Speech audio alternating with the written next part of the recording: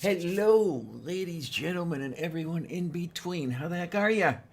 I am indeed Diana Clarion, the Lavender Lady. This is indeed the open chat, and I'm looking over toward the right hand seat, and it is empty.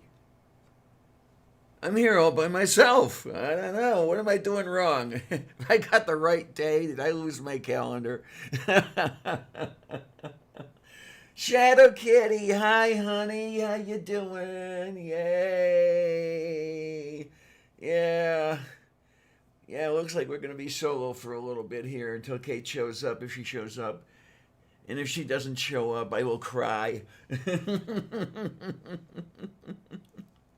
But here we are, the Tuesday before Easter, and just getting things all ready to go and stuff and things and it's amazing. Today has gone fairly well in some way because I don't have a cable hooked up to this headset. I actually think I've managed to get it working. Isn't that something? Something's going right today. Kitty's happy to see me. I don't know, you masochist, you. Oh, boy, moi.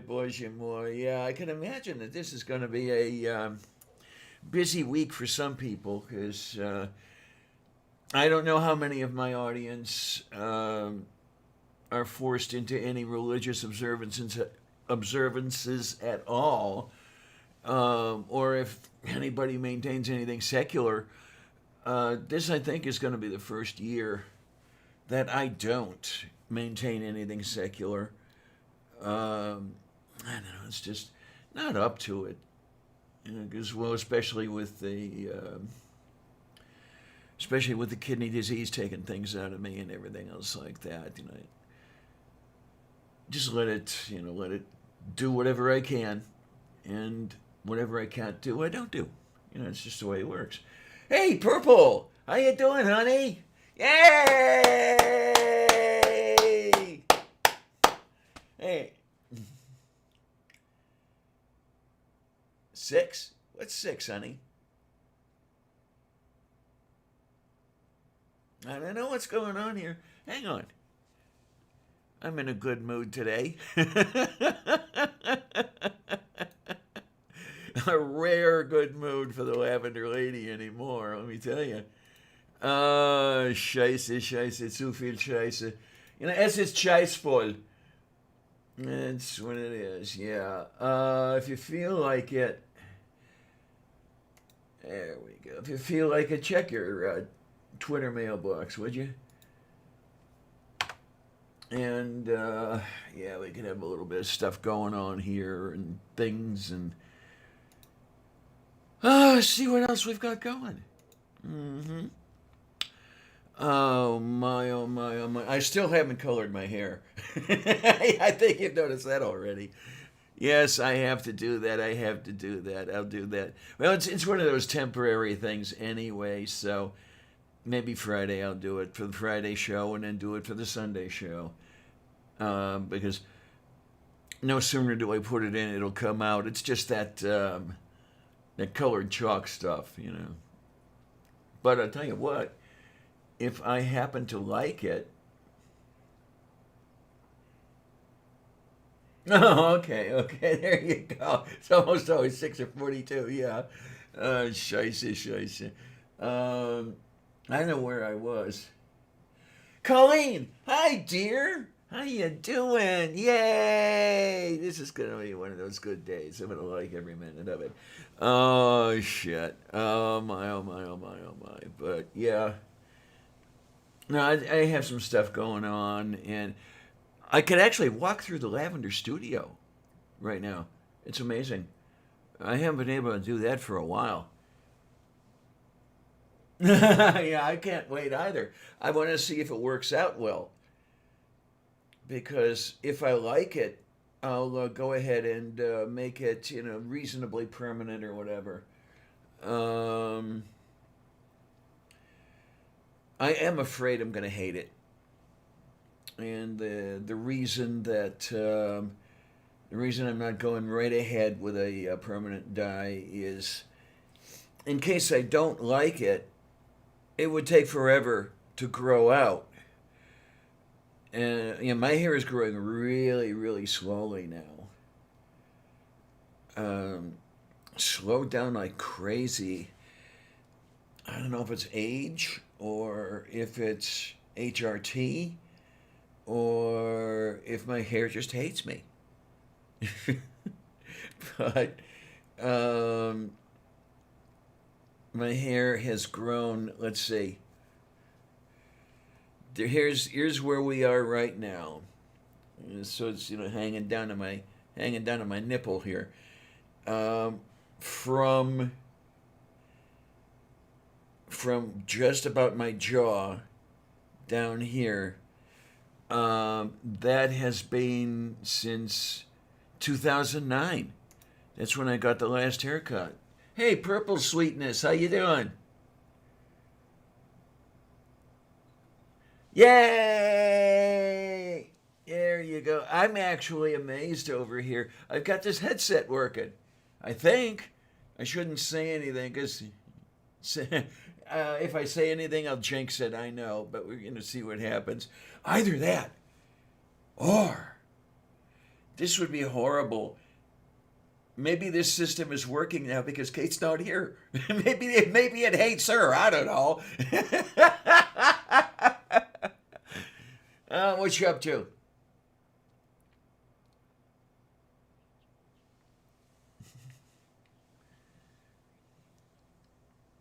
Oh, okay. Is it one of those panel shows that she's been doing? Ah! Uh,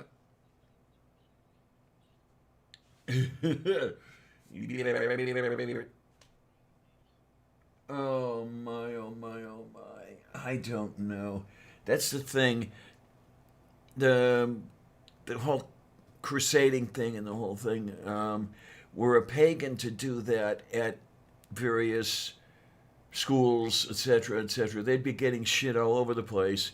But those people can do it, no problem. Yeah.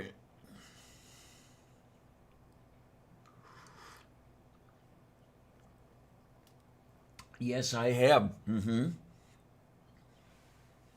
Yeah.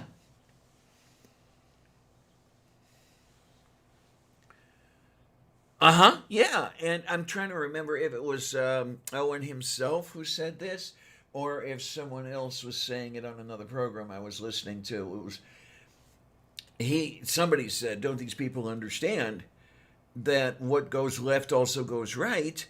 And they're giving him shit because they're really supposed to not do what they're doing, because if they do what they're doing, those Muslims can, that as well. What's good for one is good for the other.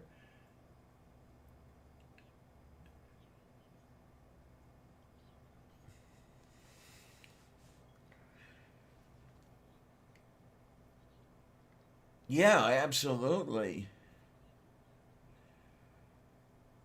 Yeah, and because if we don't protect it for everyone, we protect it for no one. And yeah, Colleen, 12 years. I just don't trust anybody.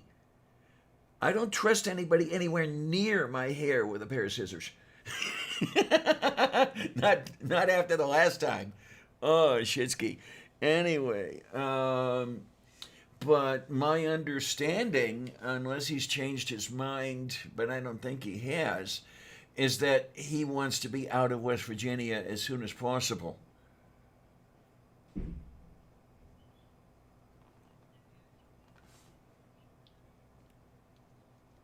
Yeah.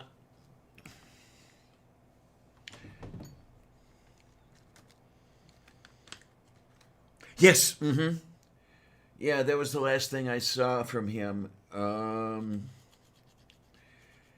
My understanding, we'll have to see what happens, is that, yeah, he wanted to be out of the house ASAP and then see about getting to New York. Um, So we're going to see. And I don't know, did he actually, were you listening when he said anything? Um, did he say New York City? Oh, okay, okay. Colleen says she thinks he's in the middle of moving right now.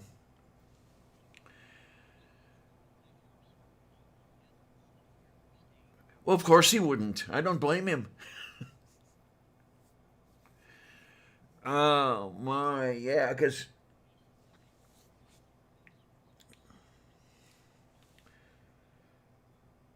okay, then, yeah, because last I had heard him say anything, he was afraid to take out the garbage.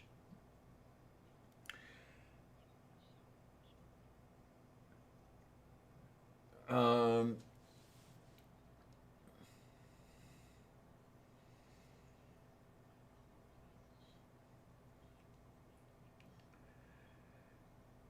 I don't know. It depends on how you look at Jesus. There are those who view Jesus as a warrior, almost like the jihadist, if you will, of Islam.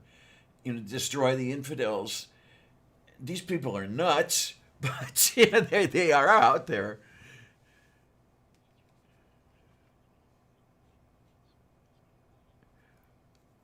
Yeah, I think I remember one verse or something about take a sword with you when you go out.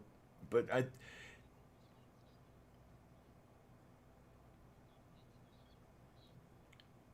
I think Paul did that one. Yeah. So that was extra gospel, if you will. Well, which of course means that it comes before the gospels, but because I remember a friend of mine was a Byzantine priest for a while. He since left the order, but I sat in the pews for one of his liturgies, and yeah, as he's going around the altar, he's holding up the book with "Those who are not with us are against us," and that whole thing. So the Byzantines, the Byzantine Catholics, are really weird with that one. Uh, okay, it's an Eastern sect, not quite Eastern Orthodox, but closer to that than. Uh, Yeah, Colleen, I get you when you say that. She says, I'm so glad I do not live in the Bible Belt. I worked in South Carolina for a while. It's nuts. It's absolutely crazy. No way could I live there. Um,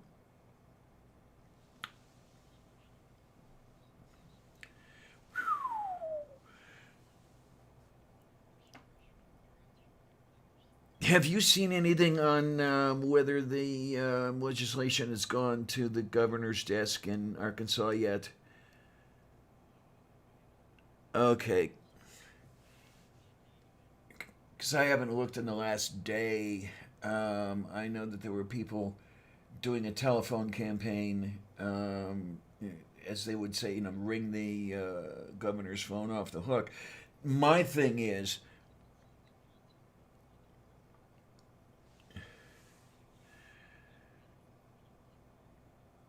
my thing though, is those people are nuts enough that I'm thinking the governor would take all those phone calls coming in as a sign of victory.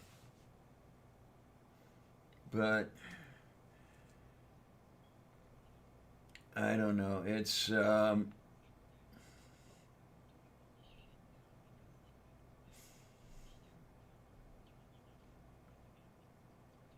yeah, uh huh, yep. I'm trying to remember if Comey Barrett said anything explicitly against trans folk. Um,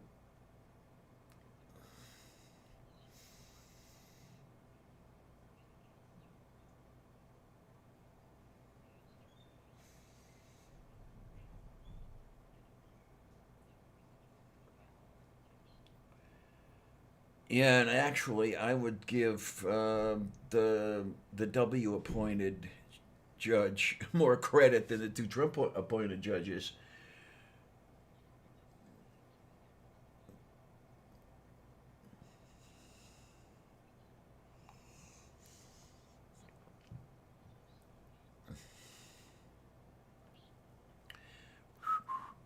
I. Oh yeah, and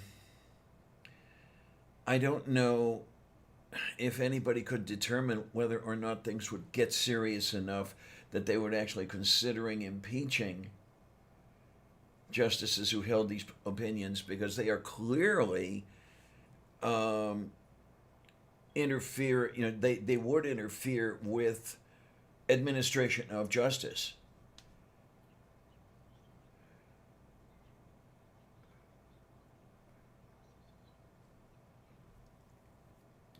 Oh my, Manda! Hi, hi, hi! Hello, dear. Oh my, pale blue mama! I love the new name.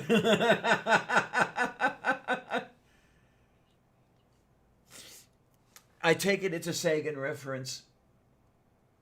Mm-hmm. Oh my! Let me see if I can.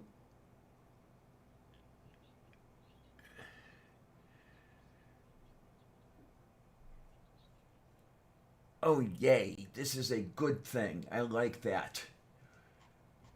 Oh my! Let me see here if we have.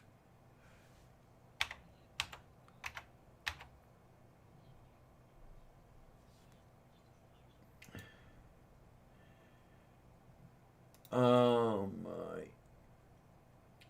I don't know. I haven't seen anything Sagan referring in a while. Um, I'm gonna have to go back out and look at things. Okay,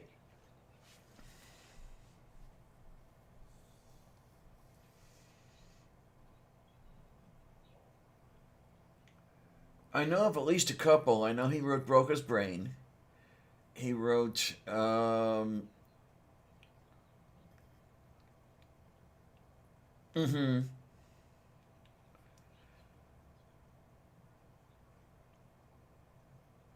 Oh my. But yeah, Amanda, if you're listening in, if you feel like coming on panel, a join link is waiting for you. And if you really can't make it, that's okay too, as far as that goes. Don't want to tie you up and anyway. Oh man. But oh my, oh my. Oh, okay. Okay then. So yeah, that's the other thing is, yeah, I asked you already. I'll have to ask Manda if you're going to be doing anything this weekend as far as the equinox celebration, if you want to call it that. Oh, yay! Yeah. One thing I am doing, I haven't done this. Yeah, okay.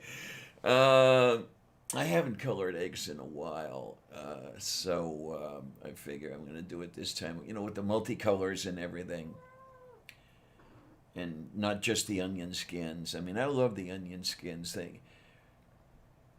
Uh, they're a tradition with me. I remember.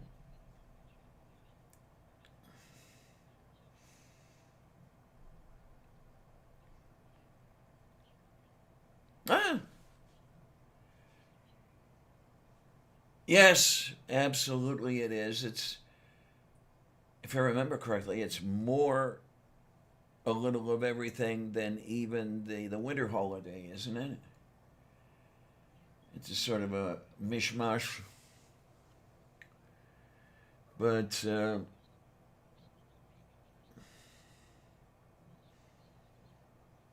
yes, yes.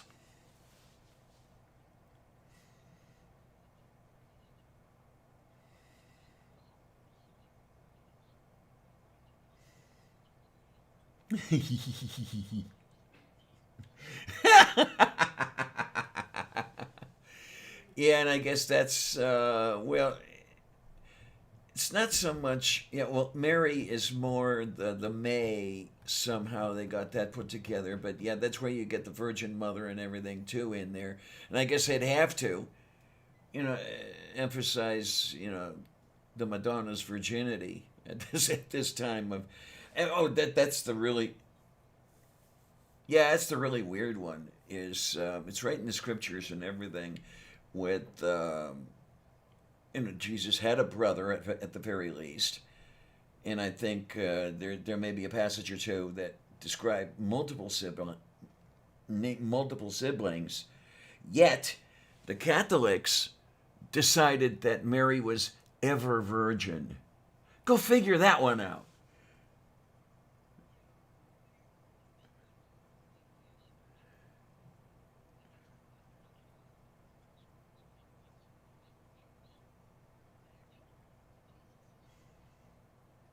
Oh, okay. I didn't remember that one. Thank you.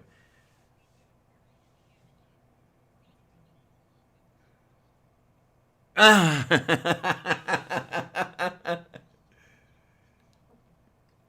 hmm And now I'm thinking about Kenny from South Park. Because one of the Christmas carols that they came up with, that Mr. Hankey sings, what is it now? You can suck every dick in town and still be a virgin, Mary.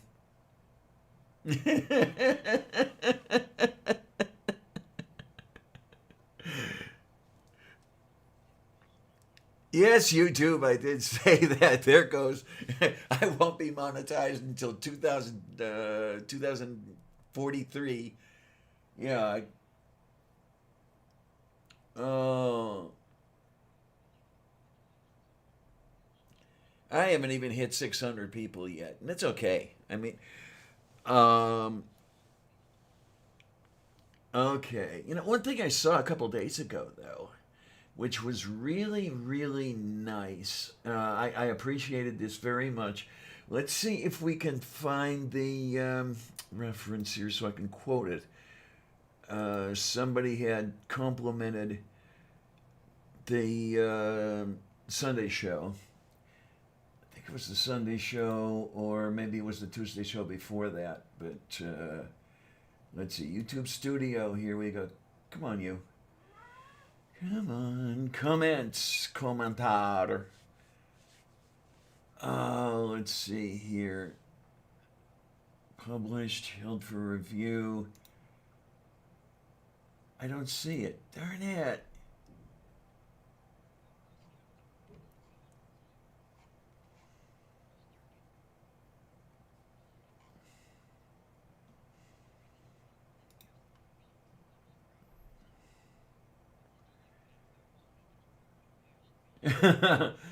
I don't see it, but what it basically said was I just came in near the end of the show, and I really like it because it has this feel of friends hanging together and just talking about stuff. And that really made me feel good. And it's too bad Kate's not here for to hear me mention it because she had said on that particular show, I think the one that was referenced, she doesn't understand. Okay, she doesn't quite understand why people tune in. Um, but it was, one of the. Hi, honey. How is you? Is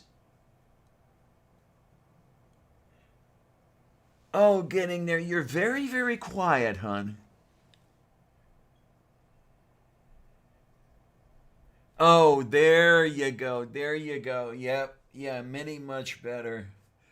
So, what you up to on this wonderful Austria, or what is that holiday called? I forget. The one where the name supposedly gave its name to Easter. Oh, okay, okay.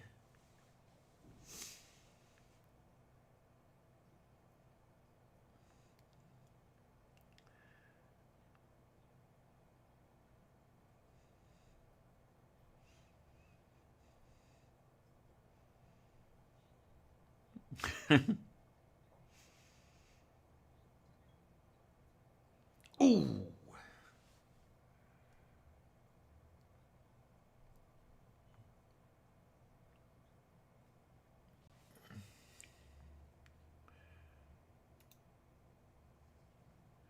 Okay, who the heck is this Kate Fair? What? Yeah. Oh. Oh, okay.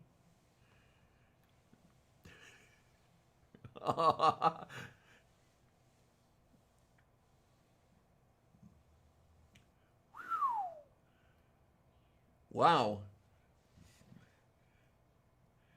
For a minute there, I thought you didn't love me anymore.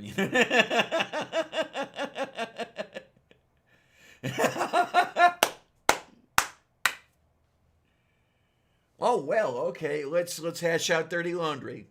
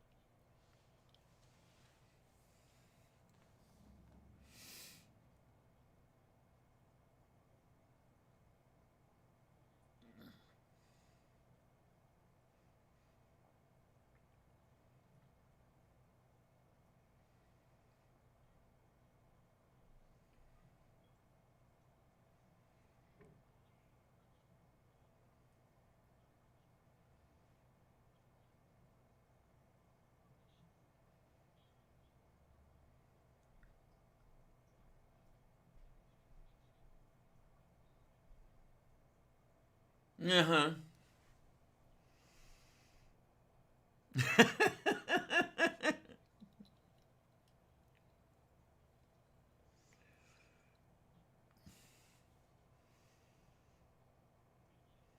Yeah. Okay.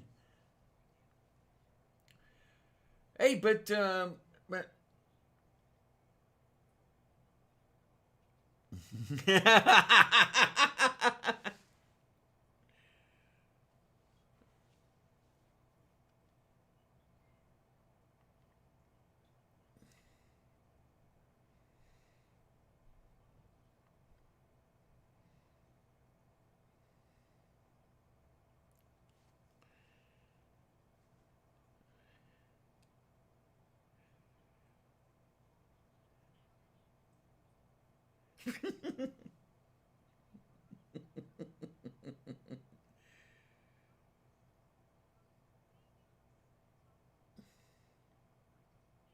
maybe.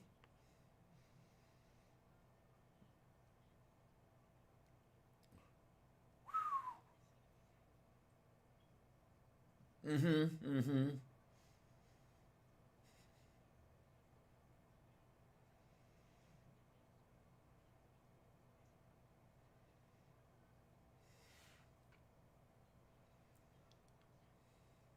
I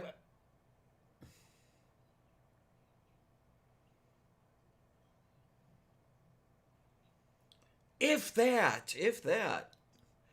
But I hope I hope I can cheer you up a little bit, though.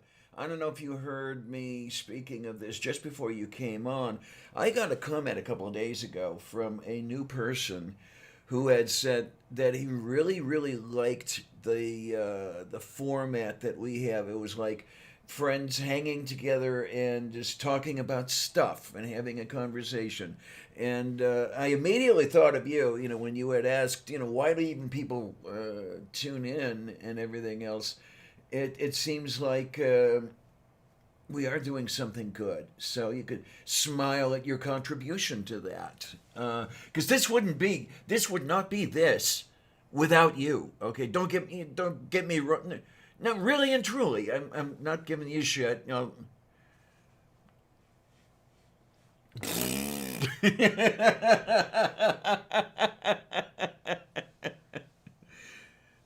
But well, that's because you are as horrible as everybody thinks you are.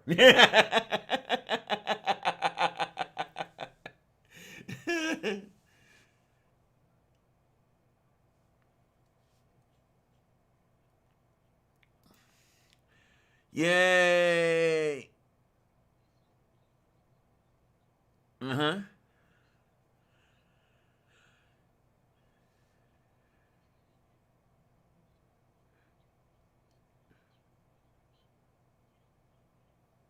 Is that it then?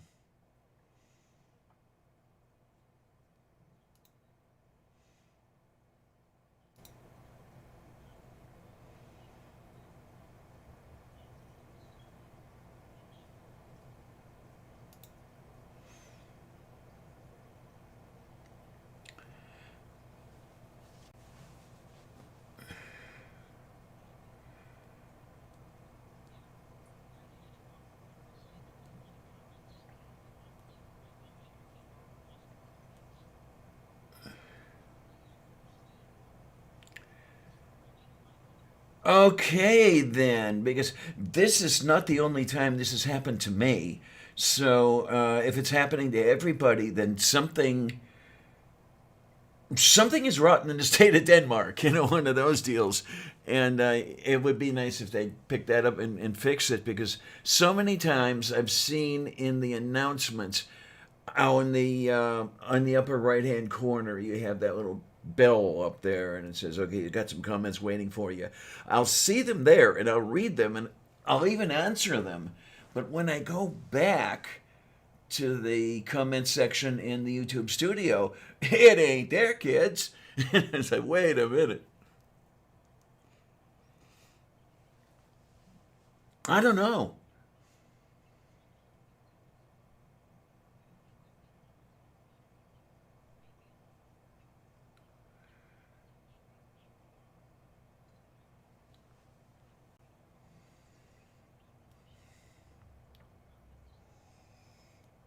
Hmm.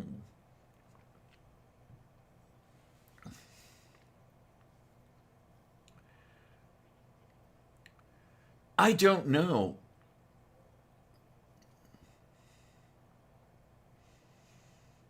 Oh, scripted and uploaded. Okay, yeah.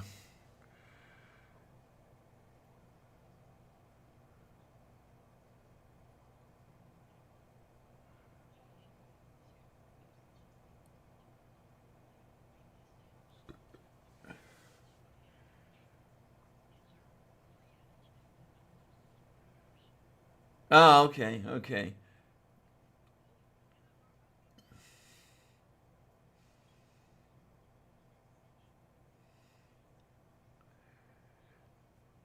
Yeah, I was going to say it's the comment sections.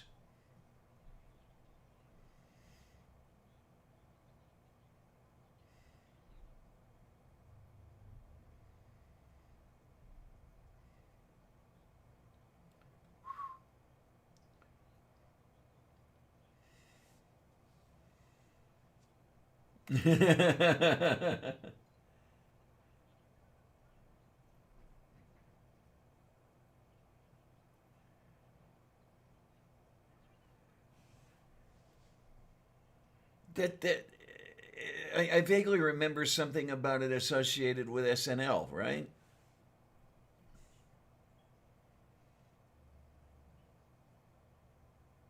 Oh no! Oh no! No! No! No! This is not good. Yeah, I no. I'm just looking over at the. Just be there. I don't know. Okay, okay. It was a bad switch setting.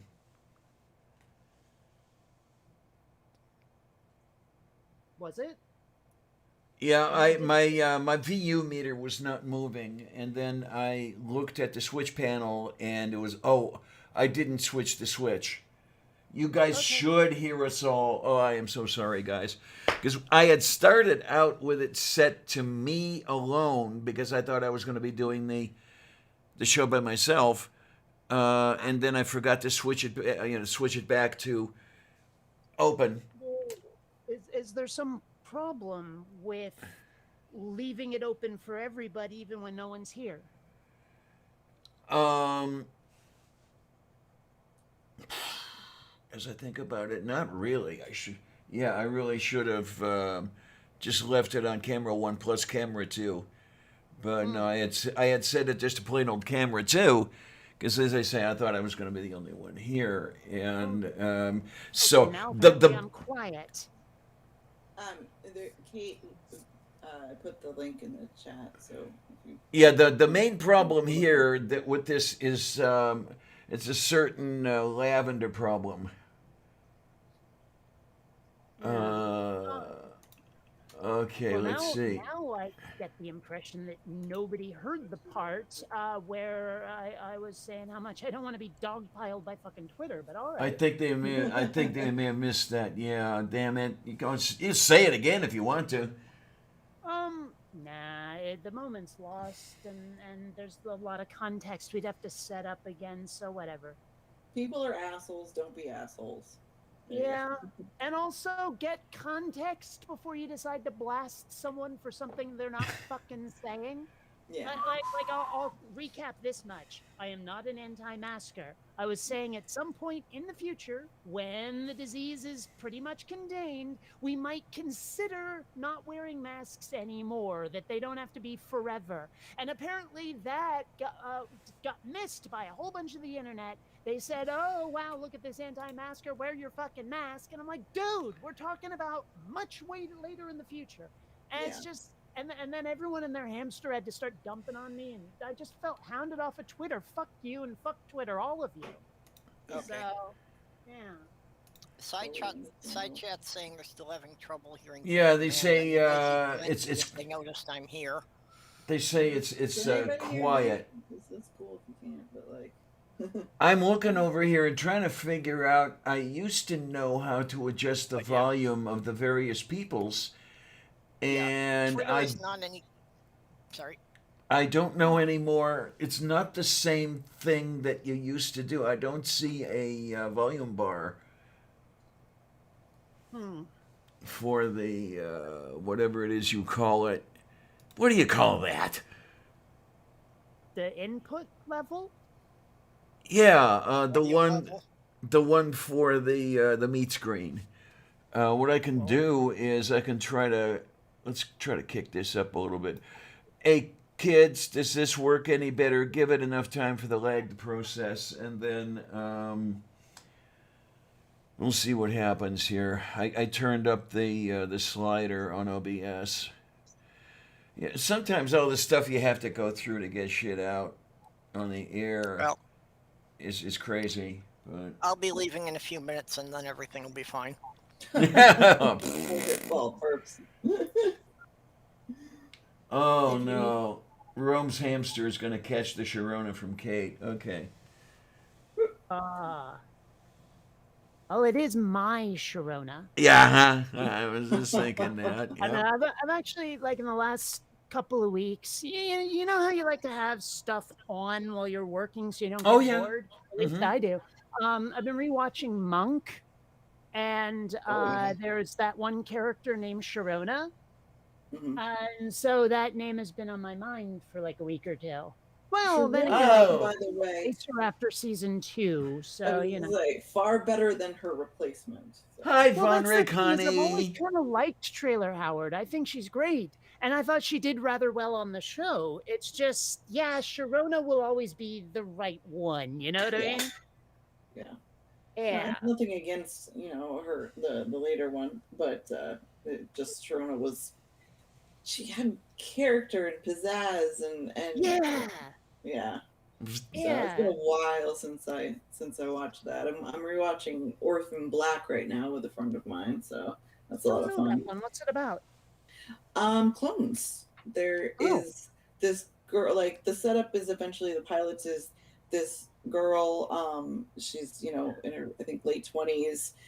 Uh, comes across a woman that looks exactly like her. They literally look at each other, and then the other woman jumps in front of a train, and it kind of opens up this whole new world where she meets all these people that happen to be clones of her, and so for 5 seasons you figure out what was the motivation behind the clones and what they were doing with it, and also there are boy clones. It's very, and I think you would really like it, Kate. It's really good. It was a BBC America show. I think it ended like 4 years ago. Is it streaming somewhere? Yeah, it's on Amazon Prime. Oh, well, okay, good to Oh. have that. What was it called again? Dark Sun or something?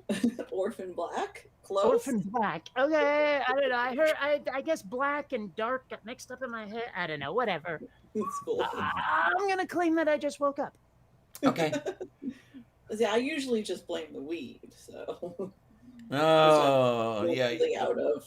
You got to That's why fall I'm- back. Yeah.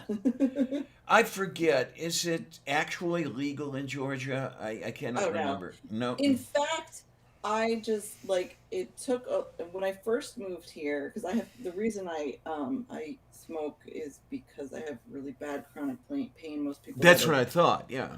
Yeah, most people that follow me know, like, I've had a couple surgeries, I had a few surgeries this past year to get a electronic implant in my spine to help with the pain, and that's still not helping.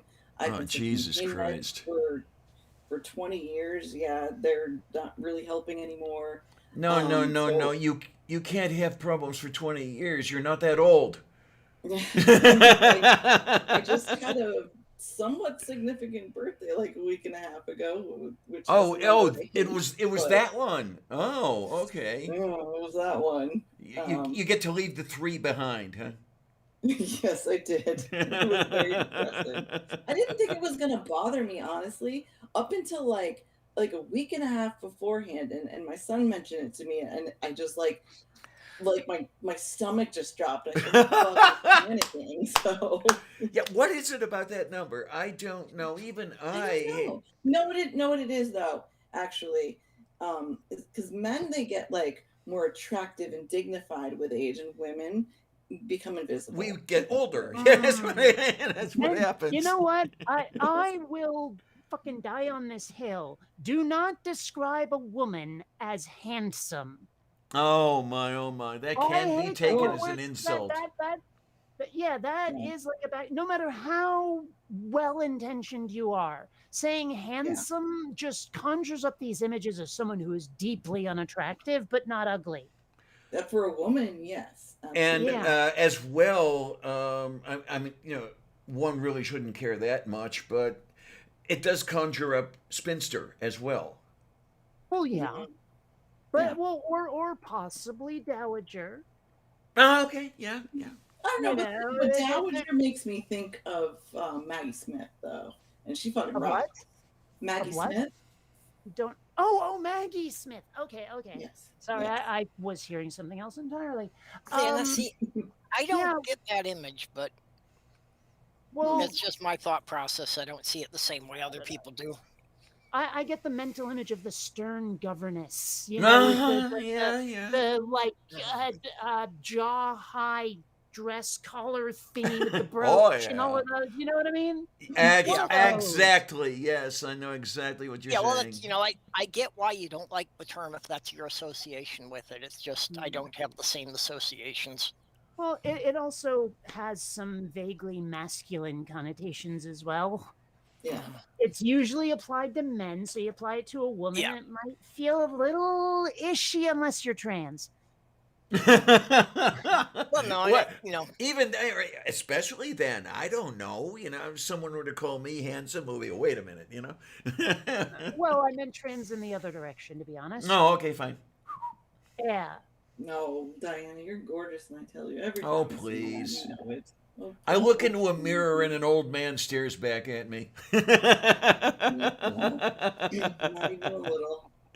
No, I'll tell you, what was amazing is I always had problems with that in the beginning. I always thought had a hard time envisioning myself as anything other than masculine looking and the whole thing like this.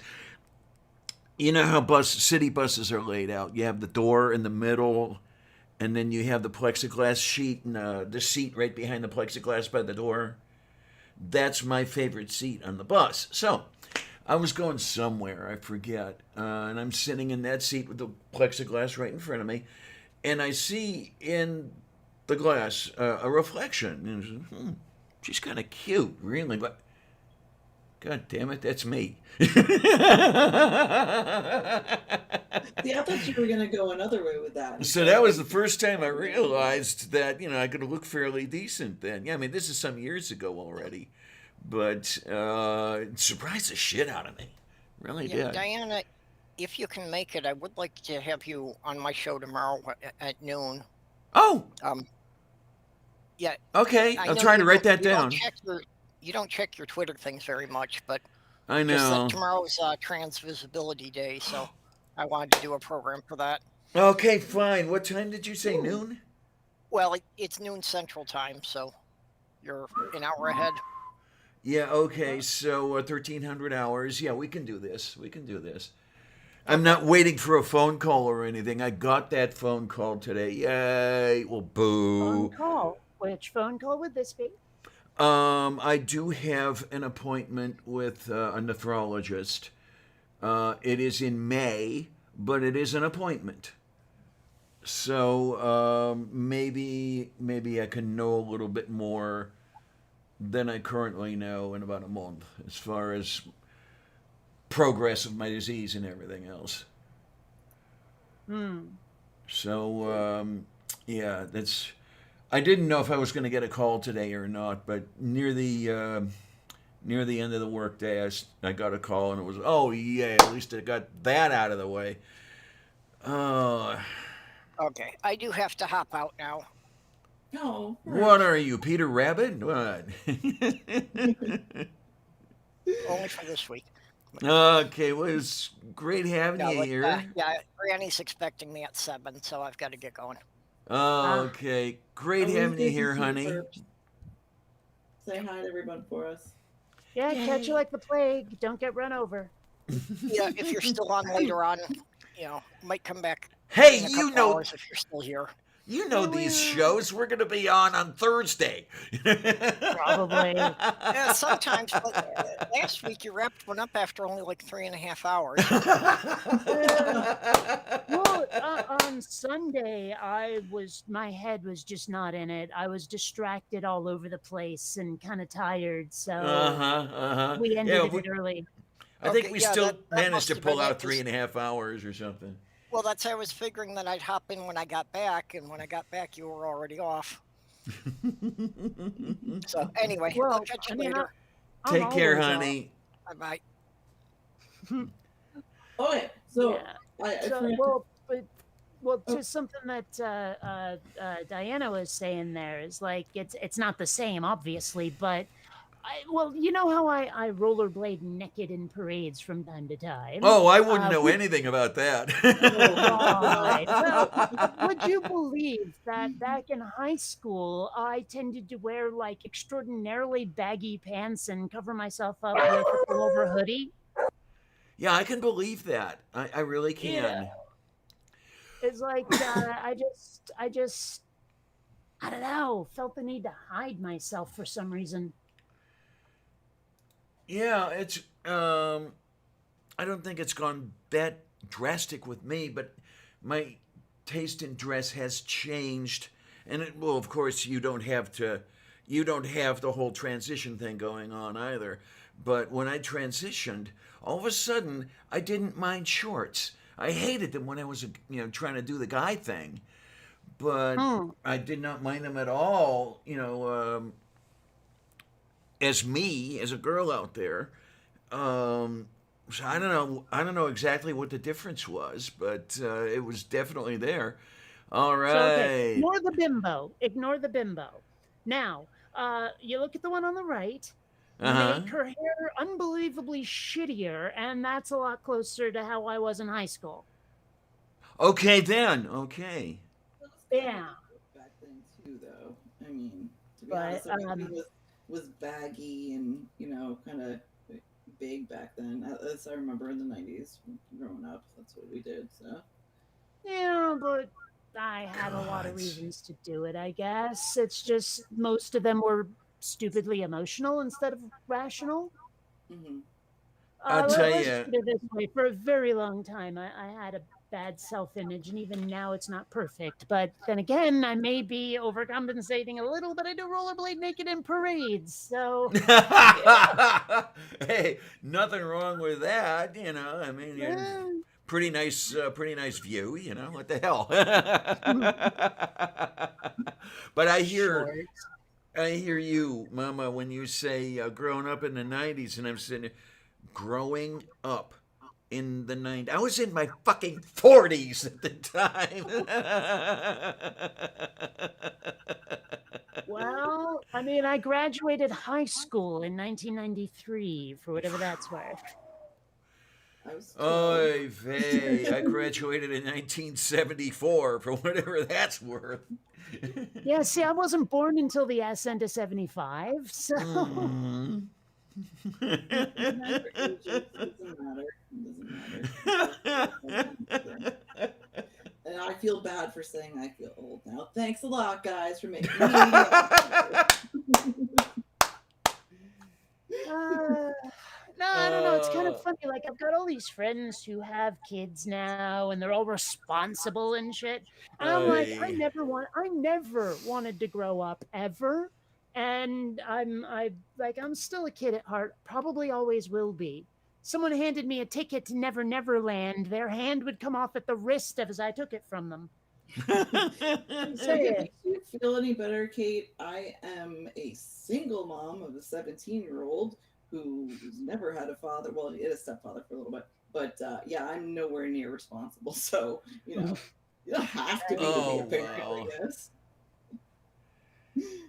He is, my kid, so he's Yeah. just like me.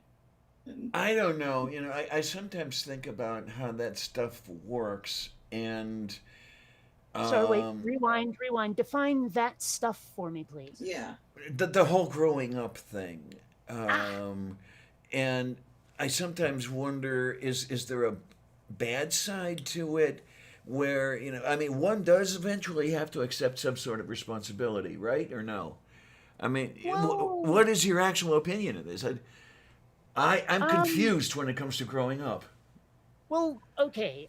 Number one, I associate growing up with being boring. Like my parents and all of their friends, not one of them enjoyed, say, oh, I don't know, popular music or science fiction or fantasy or any of that stuff. Everything they liked was so mundane and serious. And I was like, I want no part in this. None of it. I am not going to do that. I'm not going to be that boring ass piece of crap. I am going to remain, like someone who likes to play, pretend, make believe for my entire damn life. And I'm sort of living it. Uh, But also, there's a lot of like, oh, I have to have a mortgage, I have to have like a car, I have to have kids, I have to have, like a serious 9 to 5 job, et cetera, et cetera. They all want to be this weird clone of every other sheep out there. And I'm like, that is so not me. I may not be like that friend of mine who dyes his hair and his beard and everything else day glow colors and walks around in oh yeah, I nice remember you clothing, speaking. Yeah. but I am definitely not going to be the normal, like, suburbanite yuppie type. That will never be me. Oh, okay. I'm starting to get an idea of what's going. No, because I would definitely never, never, ever, ever want to be Pleasant Valley Sunday. Hmm. On, But there on is a, more to it than that. okay. you know I mean a lot of it is just like I look at buying a car, which I kind of need in San Diego, but then I look at the insurance and the getting oil checks and changes and this, that, and the other thing, and I'm just like, oh, this sounds like such a headache. So much to remember, so much I may never even realize needs doing. Uh This huh. is a pain in the ass. I want nothing to do with it. Fuck bureaucracy. And this is part of the appeal of getting a scooter instead, a highway capable scooter, is because a lot of that stuff goes away. You don't need a lot of what you need for a car. It's Oh, just a right, bit more, right. it's just a bit more dangerous is the thing. What don't you need for a scooter? I'm just Well, curious. I think I'll have to look, but I'm pretty sure you don't need insurance like you do with a car. Yeah.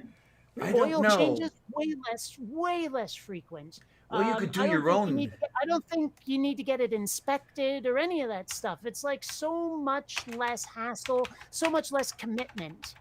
Okay. I'll give you that. Oh, here we go. Right. Let's find out. Do you need motorcycle insurance? Almost all states in the U.S. Not a require. motorcycle. Not a motorcycle. There's a difference. Oh, okay. You're speaking of the scooter or whatever with the engine small enough to fit that one. Um, that doesn't make any sense to me. Isn't there a certain engine size that differentiates a scooter from a motorcycle? Not exactly. Part of it is the just the shape of it. Because on a motorcycle, you're kind of crouched over, and on a scooter, you're actually sitting on kind of like a bicycle's banana seat. Actually, if you had one of those. Um, Oh, okay, okay. but I mean, also the size of the wheels. Some of them, like I know you can buy an automatic transmission on a motorcycle, but scooters are mostly automatic. It seems. There's a lot of little differences. Sometimes even just the CC size of the engine is part of it. Mm-hmm. But like that is definitely the determinant for whether or not it's highway legal is the size of the engine. Okay, now Okay. according to this thing, and I know they can't cover everything, they say liability insurance is required to operate a scooter on public streets in most states. It says, So, this one says Most is liability not all. insurance right, for right. moped isn't required in 26 states. So Sorry, say that again. this one says liability insurance for a moped, which I guess is the same thing because I looked up Mhm. scooter, isn't required in 26 states. Yeah. So like- I mean, Something like it- so like I say, a lot of the hassle just plain goes away, and that has been a huge part of my life is trying to eliminate as much hassle as possible. You know, Yeah. Mhm. it's like just because I watch people dealing with all this stuff, and so much of it seems useless. I'm like, I only do my chores in order to have time to play. Let's just put it that way. Well, if that makes you nervous for yourself, my kid is about to start driving in May, so I have to get him insurance. And he has a car already, so yeah. That it's enough for me to have to do it. Sure, it's expensive and annoying as fuck, but having Okay, to get now insurance for a 17-year-old is so bad, so bad. I found this chart from, let's see, states that require insurance, and they have motorcycle insurance or moped insurance. California seems to require both, as well as Pennsylvania. According to this.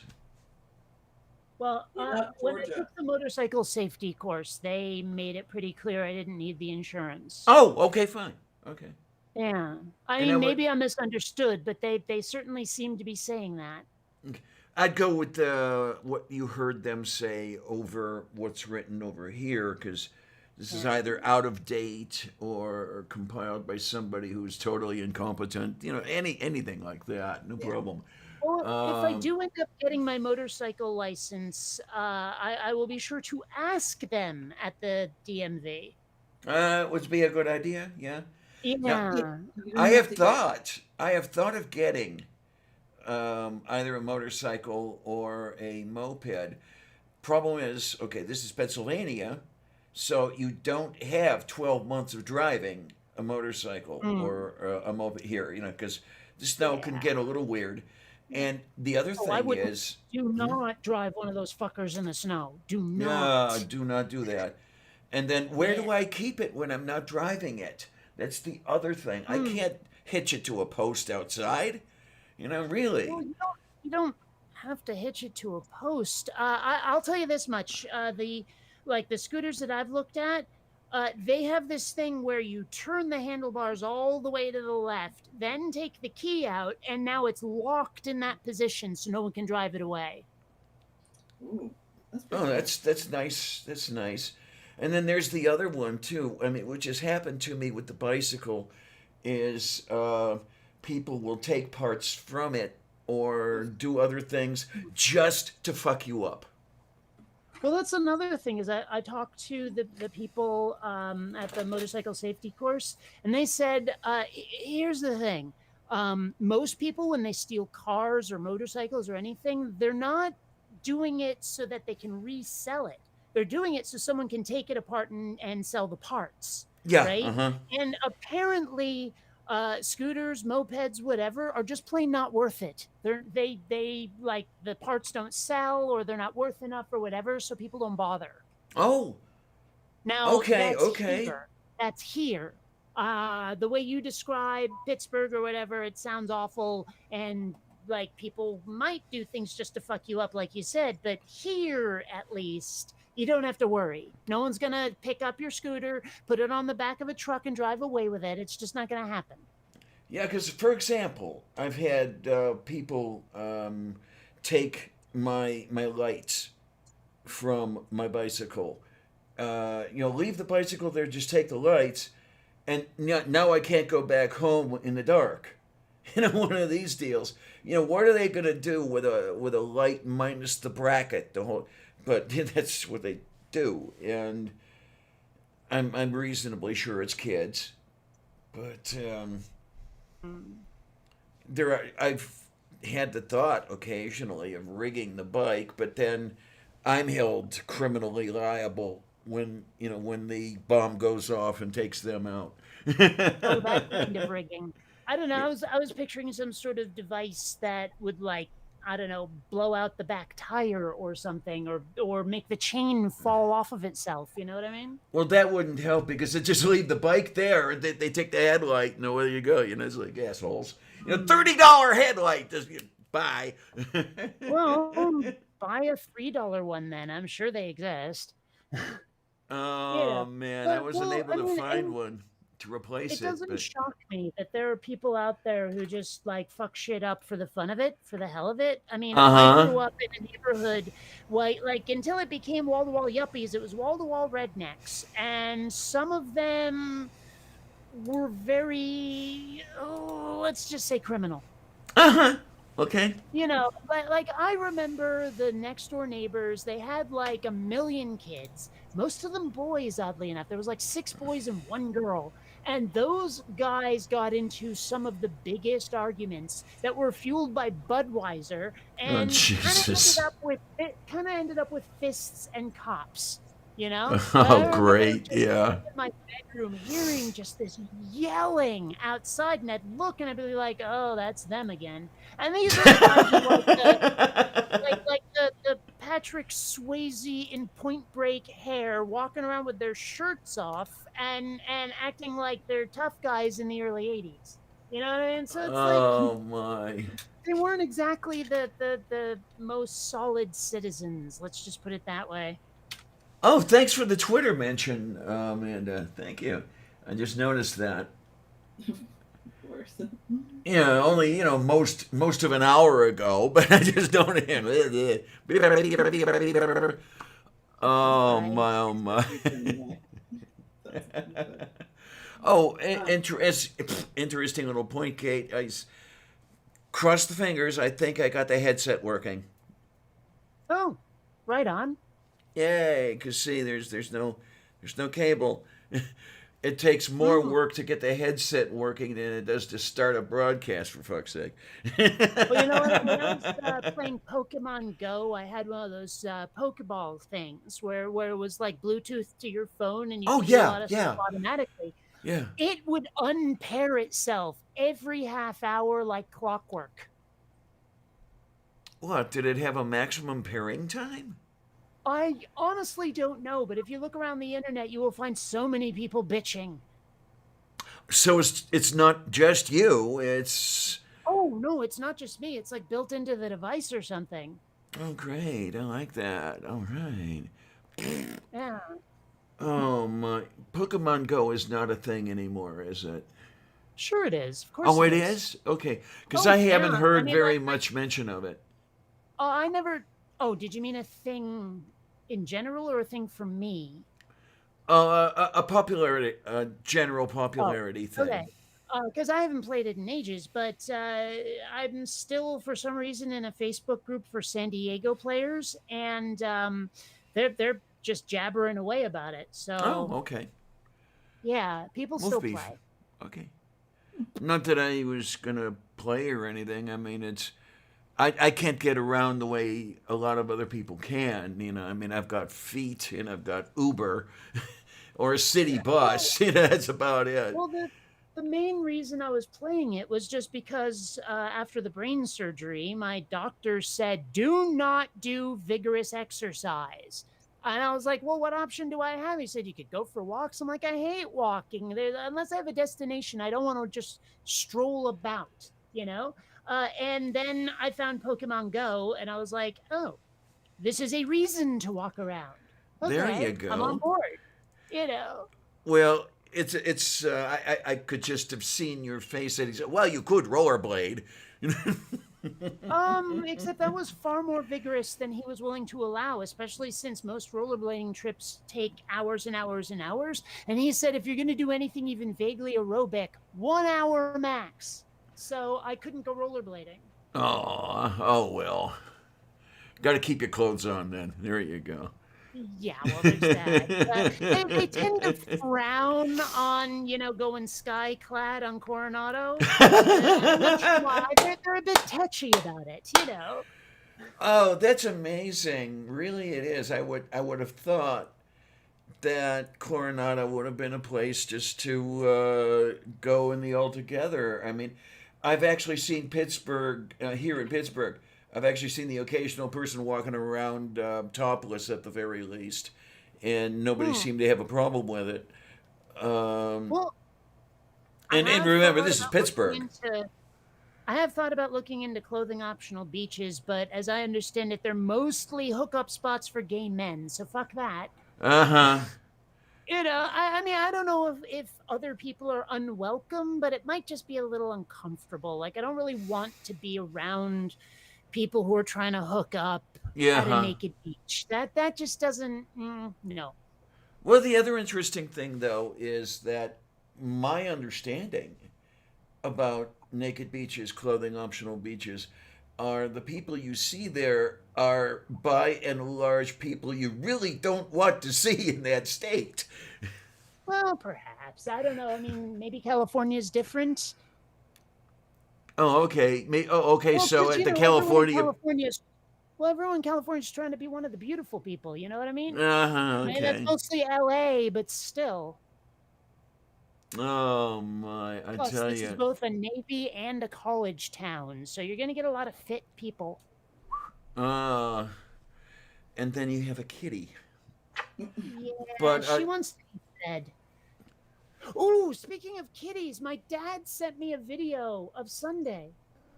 oh. Yeah. She's very cute, but her legs don't work, like her back legs don't. Okay. What do we have here? Oh, look at I this. know, right? Isn't she adorable? But if you Oh look, her man. legs are just not. She can't Yeah. control you. Apparently the vet said with physical therapy she might be able to, but my dad's been telling me these stories about how she just plain can't be litter trained, so he has to like clean her up a lot, and sometimes when she starts to pee, he has to catch it with his hands, because she's Oh, just okay. yeah. Yeah, because I But see her trying to get around and everything, and the legs are not moving at all. The only thing, yeah, they're being dragged along behind her. yeah, which was like Last both year I went adorable through a and sad. tornado. What the hell just happened? I've ever been through a tornado. What the hell just happened? They sound like freight trains, don't they? Is someone playing Well, I'm something? from Texas. Somebody is, but not me. I was on my house. It's well, that me. house What the was hell? Really It's just it's not me. trailer on floats. Where is this coming from? At about 2:30 in the Was morning. your Hold was your on. dad running a television?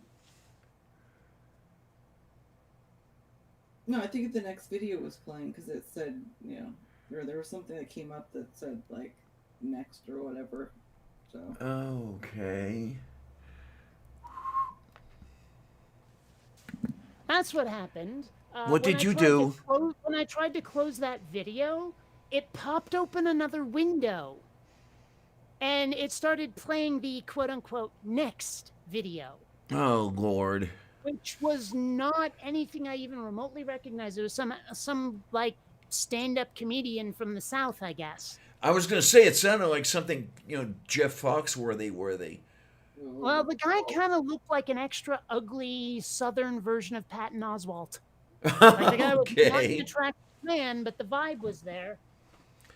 Because I notice sometimes here on this installation, if I back out of a YouTube video, it will put the video I was watching into the bottom right corner, Ugh. back out, but it's still playing in the corner. And it's like, what the hell is I guess this the yet? question is, how did you back out of the video? With the back key on the browser. Oh. That is something that's starting to frustrate me about a lot of websites where you hit back and it only reacts with a certain like panel of that page. You know what I mean? Where it's Uh-huh. like it's got maybe a chat panel or a comment panel, and then it's got a picture panel, a video panel, a friends panel, and if you hit back, it goes, "Oh, you just wanted to go back in one panel, not to a completely other page, right?" Right? Uh-huh. Yeah. Uh, It's driving me nuts. I don't know. Well, to drive me nuts, you got to put me in reverse, but that's beside the point. Um, equal. Okay, I thought I that's where you were headed, in fact, but okay, go on. I I know. I stole that from my late sister. What can I tell you? She stole it from somebody she used to work for. okay, No, I'm so sorry. She stole it from her boyfriend. That's it. That's it. wow, that's a good memory. That was interesting. I don't know what it was. The two of us had similar proclivities in a way. Um, when I was actually married, officially with a certificate and everything, my wife was 15 years older than I. When Anne Marie was married, Jimmy was, I think, 30 years older than she was, or some shit like that. I think she was around 30 and he was around 60. And I was like, okay. So Okay. there was something I didn't quite understand at a friend's wedding, and I wonder if it happens at every wedding, where Hmm. like they had gotten they went all the way through the ceremony, right? Okay. And then I happened to catch like they left the main area prior to the dinner and all of that, and in some like vestibule or whatever, they signed a legal document, and I'm like, okay, I know that you need to be legally married and everything. That probably involves signing something, but this looks like it's just yanking the romance completely out of it, and Oh, bringing us back into the mundane real world. when Sandra and I were married, we ended up doing that. Yes, we had the whole ceremony thing going on, and then just outside the whatever you want to call that room, the sanctuary or whatever it was, we signed the marriage document. Yeah, I know exactly what you're talking about. Somehow that just doesn't seem right. I've never seen that at a wedding. If they do it privately, like Diana did. I mean, Well, possibly. Yeah, usually that I I was looking for the facilities, and that's why I saw them. Like they were trying to do it privately, hmm Oh, okay. Hmm. but Okay. I walked past as I was looking for the John. Yeah, I had never seen that happen prior to the day we did that. Um, but it was out in the hall basically, and yeah, just out the door and around. Sign the document, then go back in, and everything's fine. Hmm. And that we were married in '81, so at least at that time, that sort of thing did occur. You got Well, I married guess I was born, Diana. Make me feel old. Thank you. Well, I guess maybe part of it is that like the ceremony itself is essentially pointless. Like it doesn't actually carry any weight whatsoever. No. The ceremony. Exactly. Yes. It's just for So show. what is the point of like why does your priest need or your whoever's officiating need to have some kind of fucking certificate? Shouldn't anybody be able to if it's really just ceremonial? Yeah. I ran across something that said sea captains can't actually legally marry you. Huh? Who the fucking matter? Yeah, I don't know. I mean that's been a trope in Hollywood for ages, but apparently it ain't so. That's interesting because I thought they could as long as you were at sea. I just Well, saw the article. I didn't read it because I was in the middle of something. It was like a headline that went past as I was scrolling, but it was very odd. And Huh. I like what Cormac says here that most states allow you 2 to 3 weeks to sign the paperwork. But even so, aren't you still not married until you do it? I mean, maybe I'm wrong. It that just might be why people want to do it at the wedding or at least on the day. Oh, look at that. Son of a bitch, I learned so- something. Until it's signed. From a site called thespruce.com, a ship's captain generally does not have the legal right to officiate a wedding at sea. In order for a captain of a ship to perform a marriage at sea, he must also be a judge, a justice of the peace, a minister, or an officially recognized officiant, such as a notary public or a Discordian priest. I don't know. I just added that last one. actually, you know, I went and got myself ordained a while back because you can do that. And I Yeah. guess that means I can legally do marriages. Yes, I had a couple friends who did that. As a matter of fact, one of the two people who officiated at the wedding of Sandra and myself was a friend who had one of those ordinations. Yeah, he could have done it by himself had we wanted that. But I love it because now I'm both a reverend and a noble lady. There you go. There you go. It's so cool. Well, I want to see how many titles I can add onto my name. Well, I was thinking about it. Suppose there was some weird alternate Doctor Who universe where he had chosen a different profession and the show was called Who Esquire Okay. instead of Doctor Who. You know, Who Esquire, Yeah, but, Who like, Charlton Heston. I What don't know. would he bring to, like time travel, whatever you want to call that specific genre, as a fucking lawyer, though? Well, judge, jury, and executioner. Maybe he's like a vigilante. You know? He's the guy who went and executed baby Hitler. Yeah. No, I would not. Okay. I wouldn't exist without Hitler, so, like, I know that's a horrible thing to say, but my Well, grandparents. you know what I'm getting at. You know what I'm getting My grandparents met in a concentration camp. But the thing No. is, wouldn't he have to be like, you would have to be bar certified in like different dimensions and times and fucking planets and shit.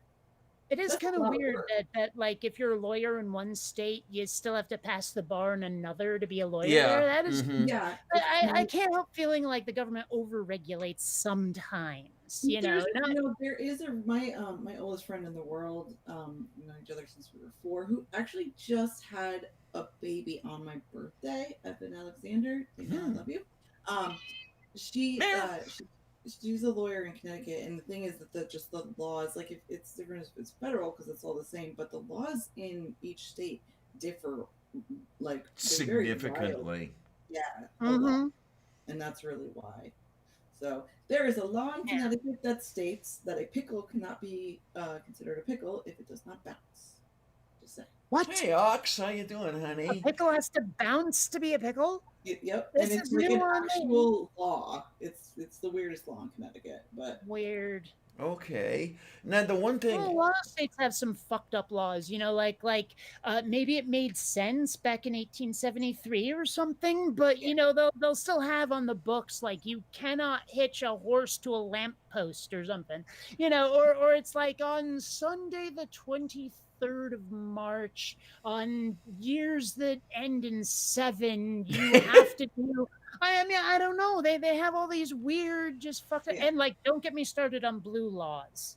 Oh, We had yeah. Connecticut laws, or 8 o'clock can't sell past 8 and can't buy on Sundays, and it's fucking Connecticut, so it's not like we're all a big Christian country or something, or a Christian state or whatever. So One it town was I used to one town I used to live in, Homestead, Pennsylvania. They still have on the books. Nobody bothers to enforce it, but for every chicken that you have, you need a leash and a license. A leash A leash. for chickens. A chicken leash. See, Yeah. what I think is that just like first of all, people didn't have a lot to do, like for entertainment and stuff. So I'm sure there was just a lot to bicker with your neighbors about, and there was probably Uh-huh. so many things that came up, to the court. Like the third time he had to deal with a leashless chicken, he was like, "Fuck this! I'm fucking Mm. Yeah, but what I just don't understand to this day is why do you need a leash for dinner? I mean, really, why? How many people keep pet chickens as non-human companions? I know it happens, but how many really do? Well, ow. My Can my you see son, walking your chicken every afternoon? Well, my my son's question friend is, is do chickens have enough of a head for a leash to stay on? I mean, that's I one of the no, reasons a leash they will would work need on a one of the dog is their ears, neck right? is narrower than their skull. But with a chicken, it looks like they're just this sort of solid feather tube all the way up. Yeah, we I'm really not sure. I'm not sure how the mechanics work, to tell you the I truth. used to have a cockatiel, and even though it looks like their head's poofy, so it looks like they have a head compared to a neck, it is very Well, skinny. that's all feathers, isn't it? But I assume, yeah, it's all feathers. I assume it would be some kind of horn. Like my dog, I don't use I mean, she wears a collar. So she has her license on it, but I don't use the leash collar. I use a body leash. So yeah, I'm Oh, a assuming. harness type thing. Yeah. Yeah, I just decided to Google image search it, and wow. Right, artists. As a matter of fact, I still have it around here somewhere. I got a harness for Sylvia when we went to Illinois, just to keep her from running off. I had the harness on her in the car and everything else. That worked out pretty well. The only thing that didn't work out is she didn't want to get out of the car. I bring her out of the Oh, car to do her business, and she's like, "No, I'm not doing this," and trying to get back, wrapping around the accelerator pedal, and it's like, "Oh, listen, it takes another 20 minutes before we can get back on the road."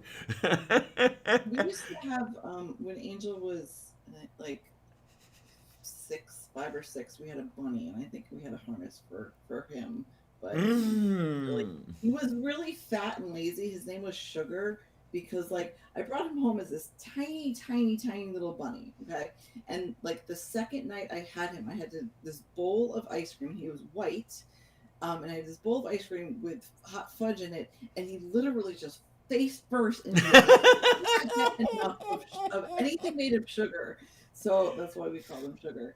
And he got Oh I say my. he got fat, but he was just fucking lazy, and so there was really no point to the leash. We'd take him outside, and he'd look at us like, "What? What?" Like that was it. And he wasn't going anywhere, so it didn't matter.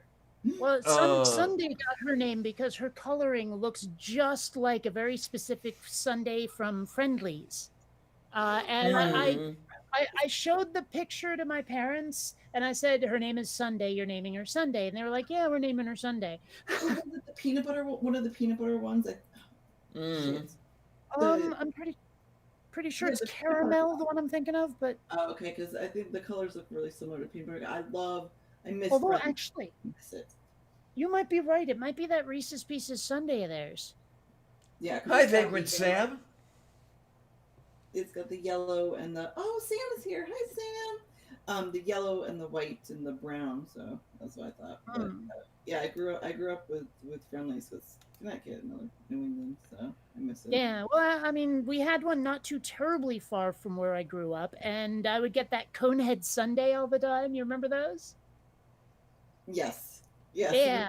They would put the like the eyes and stuff on it. Yeah, Did you describe the Conehead Sundae at one I don't point? think I did. I Oh, don't think I okay. did. I might have shown a picture of it, but I don't remember. Was it It, more or it's less like an ice cream cone turned upside down? yeah, Yeah, it pretty is much. Okay, Yeah. okay. And decorated like it had the face. like whipped cream bozo hair on it too. Okay. Yeah, it was cute, and I was 10. What do you want? There The you thing But are. Friendlies is that I mean the food wasn't great, but you went to have the ice cream afterwards, so yeah. you kind Well, of and of course suffered through the food. they also had the to-go ice cream window at the one I went to. They So had there Oh. was they that. had those too. Man, I have so many memories of Friendlies where, like, basically me and a bunch of my friends would go swimming at the beach, and then we'd all pile into either a station wagon or, heck, the back of a pickup truck with no seatbelts or anything, and we drive to Friendlies and get ice cream and go home, or maybe a movie. It was like the best kind of summer day. That was literally like every time we do anything. Oh, we'd have like a show in high school, a chorus band, anything, or a soccer game or whatever. It's like let's go to Friendlies after. Everybody grew up with Denny's, and it's not like we didn't have Denny's in Connecticut, but nobody went to Denny's. Everybody went. It was just Friendlies. Every celebration was Friendlies. It was a staple of that area. So Well, we didn't have that, but we did have the parents saying, "Sure, let's go get ice cream, kids." mhm. So you know, Alrighty then. I mean, like my childhood wasn't the world's best, but some of my memories I will cherish forever, and those are some of them. Just the going and getting ice cream after a day of swimming in the summer. It was just, I man, mean, I yeah, don't know how to. stuff like that sounds pretty good. I wish I could have had that. I'm envious, really. Well, I mean, I wonder, like, if you'd been a kid in the 80s like I was, would things have been different? I mean, how much of a product of their time were the slimy bastards? Yeah. Well, they were a good bit of product of their time. The other thing is they had the business, and I was slave labor. So Mm. that was one way that they. And to this day, I will never know if they really intended this, but it was a great way to keep the kid isolated. Hmm. Because my life was school and the store. I really envied my friends for what few friends I had, for the things they were able to do that I simply couldn't. Yeah. Hmm. I don't know. But I think if I'd been under such a restrictive kind of life, I would have rebelled. No, I tell you, when I look back at that, it was fear that kept me from doing that. Hmm. And mostly it was a matter of how am I going to keep myself going when I do rebel and there's no place to go. mhm. Well, if you were young enough when you rebelled, there would be a place to go. Maybe not the best place in the world, but there would have been a place. As an adult, however, not so much. Mm. Well, there was the thing I'm thinking, I'm a kid and, there's no way to get a job or anything else like that. Um, the only way I was working 14 hours a day during the summer, for example, I was their kid. And Yeah. Ohio law would allow them to just say, what child labor laws? Basically. Oh, I mean, come on, it was like 1920. You could have gotten a shoe shine box. It's Shine Box, kid.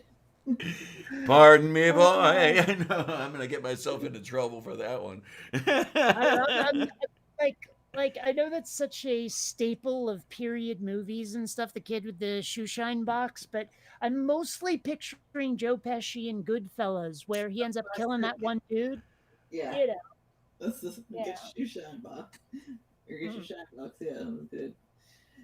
Um, no, I totally get it because even though my situation was nothing like Diana's, I was still terrified of the situation I was in, of just getting punished by my parents, and so just no speaking out, no I rebelled, I guess, a little bit eventually because I smoked and I drank and stuff, but they didn't know that. I got perfect grades and did all the I did all the perfect, like on paper I was perfect, and that's what they saw. And then they didn't, Yeah. because I had been perfect for so long. They didn't pay attention when I was coming home smelling like cigarette smoke and vodka. So just didn't notice anymore because they didn't expect that from me. Yeah, there I was suppose I one. did have this one advantage being raised by hippie peaceniks, Yeah. because they wanted me to be me. That was part of their thing. Like I remember that album "Free to Be You and Me." Boy, did they play that all through the '70s, and it was just like, and they didn't spank, so there was that. Although Oh man. they did tend to take away the TV and my computer from time to time, and that was not okay. But I mean, I definitely had an advantage when it came to not being traumatized by one's parents. Yeah. My parents didn't really. They might have spanked when we were really young, but they had this paddle they hung over the stairs, and they would just point at it when they would get mad Mm. at us. But Ay you vey. say that they wanted you to be you. Well, my parents wanted me to be them. So Uh-huh. yeah, it Yeah. didn't work. Well, I mean, dang, I had something to say and completely forgot it. Oh well, never mind. Sorry. It was like definitely not anything important. You broke Kate. I remember now. I remember now. Like I'm in a bunch of 80s groups, and a lot of people do like the reminiscing thing, but annoyingly, they have a tendency to do the back in my day Oh kind of Lord. thing when it's not music or popular culture, anything. It's how many people were told, I brought you into this world, I can take you out, or I'll give you something to cry about, or any of that stuff. That What I second love one. is that my parental units could not say, I brought you into this world, I can take you out. Yes, They did not have that Honestly, I use that line because my father used to use it on me, but I use it as a joke. Like Angel knows I'm kidding, when I say it. My father used to say it like like when he was mad at me, when Angel and I are kind of ribbing each other. I'll be like, I made you. I love you. Oh, I'll tell you, that amazes me the way you and Angel can go at it that way.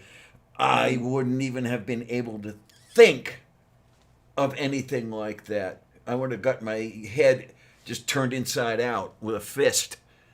It made it easy. Like we went through a lot because I was in an abusive relationship for a while, and one of the ways that we were able to kind of both cope with it together and kind of support each other was just having this weird kind of banter that most people will hear and will think that we're like being mean to each other, especially if you see it just written down. But to us, it's the way we kind of bond, and I don't know. It's weird to most people, but it feels right to us. Like he can come in and tell me and it's okay because I know he doesn't mean it. He will never say anything in anger to me that's cruel, and I will never do the same to him. We do it as a way that we bond, and it's just a weird way that we bond. That's all. Yeah. Yeah, you two do you too. Yeah, as far as that goes. But especially with him, there was one time his sister had died. My cousin gave me a call and said, hey, Eddie, would you tell your folks? Because I've got so many people to tell and talk to and everything else. And I knew what was going to happen, but okay, fine. I had just come out to those two. And, I'm on the phone. Hi, Dad, I know I'm not your favorite person right now. And he starts right into me. And it fell out of my mouth. Shut the fuck up. Your sister died. Aunt Elnor died. That was the last thing I ever got to say to him. Sorry, Diana. Well, no, Yeah. I'm not. I'm not sorry. I should have done it a lot sooner. Well, if you want to know the truth, if they had treated me the way they treated you, like if I'd had your parents, I'd probably be in jail right now for a double homicide, and would have been since I was a teenager. Because I wouldn't have put up with that shit. And if I had no actual recourse to make them stop, I would have taken it into my own hands. Well, but I'll the tell thing you. is, your parents, okay, gave you individuality and a sense of self and that strength. Oh. Diana's Mhm. parents beat that shit out of her. She didn't think she Well, had that. Everybody except my parents tried to beat it out of me. Mhm. But I'm not the sort to accept that sort of thing. Meek has never described me except on the dating scene because I don't know how to fucking open a conversation with a stranger. But otherwise, like I just won't put up with people's shit. I just won't. And Mhm. and I mean, because my parents wanted me to be me, but I had a tendency to lash out as a kid. Now I do think I'm on the spectrum and I need to get tested, but I mean, and that might be why I would always lash out. I'm not sure. But, I wasn't one to put up with other people mistreating me. And if it had been my parents, I would have done something about it. It wasn't that they taught me individuality. It was that I would have been an individual anyway. I know my personality. There's no way they would have beaten it out of me. There was Yeah, one time when she and I got into it. I headed out the back door. I stuffed my pocket with what money I had, and I'm out the back door. And I don't know what it was that got me to. Oh, it was my sister running after me that got me to turn around and go back. Had she not come running after me, I wouldn't have gone back. So I think I was what did about? Say again. How did she convince you? I don't exactly remember how. I mean, I think I was about 13 or 14 at the time, so this was a while ago. I do remember that she was running after me, though. I think the bitch sent her after me. Um, A little manipulative. Say again. A little manipulative on her part to do that. I think maybe something like that. But I'll tell you, throughout my young period, there was more than one time when I had the occasional thought run through my head, and I'm thinking, but could I get away with it? Yeah. Because I knew where I could get my hands on an arsenal. He kept an arsenal. That's another advantage to being raised by hippie peaceniks. No arsenal. Yeah, right. I mean, these are people, like my dad was a vegetarian for as long as I could remember until his doctor said, you need meat. You have to have it. You're just deficient in everything that you need that meat gives you. It's like, Okay, yeah. So if this is someone who was a vegetarian for as long as I can remember, he's not going to have a gun. You know what I mean? Yeah, yeah, okay. He's certainly not going to go hunting, and he's a hippie. He doesn't believe in violence. So my dad, not the kind of guy to have weapons. And my mom, obviously not either. Me, on the other hand, I have a rather large arsenal. It's all plastic laser tag guns, but I have a large one. Yeah, I but fired a gun exactly once in my life. I went to a range. I fired a .22 pistol. That was it. I had the experience. I don't need it again. well, no, there was that time when you fired the rock salt at yourself, wasn't there? Well, yes, but that's not bullets. That's not a gun. That's not like buckshot. That's salt. Yeah, It's still meant for hurt though. killing- It's Yeah, meant for it's killing hurt. insects. Oh, please! It hurt about as much as snapping a large rubber band against your hand. Oh, okay. I thought it actually broke the skin. Okay, Oh no! because that would have hurt like hell. It would have, Oh but no. my. I was curious. Oh my you know. word! Yes, Dr. Josh, how are you? Great to have Hi. you aboard. Yes, good to see you, Dr. Josh. And I know it's his first time here because he's naked. Yes, Gotta do okay. something That's- about that. There Well, you that's go. weird. 'Cause I'm usually the one who's naked.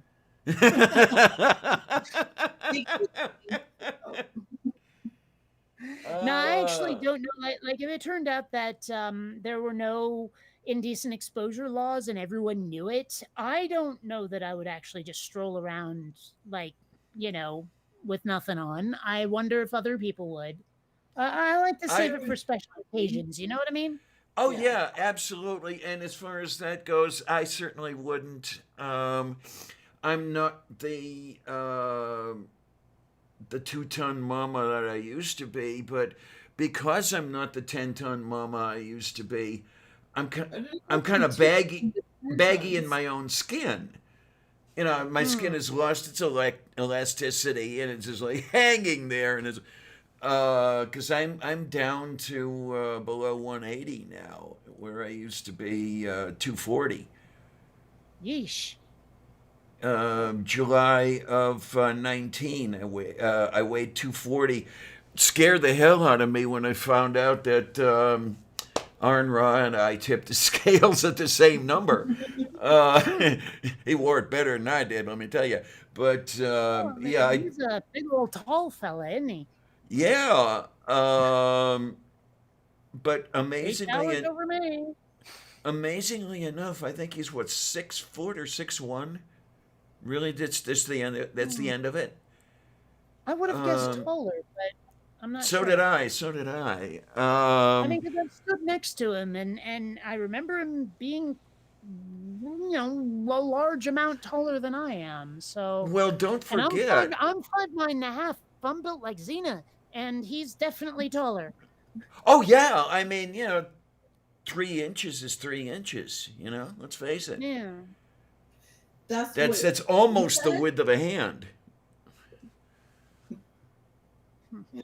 Oh my! I Oh suppose it my! depends on whose hand. Yes, yes, that's true.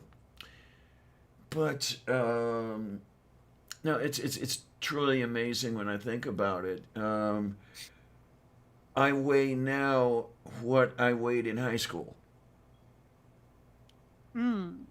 because I Wow. a little bit Many of more. us can say that.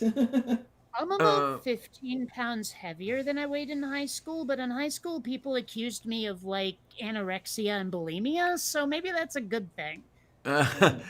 I'm 4 or 5 pounds heavier than I was in high school. High school, I weighed about 175. I just checked myself this morning; it was about 179. I have been down to 175 within the last couple of weeks. Um, it's very unusual for me to feel myself down at this weight. I mean, I'm almost at the weight I was at when I was 22. When I was 22 years old, I was 165, and it felt really good. But the thing is, it felt really good when I was 22 years old. Whether or not it would feel that good now, I don't know. But I have a feeling I'm going to find out. Mhm. Hmm. Because, He's a little over 6 feet now, and he is about 110 pounds. Like he can't. Yeesh. there's nothing to him. No, Turns sideways and he disappears. He eats constantly, and I was the same way as his age, so I'm pretty sure it's genetic. It's just That sounds exactly like me at that age, too. But like again, like I said, people would accuse me of anorexia and bulimia, even though they saw me eat a burger the size of my own head, and we hung out for hours. I was never alone enough to throw it up. I'm like, how can you possibly think? Like, I just have a metabolism that's like a blast furnace. That's all. Oy vey. I never was blessed with anything like that. I was always big. Well, no. You were being fed that like huge ass diet with portions that you wouldn't believe back then. You've described how you ate. Well, that's You were true. you were going to be big no matter what your metabolism was. It was interesting. I've described this before. I don't know if Amanda has been around when I've talked about it. Um, the female slimy bastard used to feed my sister and myself eggnog to fatten us up because fat was healthy, fat was good. That was the Eastern European mentality showing. Wait, that was a health thing? I've usually when people say fat is good, they usually mean it makes us look more prosperous. Oh well, that too, yeah, and then too, you looked to them you looked healthier because you weren't Skin and bone, emaciated. weren't Yeah. starving. Mm-hmm. Hmm. Well, Well, Bobcat all the time. Bobcat and Aunt Rena were big for these. You go over there and you look skinny, eat food. So, Bobcat, I I well, weigh 190 pounds. Skinny, eat. I mean, I was raised by a hippies, two a Sicilian, and like b what I'm not thinking today, and also a cultural but not religious Jewish mother, right? Well, So put those together. yeah, well, whenever we'd go over to the relatives, like my dad's family, it was always, hey, manja, manja, and all that stuff. My mom's side, they didn't quite be that enthusiastic about the food, but boy, did they feed us. And, it was Mm. just good I had that metabolism, I gotta say. But when I would go home, like with my parents, it was all, rabbit food. It wasn't food, Okay. it was what food eats that they were serving. So. Well, Jeff used to talk about the Italian manja manja thing because he had the Italian ancestry going, and yeah, they just wouldn't let you out of their sight without having fed you. Yeah. Speaking of the skinny little bastard. Come Oh no! here. Hey there! But Okay, so now we've seen your dust mop. Let's see the rest of the kid. Well, I'm sure you look better when you're not upside down. he Oh, is, hey, shit. he's got glorious hair. People keep saying you should cut it. I don't think so. I love it. Now he's got hair the way I'm not one to talk about hair. My hair's the worst in the entire world, so. Oh, come on now. No, he's got Oh, hair the way don't get me started. I'll get. Shut up, Clarion. He's got hair the way I used to have hair. I looked like a white Jesse Jackson if I let my hair grow out when I was younger. Mm. Because, Oh, yeah, I mean, I have the complete and total Jew fro going on. uh-huh. My mom loved it. I hated the shit out of it. Oh, my. Yeah, you've got to have the face and the build for it, though. I just didn't like how chaotic it was. I wanted like the straightest hair I could get. Yeah, your hair would be the only straight thing about you. Yeah. Exactly. I want laser beams to be jealous of my hair.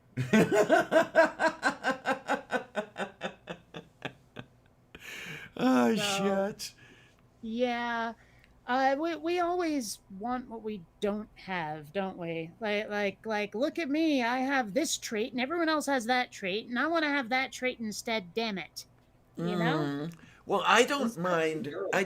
I don't mind the way my hair has gone as I've got older. I mean, I've still got some curl going here, but it's not that whole dust mop thing anymore. And I like the hair long rather than literally out here. Um, It I takes hair forever to start growing down instead of out. mhm. Well, I would. And you remember what Weird Al looked like around about 1986? I sure do. Well, if they made a Weird Al wig, that would have been my hair. Okay then. Yeah, there's a reason I would like douse it in product and take a flat iron to it. Oh no! Oh wow! Now, when I was at school the first time around, um, it was in this hick town, Marietta, Ohio. They had one barber in the entire town, and the guy he didn't know what the hell he was doing. So I would let my hair grow for the school year because I didn't want anybody touching it. And yeah, it was literally out here somewhere. I have to find the pictures, but it Sounds was like 70s blaxploitation afro. yes, Yeah. yes, absolutely. I have to find there's one of the pictures in the yearbook that has it perfectly.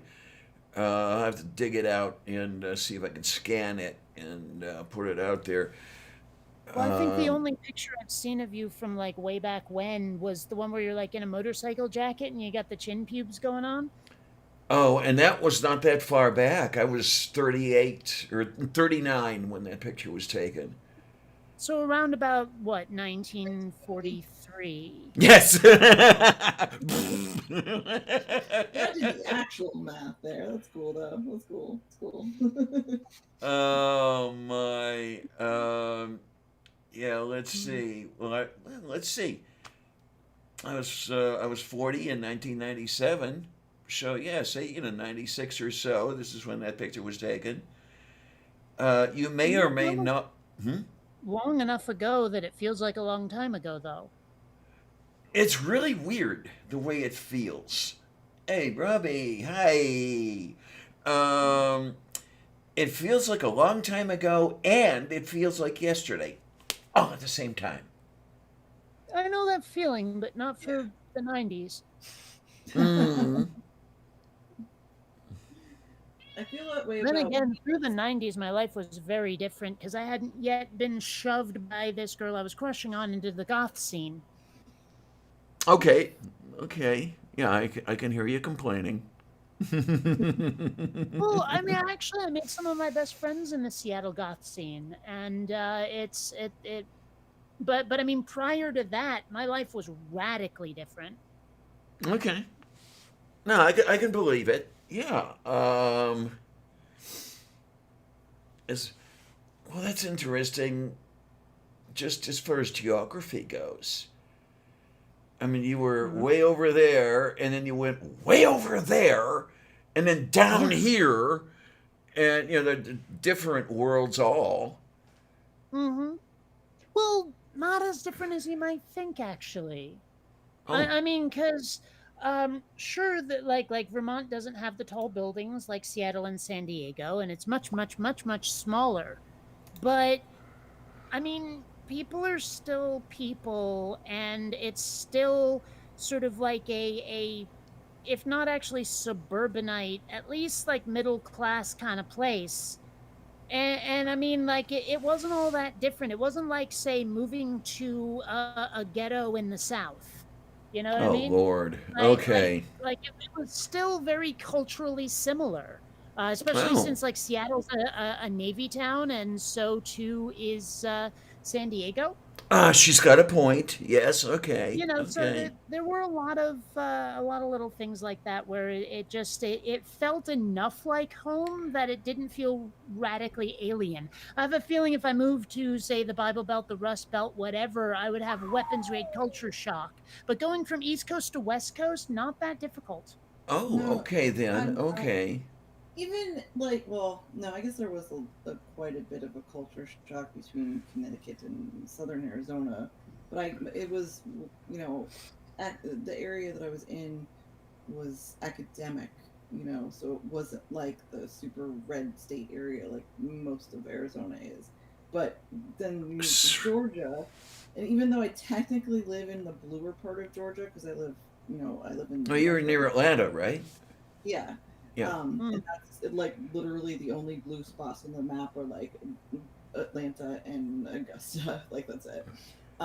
But it's still so like you if scrolling through social media, you see all those pictures of people like super strapped and shit. I've gone to a fucking like Wendy's and seeing people with two on their hip, like one on each hip and one on their ankle. Like I never saw anybody like even have guns in Connecticut, except for like locked away. A few friends I knew had parents who had hunting rifles locked away in a cabinet.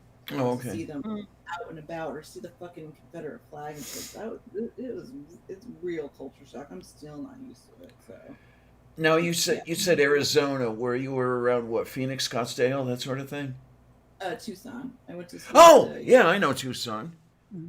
I went to Yeah. the U of A, and then I moved back again before I was 30 with Angel and my partner who worked for the National Solar Observatory, and because we had met both as astrophysics majors in college, so both times I was in it. We actually have a big astronomy community in Tucson because one of the bases for the National Solar Observatory is there. Plus, we have Mm-hmm. Peak, which is one of the bigger telescopes in the country that's available. Like, there's a lot of, and U of A is the second best for astrophysics to go to for school as well, and that's why I went there. So it was not supplanting myself into the real red state that Arizona is. I had my own like blanket of comfort of academic comfort, so to speak, in both times I lived there. So It's funny. Like you made me think of something, and I'm realizing from 1980 to now, I have never lived in a town that didn't have a university. Oh, okay, okay. Like seriously, when my parents and I lived in Fairfield and Enosburg in Vermont, there were no universities, but Burlington has one. Obviously, when I went to college, it was a college town. San Diego has probably at least one I know of. Seattle has several, and those 4 months I lived in Santa Cruz, well, there's a University of Santa Cruz, so or UCSC, however the fuck they say it, but you know what I'm getting at. And to So yeah, Cider and Port, hello, how are ya? hi, Welcome aboard. thank you so much Another for first coming. time. What I need is a bell. There was a radio talk show host in Cleveland, who used to ring a bell for every new listener who would call in. That's what I need. back when I was still doing the atheist booth down in Balboa Park, we had a bell there that we would ring, and we said every time this rings, an angel loses its wings. Yeah, it was fun. I Oh sort of man. adapted that into one of my outros, if you remember. Uh huh. There was like Sandra would push the like button, there'd be this loud squawk and a poof, and all these feathers come down, and then a robe, and then I was having fun with it. Oh, And scheisse, those feathers scheisse. rained down forever too. It was like 5 seconds of feathers. Now you got me thinking about, oh God, Randy Johnson. It took me a minute to come up with his name. Baseball player who was known for his fastball. If you've ever seen the film of Randy vaporizing a bird with his fastball, it got away from him, hit a bird, and it was like a cloud of feathers, and it was over. Never seen that. Wow. Okay, That's I'll be right back. I have to feed the cats. Oh my. Yes, cats always must be fed. Always, always, always, always. Oh things my. always wanting food. Yeah, it's interesting that when you talk about living in different places and everything. I've lived in two cities in my lifetime, um, and it was like moving across the street. You almost cannot tell the difference between Cleveland and Pittsburgh. There's a demographer I know here in Pennsylvania who draws a circle around Cleveland, includes Youngstown, down to Pittsburgh and back up again, calls it Cleveburg because to him everything's it's all the same, and it really is. I mean, you could look at the Miles Avenue neighborhood of Cleveland, and you think you're where I am right now here in North Versailles. I almost said North Versailles. I've been living here too long. Around here, don't ask me why, but the place is named for Versailles Castle. It's spelled that way, and they insist on calling it North Versailles. And it's like, what the hell? Oh, well. Oh, no. Oh, no. There goes the neighborhood. Tornadoes here. Hi, honey. There's a place, Monticello, except it's pronounced Monticello here in fucking Georgia, and it's so annoying. Well, I've mentioned many times how many Vermont town names have their basis in French, but we pronounce them phonetically. And it was the same thing with a lot of the last names. I know I've mentioned there were these kids in my school who, like, their last names were Dubois and Desjardins. And that's what they called themselves. Okay. That's the sort of thing that they do around here, too. As soon as you said Du Bois, we have a little borough around here. They call it Du Bois. I mean, to look at it, it's Du Bois. But it's not. To look at it, it's Du Bois. It's just the French who can't seem to pronounce every letter that they put in their words. well, this is the guide to a guide to French pronunciation. Always remember this. Look at the letters that are in the word, and then pronounce all of the other letters, but not those. Yeah, well, and I mean, you look at Vermont, for example. That's a French word right there. Means Yeah. green mountain, Mm-hmm. and they would probably say Vermont, but we pronounce the fucking T, people. Same thing with Montpelier, the capital. I'm sure they, like the French, rebel and go, no, it's Montpellier. And I'm like, it's Montpelier. Look how it's spelled, dumbass. I mean, like this is one of the reasons I find French to be one of the ugliest languages. I just hate the sound of it, and I hate the way that they don't pronounce the letters.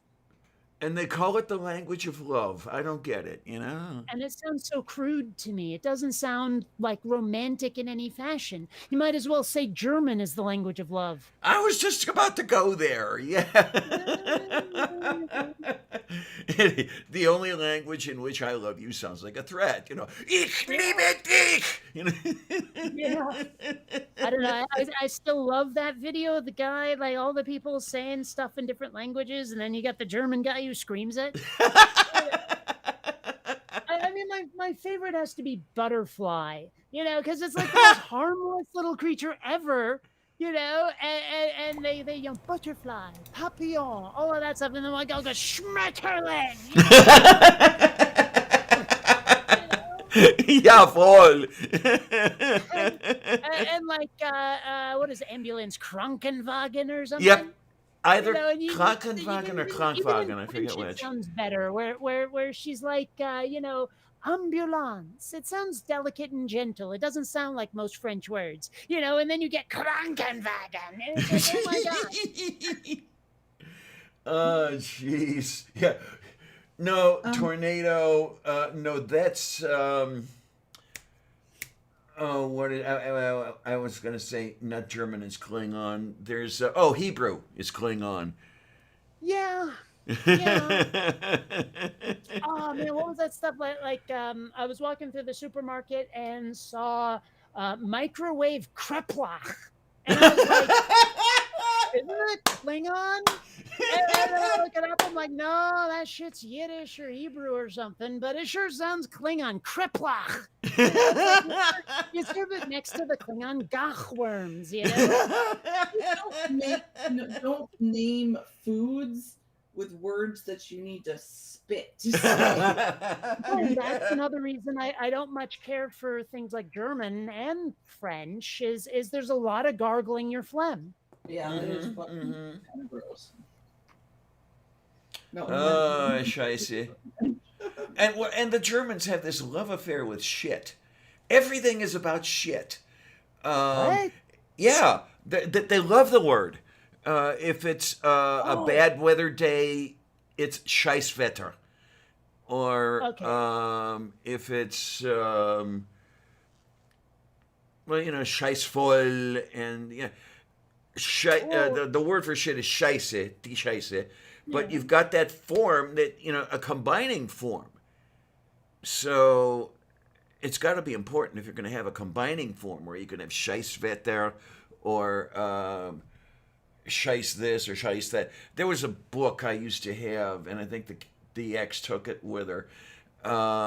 It was called Scheiße, about the way Germans combine shit with everything else in order to make new words. That was the other thing about German that I really liked. I do like this. If you're speaking German and you need a word that you don't have, make it.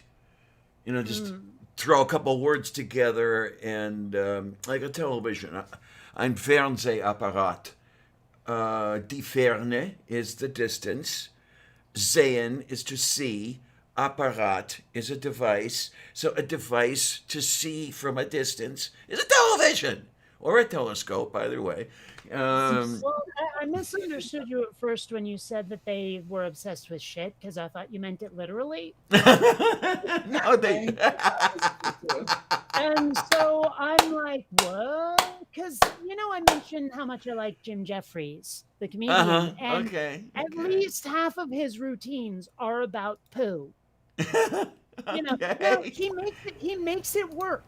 Like it's not just pure crude, but at the same time he does seem obsessed with fecal matter. But when he's not talking about that, the dude's fucking hilarious. You've heard me talk. Yes, indeed. Da Prožnie. What I realized like a month or so ago is when I do something like stub my toe or drop something, something that's my fault and I'm alone. I will swear in German, and I can't even I can only think of a couple of the words off the top of my head, but when it happens, they just come out because I'm not really sure why. My father is Dutch, and he was born in Holland, came over here when he was really young. So that's not why. And my mother's Irish. Her brother lives in Austria. He's a Monsignor in Austria, so they speak German. And I'm wondering if maybe she started learning them, and I heard them from her. I have no idea where the fuck it came from, but yeah, for some reason, when I'm alone and swear when I do something stupid or something hurt myself, it's in German. It's fucking weird. I have a Not tendency to swear necessarily. in science fiction. Something terrible happens. Smeg, Dren, Frau, Dren. It's just I can't. Yeah, it just happens.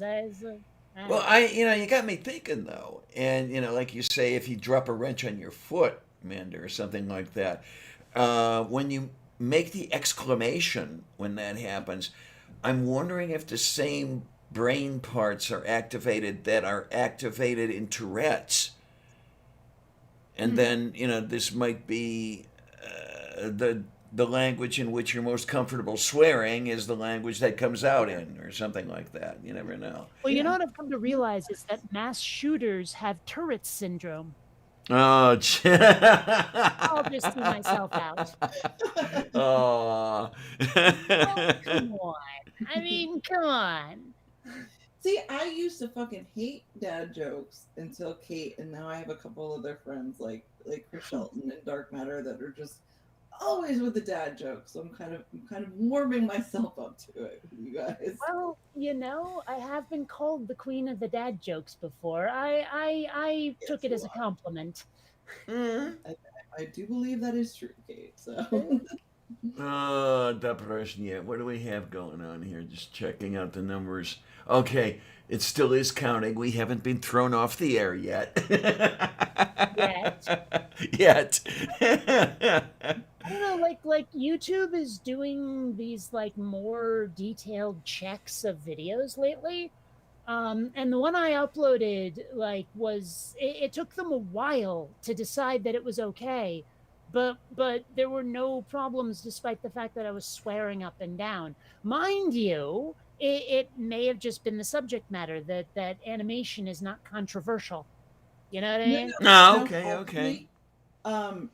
John's animation from this month, I don't know if you guys saw it. There was Jesus cut out a guy's heart or whatever. Oh, I had just seen the teaser. I haven't seen the film yet. Yeah, but I mean, it's an animation. It's funny. It obviously wasn't meant to be like look realistic or anything.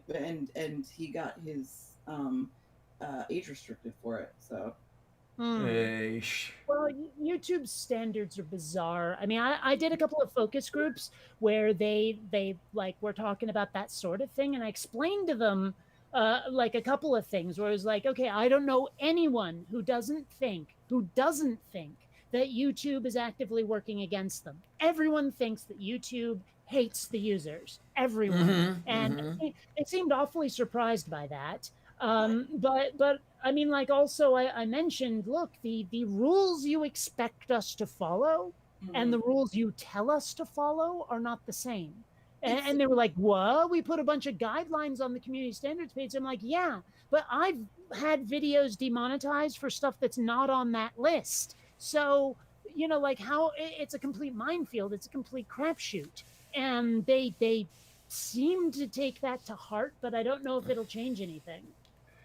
yeah, see, I don't feel that way. I just think my content. I don't think YouTube's out to get me. I just think my content sucks. So it doesn't Well, a lot of people who used to be like super popular, whose format hasn't changed much, mostly like people who do news reporting kind of thing or commentary, are finding themselves like deprioritized in the algorithm in favor of like CNN and Fox News, where they're just not getting promoted as much. I'm trying to remember if Owen Morgan has talked about that sort of thing in reference to his channel. I'm pretty sure, actually. Have you noticed how many YouTubers, like YouTube atheists, will not bleep out certain words, but blank out certain words? And it's Yes. entirely because they think it will trigger the algorithm. Uh-huh. You know, and he does that left and right. Everyone does that left and right. But I remember him being one of the first. Mm-hmm. Yeah, the film I saw from him most recently had like 3 or 4 seconds bleeped out when I was talking about the teacher. I don't know. I've unsubbed almost the entire atheist community at this point. So context, please. Which teacher? Do you know his daughter had a teacher who was proselytizing in class? No, I hadn't heard about this at all. Oh, she's going on and on to the class about how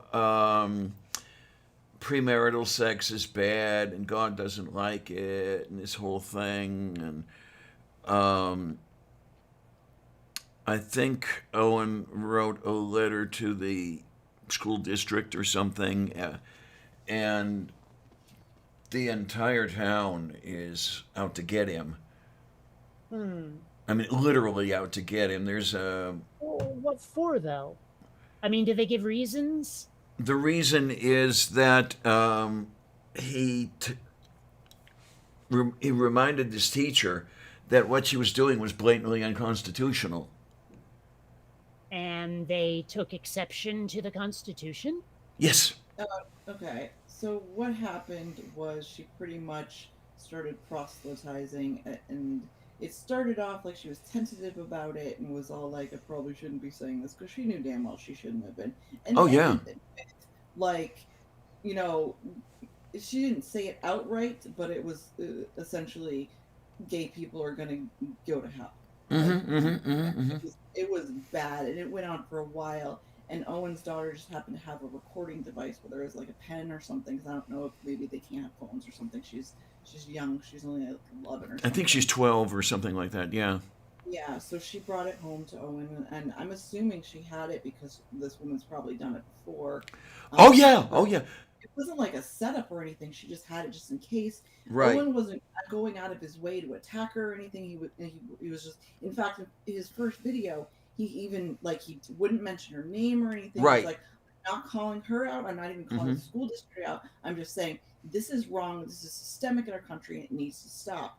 And some people in the town found it, and they doxed him. They doxed Rose, which is his partner, and they doxed his daughter to the point where there were people fucking calling his 12-year-old daughter's cell phone and harassing her. And they still supported this. Well, okay. See, I'm still unclear on this because, frankly, Diana, your answer was too flippant and not detailed enough. Oh, okay, What are they? okay. What are they saying is the problem? You should like. Are they saying you're against God? Are they saying like this is you somehow are in favor of immorality? What are they saying is the problem? As far as I understand it, what they're saying is that they don't like the fact that somebody said that what this teacher is doing is something the teacher should not be doing. They're Yeah. perfectly I mean, what fine the with teacher was saying- proselytizing in class. You're taking away our right to ram religion down your throat, basically. They saw it because he Okay. wanted, I think behind the scenes, not in public, but I'm pretty sure he had contacted the school district and was just like, Mhm. this is wrong. So they saw it as an attack, and quite frankly, she should have been fired for it. And then the backlash that stemmed from it got so much worse to the point they were fucking putting like, when you go to fast food restaurants, they have those big signs, and so you can put words up there and signs around the town like saying that they stood behind this teacher. They started fucking Facebook groups either for her or anti Owen, and they started raising money for her, and she ended up keeping her job. And literally, they chased Owen and his family out of the state. Like they were not safe anymore. They had people. Owen said he saw some kid just like moseying by his house. It got really scary. Uh, they they just, it was all he did. Like I said, didn't call out the teacher, didn't call out anything else. Just said this is wrong. This shouldn't be happening. This is not okay. And they literally threatened his family and drove them out of the state. So it was fucked up. And it's Yeah, not okay. absolutely. And But I mean, I still feel like I'm not getting the info I'm after. Did anyone specifically say something like can you quote someone saying like the teacher should have been allowed to proselytize? Did anyone say it explicitly? Not that she should be allowed to proselytize. It just came out as we support her. That was it. Okay. And it was anti, like they were saying he was trying to, take God out of schools, or he was trying to enforce his secular beliefs on everybody Well, else. see, that's the part I've never understood when they object that way. They're like, you're trying to force your secular beliefs on us. It's like, well, but there's nothing to force. The only thing there is you guys not saying something, and that's it. There is no like trying to convince you God isn't real. There's no trying to convince you to stop being religious. You just don't get to shove it in other people's faces. How the hell is that forcing a secular agenda on somebody? You can still be like a God botherer in private or even in public, just not in fucking school. well, that's where their mindset comes into play. They see any objection at all. They say, I don't like that you were advocating your belief system. That's what you said. What they heard was, you are horrible. You should be allowing our secular religion to run free, etc. They don't hear what you're saying. Sam added to it the stuff I didn't know. Was that Oh, there were about plans burn the to house burn down, yeah. Yeah, and also that people were constantly driving by and taking pictures and beating their horn. I think I might have heard about the house, them threatening to burn the house down. I heard him talking about the pictures. Yeah. Mm-hmm. And Sam says some religious people see it as a dichotomy. It's the same idea with white fucking males in this country, thinking just because there are other people that want to have equal rights, all of a sudden we're taking something from them. Well, we're taking away the Christians' ability to fucking dominate. Honestly, that's kind of what we're hoping to do, but we're not taking away their right to believe what they believe or go to church or anything like that. There is a clear separation of church and state in this country. They don't think so. Well, there isn't even any like indoctrination into secularity. Like, I don't even know how you do that, short of outright saying God doesn't exist. And none of that is necessary. I mean, hell, religious people can be secular. You know, like you can worship in what you can compartmentalize that part of your life, where it's like I can behave like a secular person when I have to. That's possible. Yeah. I don't know. It's just so weird. Like selfish people like this is one of the reasons why when I was still making atheism videos, I would say you need to share and play nicely with the other kids. You should have learned that in freaking kindergarten, you know, because I'm not trying to say, look, we got to take something from you. I'm saying you have to be nicer to other people. That's it. That's Well, it. Just pick. Their world is a zero-sum game. If you and I gain something, they must necessarily lose what we gained. Well, when it comes to power, I think it is a zero-sum game is the thing. Okay. You know, I mean, like if one person gains more power, you obviously lose some, because now you can't dominate over them in certain ways. Mm-hmm. So, I mean, yeah, power is a zero-sum game. And that's what they think in terms of, if you'll excuse the shitty grammar. Mm-hmm. Well, I mean, you know, it's like, it just live and let live. That's all. I mean, hell, their own religion teaches that. Oh my! Well, there's the thing. Love thy neighbor. Look what they're doing with fucking immigration in this country. They don't practice what they preach in the fucking least. So. Well, as far as love thy neighbor, they do indeed practice, because when you look at the original language of whatever that is, it's love the fellow member of your group.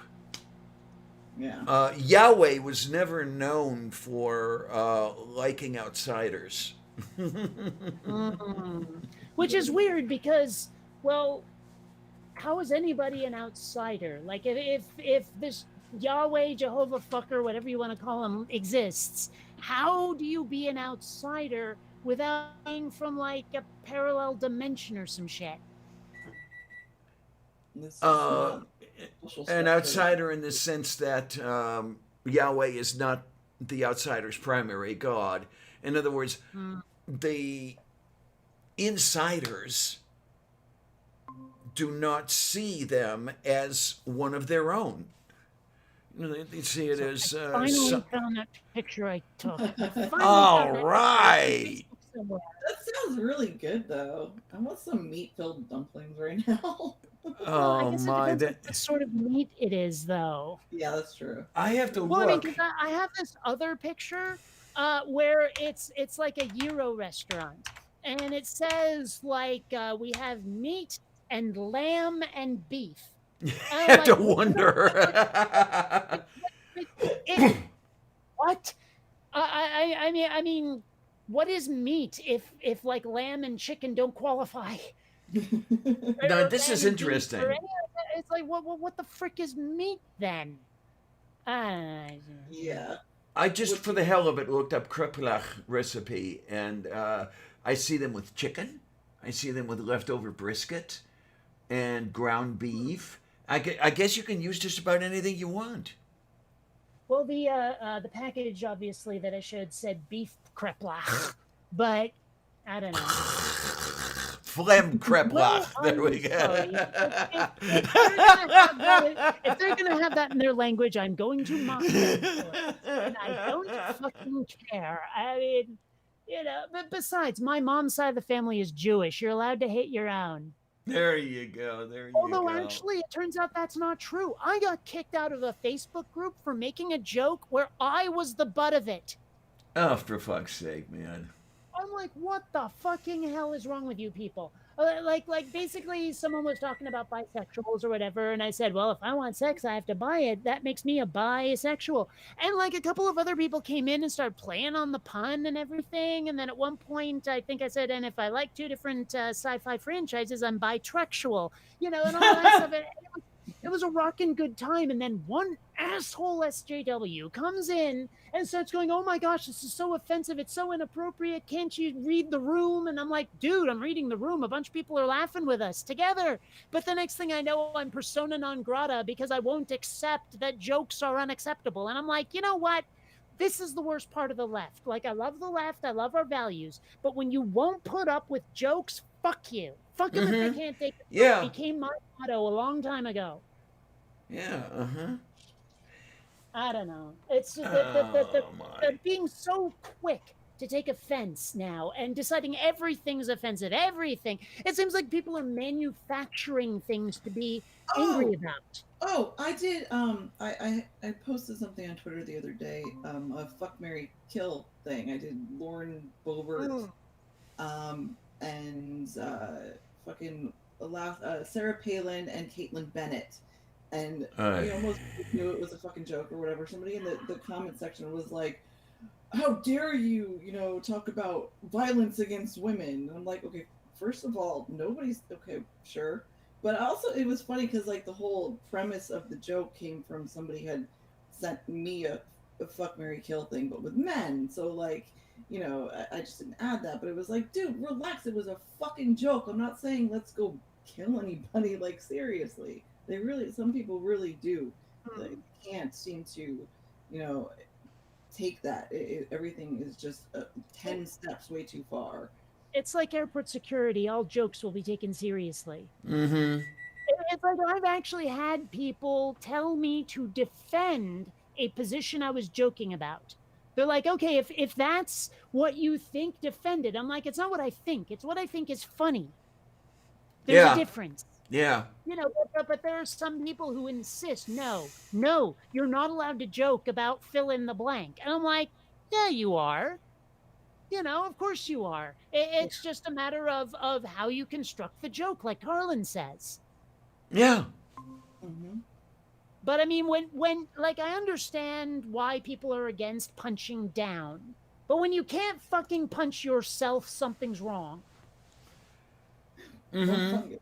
I like that.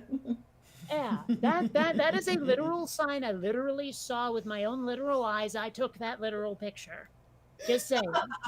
And it was in Seattle. You can tell because of the 206 area code. Okay, then. But, yeah.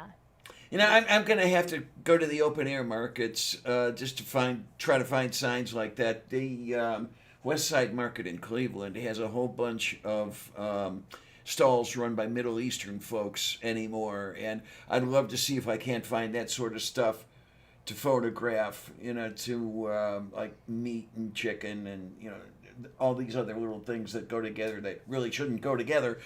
Because I want to go back anyway. I actually ordered a selfie stick, believe it or not, because I want to go to open air markets, grocery shopping, and film myself while I'm doing it. I love that one. Well, I still want to do that Starbucks prank. The one where you use the app to give them fucked up names that they have to say to let you know your coffee's ready. Yeah. I've got a vanilla latte for crying out loud. And they have to say it. Like I've got a mochaccino for fuck's sake or something. I don't know. This is, for the glory of the empire. I may have to try that and see what they do to me. You might. Well, the one that totally knocks me out though still is when people say meat and fish. Oh God, How the fuck yes. Fish, not meat. I mean, like I get that you want to put seafood in its own category, but please don't completely deny biology. Yeah. What I don't know offhand is whether it is apocryphal or not that one of the popes called fish not meat in order to bolster a sagging fishing industry. I don't know if that's true or not. The Catholics say it isn't. Like they did on Friday? Yeah. Okay. Yeah, the Catholics say it's apocryphal, but every other source I've seen says, yeah, that actually happened. So, I don't know. Pope? Like which pope? I forget which one. It's sometime around the 15th century or some bullshit. Let me look and see if I can find. Could someone tell me who the hell Caitlin Bennett is? That's that little piece of shit that girl who likes guns. She's got blonde hair that's always that big thick braid, and she also shit herself at a party. And there's a picture of her, on the floor. And she's super conservative. Was she and just in the news for something? What? Was she just in the news for something? She's like just social media and stuff. She did post something the other day about enjoying my white privilege, and that's the one. Okay, I did see that on Facebook. All right. Yeah. She's pretty fucking awful. Yeah. I think she came to prominence when she took a picture of herself at Kent State University with a rifle. Okay, Liberty Hangout. That's what it's called. The website or whatever that she runs with her husband, who is gross too. But she's the major one. She's the voice, and she is a hateful little cunt. So. I was gonna look her up. I'm sure that I've seen. I'm picturing the right one, but yeah, you'll know her when you see her. But I have to get going, everybody. It was lovely to be with you, beautiful ladies, tonight. So I love having you here. This has been wonderful. We're gonna have to do this a little more often because it's great having you here. It really is. And Kate was just talking a show or two ago about, maybe we should see other people. Well, I mean, we used to have a lot more people on this show, and maybe I drove them out. I don't know what happened, but it was more fun with a panel. That's what it was. Is she called out Lil Nas X about because he said something about him. He made a joke about I'm gonna fuck your father or whatever, and she was all like, "Oh, you're threatening to rape my father," and yeah, that's what it was. For fuck's sake, man! Oh no, the dad would consent. He'd enjoy it. Yeah. It's the same idea when dudes get together and make a joke like, "Yeah, I fucked your mom." Like it was the same kind of thing. It's just so stupid because her homophobia jumps to sexual predator because the guy's gay, and it's just disgusting. She's like, "Oh, is he? I had no idea." Yeah. Actually, I only just learned of his existence a few days ago because of those shoes. Yeah, me too. But if you watch that video, I really liked that video that he did. Giving Satan a lap dance. It was brilliant. I loved it, and he put out a statement that. Hold on, I can find that before I go. But he said something that was really profound. I thought. Because just to clarify, profound or profane? Profound. Can it be both? Yeah, it could be both. He said, "I spent my entire teenage years hating myself because of the shit y'all preached would happen because I was gay. So I hope you are mad, stay mad, feel the same anger you teach us to have to ourselves." Because they're all pissed that he's, he goes into hell in this video and he gives Satan a lap dance and the whole Satan shoes or whatever. But he's like, you know what? You bitches did this first. I can say what I want. So, yeah. Really this is really interesting over here. I did not know this one. Allegedly, according to this article from National Public Radio, the eating fish on Friday is not exactly eating fish on Friday. Rather, it is abstaining from the flesh of warm-blooded animals because Jesus was warm-blooded. But a cold-blooded fish is okay to eat, according to this article. Chow down on snakes and lizards. Yeah. I guess, yeah. Oh, no, I don't know if it's actually good, but I've heard tell that, I forget if it's alligator or crocodile, but one of them tastes good, apparently. You can make steaks out of their tails. It's too much in the garden, so. That's probably alligator because Triatale talks about swamp puppies Yeah, all the time. Anyway, Anyway, it sounds like Manda wants to go away, but I'm just going to keep talking to keep her here. okay. No, Angel just needs help with some homework. That's why he kept coming in earlier and he keeps texting me. But thank you, loves, and I will hopefully when you guys stream on Sunday, I'll be available. Oh, that'll be fun. I'm definitely gonna love Yeah. that. Anytime. I adore you guys, and thank you both for. I don't know why. I mean, I could see you adoring Kate, yeah, but everybody comes here for Kate, you know. Yeah. So you missed a few weeks ago. I was on Robbie's channel. I was talking about you, literal tears, because I was just like, I love her so much. It was bad. It was bad. It was bad. I'm sorry. about You that. masochist. I don't know about you. But I adore you both, and I will see you guys on Sunday, hopefully. Okay. Yay! Cool. Good to see you again. It's been way too long. Yeah, I know. agreed. Thanks. Night, guys. Later. Oh my gods, that was fun. Even if the first 45 minutes was inaudible. Shit, sorry about that. Oh my. And the part where I honestly, for some reason, I thought it was Thursday anyway, but I am so minus on sleep the last couple of days. I just had to conk out for a few hours. Oh, no problem at all. It's yeah,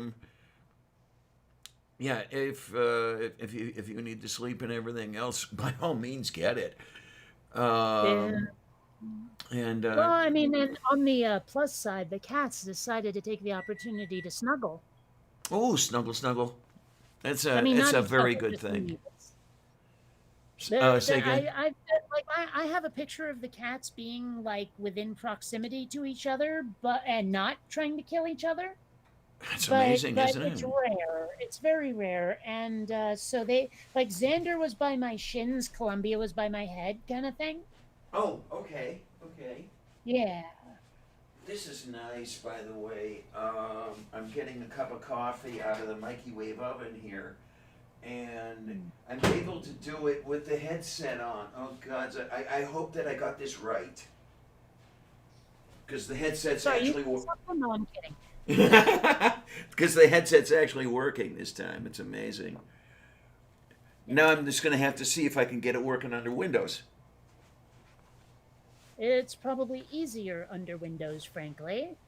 Okay, I mean, now that I've got I think I've got the key log out of the jam as far as Linux goes, and if that's the same thing that I need to do with Windows, then it'll work there too. Sounds good to me. I don't mind, because I haven't used Windows in a while. I haven't played any games lately. But yeah, if I decide to play some more games, then yeah, I can throw the headset on and I can get a cup of coffee and whatever else and all kinds of fun stuff. So I ran across a conversation I'd had on Facebook that I'd completely forgotten about, but I'd taken a screenshot of it. And like the first person says to me, "How's it?" And I said, "Been better, you?" And he's like, "Oh, what's up? I'm okay." And I'm like, "I have ye old sore throat. It came back." And he goes, "No, you're not allowed that." And I was like, "Believe me, if I had any control over it, I was supposed to be on a date." And he says, "Fuck." And no, just drinks and know each other.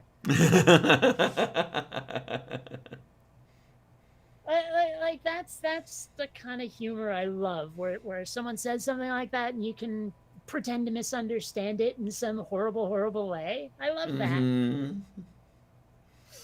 But then I mean, there are a bunch of little conversation. Like here's another one I had, very similar in flavor, though obviously radically different in other ways.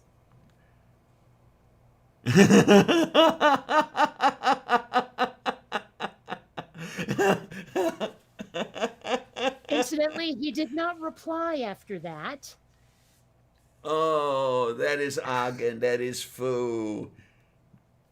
I love that kind of humor. It was like the one where I was trying to explain to someone that vegans aren't vegan because they're not from Vega, and No, they were okay. like, and they responded with "Oi," and I said, "Yeah, oi Vega."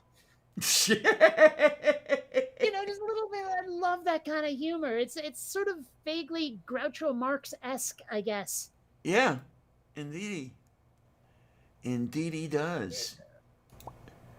Ay, ay. Yagu dagu.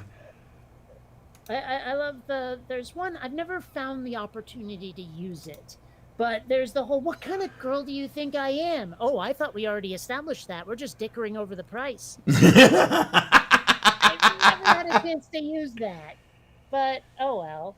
That sounds like something Marx would have come up with. Yep. Eh, It might even have been, but I seem to vaguely remember when I've encountered it, it's been Heinlein, I'm not sure. I'm not Heinlein. sure. Okay. I think.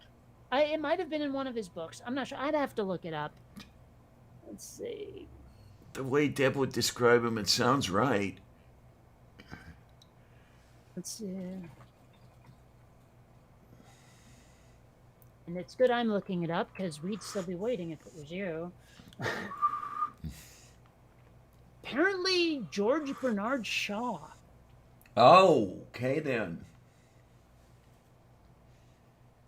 Although it says here that it's been attributed to George Bernard Shaw, Winston Churchill, Groucho Marx, Mark Twain, W.C. Fields, Bertrand Russell, H.G. Wells, Woodrow Wilson, and others. I'm surprised Oscar Wilde isn't on the list. Uh-huh. Again, why would he say that about a woman? But I'm not sure if they have an answer.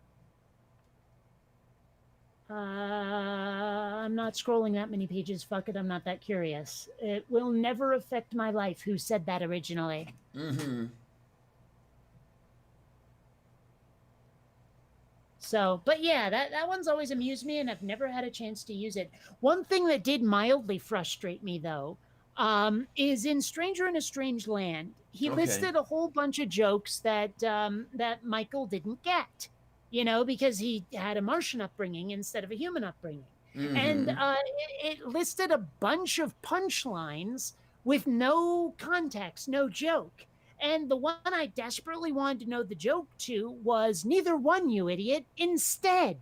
And it turns out that that is completely made up. There is no joke to go with it. It was 100% for Stranger in a Strange Land, and it's just a homeless punchline. And I was so disappointed when I Oh. found that out. Darn So it. disappointed. Oh, well. But I because I really want to know, like what. Oh, well, it doesn't matter. Yeah, what's going through? It was kind of like there was an episode of How I Met Your Mother where Allison Hannigan, the actress, was very pregnant and about to give birth. So they had to give her away, like to get out of the show for a little while to take care of her kid, right? And so for 4 episodes, she wasn't in the show. And the reason they gave for her character going away was because another character had told a joke that she found way the frick too horrible, and she had to get away from him. Now, the joke was something like, "Why is jam better than peanut butter?" And they did not give the punchline. Oh. And so I had to look it up, and it turns out that the punchline is, you can't peanut butter your fist up someone's ass. All right. And I was like, okay, that's pretty nasty, but I wouldn't like run away from someone for a month over it. Oh,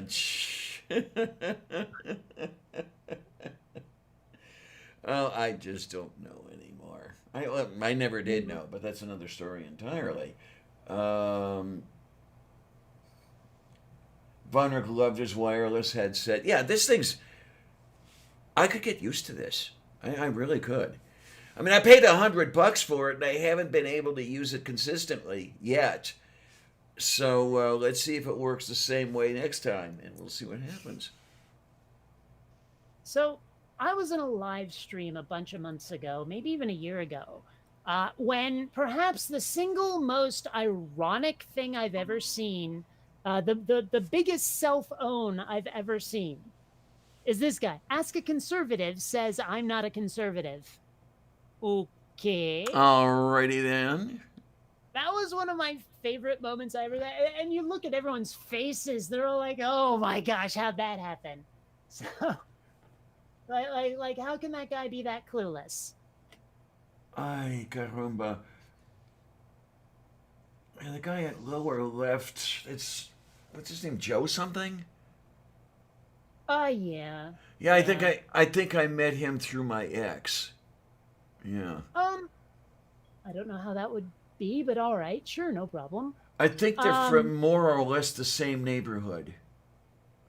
oh, interesting. Okay, He's out of New that's some. Jersey, right? I couldn't tell you, Okay. but I mean, I like him okay most of the time. Sometimes he's a royal, like condescending dick. Okay. Yeah. I mean, it was weird. Like we had this disagreement over whether or not the election represented the will of the people, and his argument seemed to be they voted, we counted the votes, blah blah blah. It's obviously the will of the people, and I was like, but how can it be the will of the people if the establishment is doing shenanigans constantly to make sure that they can subvert the will of the people, to limit our Mm-hmm. choices so much that the quote unquote will of the people is really just like choosing between the two different bowls of shit. How can that be the will of the people? And he would not hear it. He just would not hear it. Like we were coming at the idea from radically different directions, and apparently he wasn't even prepared to consider where I was coming from. Like I understood where he was coming from, and like I agree with his premises. I like in a way, but his conclusion that it represents the will of the people was just fucking wrong, and we kind of got into it over that. So Uh-huh. I don't know. Okay. Well, yeah, I mean, It's unfortunate. you are asked, what would you like for breakfast, a bowl of shit or a bowl of piss? You say, no, I'd rather have food, please. Yeah. Mm. And Uh, if they insist, you pick up the bowls and throw them in their face and run away. uh-huh. Yeah. So like I'm going through my collection of memes and funny pictures and stuff, and I ran across one that I really can't show on YouTube because it's a picture of Jesus on the cross covered in blood, right? Like it's very Oh. vicious, brutal. It looks like the end of a horror movie, but the caption is the best. It says, "When Jesus was getting crucified, do you wonder if he thought, I bet this will look good on a necklace someday?" Well, but that feeds into something I've often wondered. Is Mm. like you get like a couple of years ago there was some guy who threw himself into the lion pit at a zoo to get eaten because he thought he was Jesus or something. Or I don't think he wanted to be eaten. I think he thought that the lions would be friends with him or something. I But think I you get remember. those people, or you get that one Buddhist monk who protested the war by lighting himself on fire and all that shit. Yeah, You yeah. you have to wonder, do these people like as they're being eaten or as the flames are consuming them, did they ever have the thought, boy, this was a mistake? I have to It was like wonder. when the pandemic was new and people were still having like infection parties to try to get immunity like they do with chicken pox. And there was that Hmm. one like 30-year-old chick who was like on her deathbed, and like it was, I don't know if it was her last words, but it was close. She goes, I think I made a mistake. Yeah, I remember that one. Hmm. I'm just like, man, I wonder if people have those thoughts sometimes where it's like, I tried to sacrifice myself and boy, is it not as fun as I thought. Uh-huh. Now, I don't know I what the don't Buddhist monks are thinking or were thinking when they did that. I remember Carlin praising those guys for their dedication. And I guess you'd almost have to. It's like, hey, I'm really dedicated to the cause, so dedicated, I'm going to set myself on fire.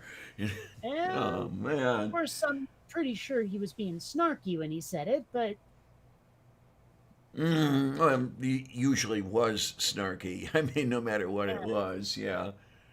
well, it's funny. Like if you watch Carlin from basically the beginning of his career to the end of it, and you watch him ever so slowly getting more and more bitter. Yes. Oh, yeah, I'm not the only one who's noticed it then. Okay, then, yeah. Yeah, like by the end of it, he just seemed to hate the whole world.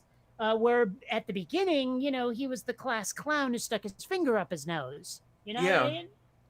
And then that last show he did, the very, very last one he did, it was like, fuck you, world. Mm-hmm. I Um, mean, isn't that the one where he did the whole routine about like people killing themselves and how much of a pain in the ass it was to do it?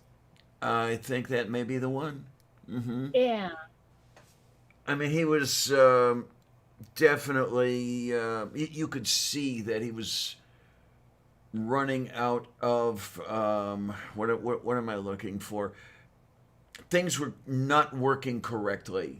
He was at the end of his life. You could see it. Mm. Oh yeah. I mean, by the end of it, he just looked really tired and Mm-hmm. very chubby, and it was clear he was on his last legs. And it's a shame. I mean, he was definitely one of the best comedians we ever had. But Oh yeah, although it's fun absolutely. now, like how everyone is looking back on stuff we did in the past and saying, "Oh, look how horribly like non PC this was." And I've seen people doing that about Carlin, where they say, "Oh, listen to what he said. That's so far beyond the pale. We have to protest Carlin," kind of thing. And I was like, "What are you fucking high? I mean, Yeah, really?" I mean, sure, Carlin has said a few things that I didn't agree with, but really, I mean, I hate to say the words cancel culture, but that seemed to be where they were going. yeah, yeah. I mean, especially when they're complaining about some of the shit he did 30 years ago. That, Mm, come after me if you will, and you probably will. That was a different era. Maybe you mm, couldn't get away with doing it on stage as a new act today, this week. But today, this week, is not April of 1992. Okay? yeah, Sorry. it's yeah. I mean, that is one thing that I'm actually a little conflicted on, I guess. When people will say, like, yeah, that's terrible. I'm like, yeah, it is terrible. But back then it was acceptable. They're like, you're being an apologist. I'm like, no, I'm just pointing out that back then it was acceptable. And if we're going to wig out about it now, well, the toothpaste is out of the tube. Good luck putting it back in. Yes, uh huh. Know? Let's just remember, like accept it as a piece of history about what we used to be, where we used to go, and move on. But they're like, no, no. Again, I hate to harp on Jim Jeffries, but he's got a whole routine about like the line used to be here. I went right up to the line and made a joke, and now you moved the line. They're expecting me to apologize for what wasn't over the line back in the day, and I'm not gonna fucking do it. And I Yeah. have to respect him for it. But at the same time, I understand where the other people are coming from, even if I do think they're misguided. Mm hmm. I don't know. It's frustrating sometimes. And That's all. ladies and gentlemen, what do you think? Vote now with the buttons on the back of the seat in front of you. Mm. Oh my. They don't have that shit anymore, do they? With the little voting buttons on the seats. For what? I mean, the only time I remember ever seeing those things at all was on the game show Love Connection, where they voted on which of the like ladies or guys was better for the contestant. Yeah, that sort of thing. Uh huh. Well, that's the only time I've ever seen that applied. It must be before my time. Well, almost everything is before your time, really. Well, yeah, I mean, that's literally true, but still. I mean, you're 45 going on 20. I'm 45 going on 10. Oh, okay. Sorry about that mess up on the 10 years there. Well, but I mean, it's true. Like there are certain times, certain parts of childhood that I think were better than others. I think it's around about your teen years that people start telling you to give up being a child. And I'm like, no, No, those like when they start saying, "Look, you gotta stop playing pretend." Fuck you. I'm gonna keep playing pretend. It may not be like live action anymore, but I will play video games and play pretend. I will, I'll play D&D with other friends who want to keep playing pretend. I mean, if I have to do it adult style, I will, but I'm not going to suddenly decide that the real world is all that matters. Uh-huh. No, I get it. I mean, even I have been known to pretend a little bit, believe it or not, Kate. For example, pretending that you are piloting a spaceship while you're playing Kerbal Space Program, that sort of thing. Well, or back when I was living in Vermont and it would snow at night and we'd have the headlights on, and I'm like, we're going through hyperspace just like the Millennium Falcon. Okay, yeah. Well, I mean, it totally looked like that, but like But this right here just embodies this picture right here embodies everything I'm talking about. but were you traveling at ludicrous speed? Well, that's Yeah. the franchise, but sure. That'll lose you a job really quickly. Yeah. Well, if they ever say that to me, if I ever have a proper job again, I might do it because let's face it, I have ways to make a living that don't require an actual salaried position or anything. So, if I show up dressed like Zandra the space mistress, and they said to me, "Dress for the job you want," I'll point out this is their fault. There you go. I mean, I cannot see you having a job that requires, um, dress clothing as in a office job or anything like that. I can't see it. Well, I kind of did in when I worked for Blockbuster because they have a very specific uniform that they don't give to you. So you have to go out and buy like the fucking blue button-up shirt and the beige or whatever tan pants to work at Blockbuster. Oh God, that sucked. Yeah, and especially since you know how I feel about formal clothing. Uh-huh. You know how I feel about buttons and collars. I hate them with the white hot fury of 1,000 suns. I hate them on other people, not just me. Now this is So an interesting. that's just something where it's like that was the only time I had a job where I couldn't do jeans and t-shirt.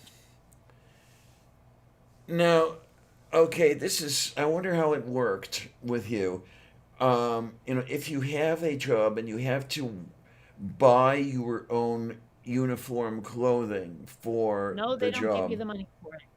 No, but I was thinking as far as your income tax is that back when I remember filing taxes, that used to be deductible.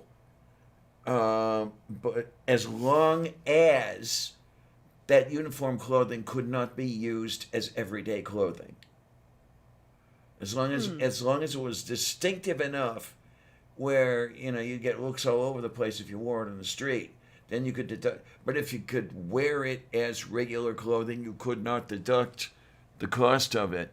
And I wonder how that was I handled with you. I I don't know. I was like what 17, Not the body. Okay. but I mean I suppose like they should have something in there where if you had to buy it for a job, if they made you do it, if you couldn't have the job without doing it, it should be deductible. I'm thinking that personally. Yeah. But I guess they didn't do it that way. I found the picture with the me arguing with the vegan that ends with "Oi Vega." Oh my. You can see right there down at the bottom. "Oi Vega." Although actually thinking about it, this illustrates exactly the point I've been trying to make with you, where I said no inhabitants from a planet orbiting Alpha Lyrae has ever visited Earth. They don't know what the fuck that means. They know what Vega means, but not Alpha Lyrae, right? Okay. And there are so Yeah. many times where you will use the name lesser known for famous people, and I have no idea who the fuck you mean until you say, "Oh yeah, here's the name that everyone knows them by," and I'm like, "Well, why didn't you just say that?" You know? Oh my. It's like I mean, this is a terrible example because I know who the hell Theodore Geisel is, but I'm not sure everyone knows that's Dr. Seuss. So if you say it and you force people to ask you what it is, well, I start to question whether or not you're just trying to show off. No, really and truly, not necessarily. It's just these are the things I think of first. Hmm. I don't know. I usually when I'm talking to other people, I prioritize being understood. Well, nobody understands me anyway. My turtle doesn't understand me. Anyway, Sure. Is that a reference to something I don't know? well, you know how the old thing would go. You know, the guy at the bar. My wife doesn't Okay. understand me. Okay. So it's not from a TV show or a movie. That's what I was asking. Right. Okay.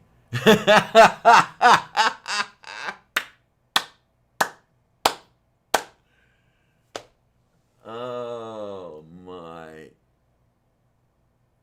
So I'm fairly convinced that the different colors indicate that they are not meant to be taken together, but like I'm assuming that Gifted Children is the name of the series, and the title of the book is How to Oh. Raise Your IQ by Eating. But There was just a similar meme posted to Twitter today with combining children eating and something about Satanists or something. They were taken. They were supposed to be taken as two separate things, but yeah, it was just too easy to, especially since they were not in different colors or anything. It was just so easy to run them together about eating children and. well, the one that knocks me out is how religious people don't seem to realize how what they're saying can be easily misconstrued. Like Oh very yeah. easily. For Well, example, okay, Joel Osteen. I ran across a picture where someone compared him to the Joker, oh okay. and so I decided to go into Photoshop and do this, right? And when I Oh posted my. that in the Bionic Dance Facebook group, someone replied with this.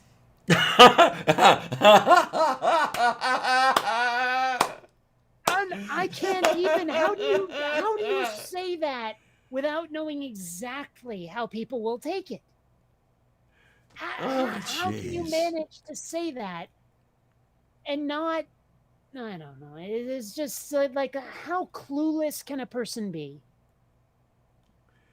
Oh, and then what is the other one? It's a bumper sticker or something. CLI with a With a, crucifix next to it.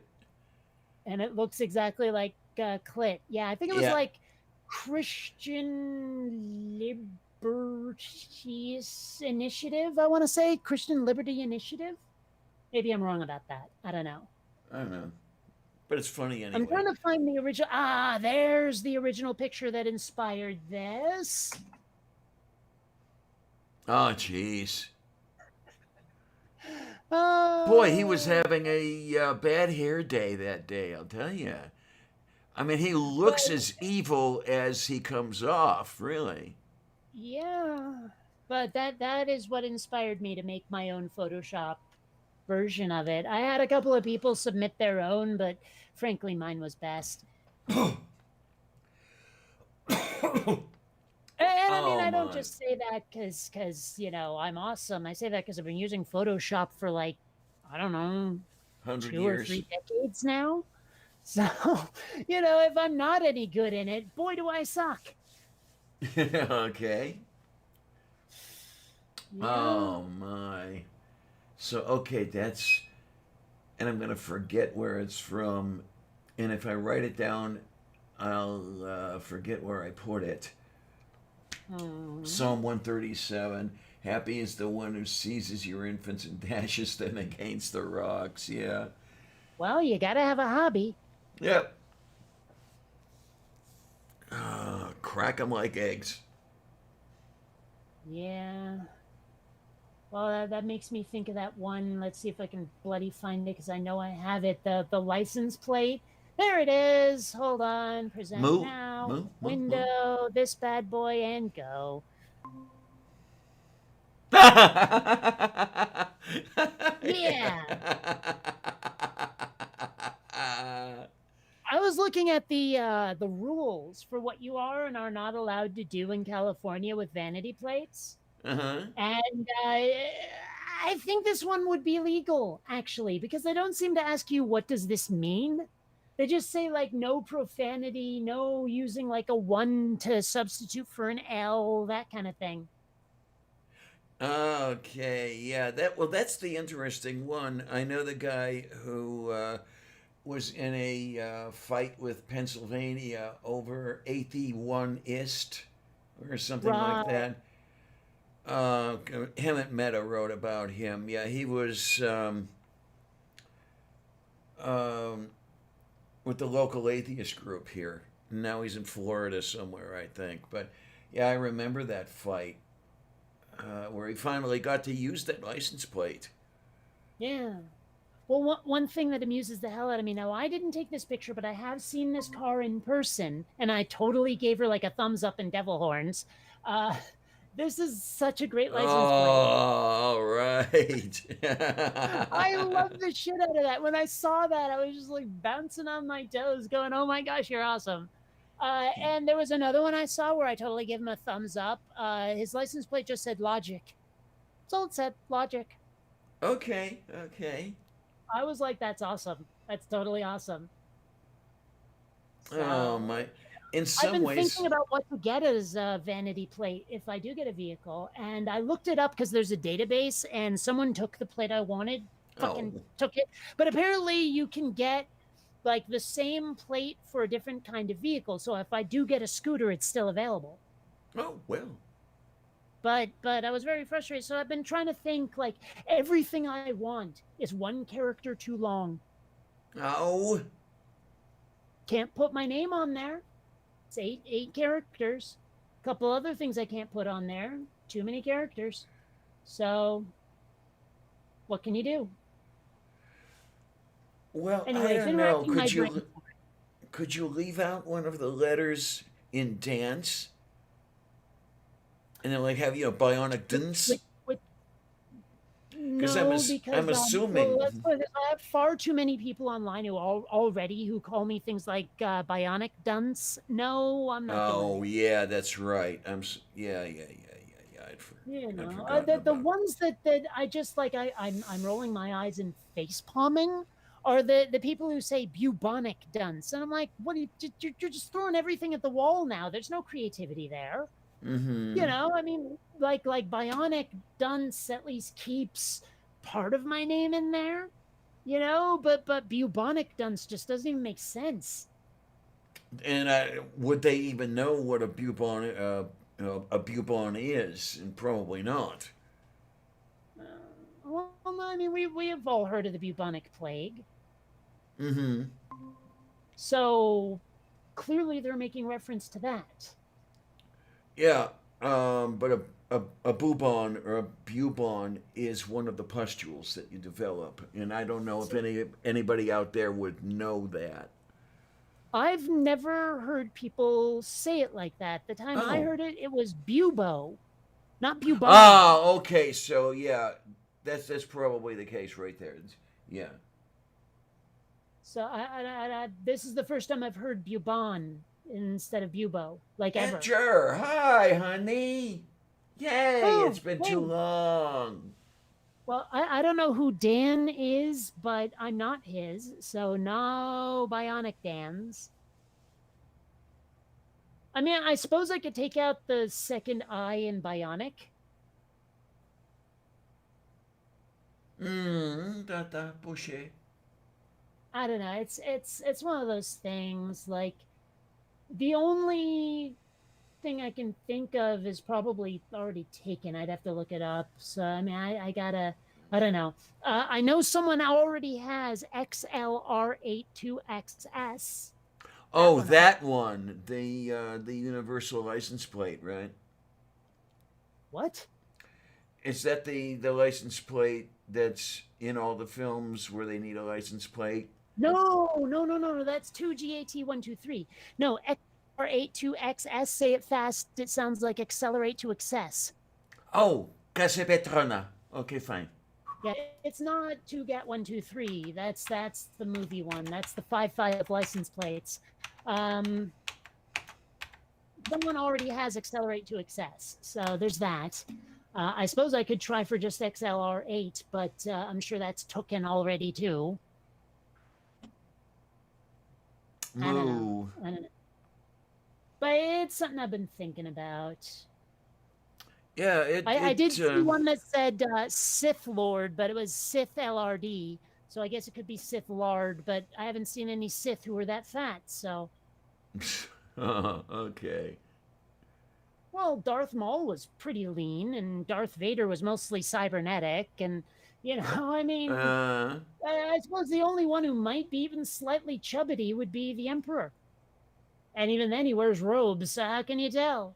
Indeed. Oh, Purple's back. Oh, well. Hi, honey. You can still get in on the old address in case you want to. Oh, wait a minute. I phrased that incorrectly. Oh, Purple's back. No, I'm kidding.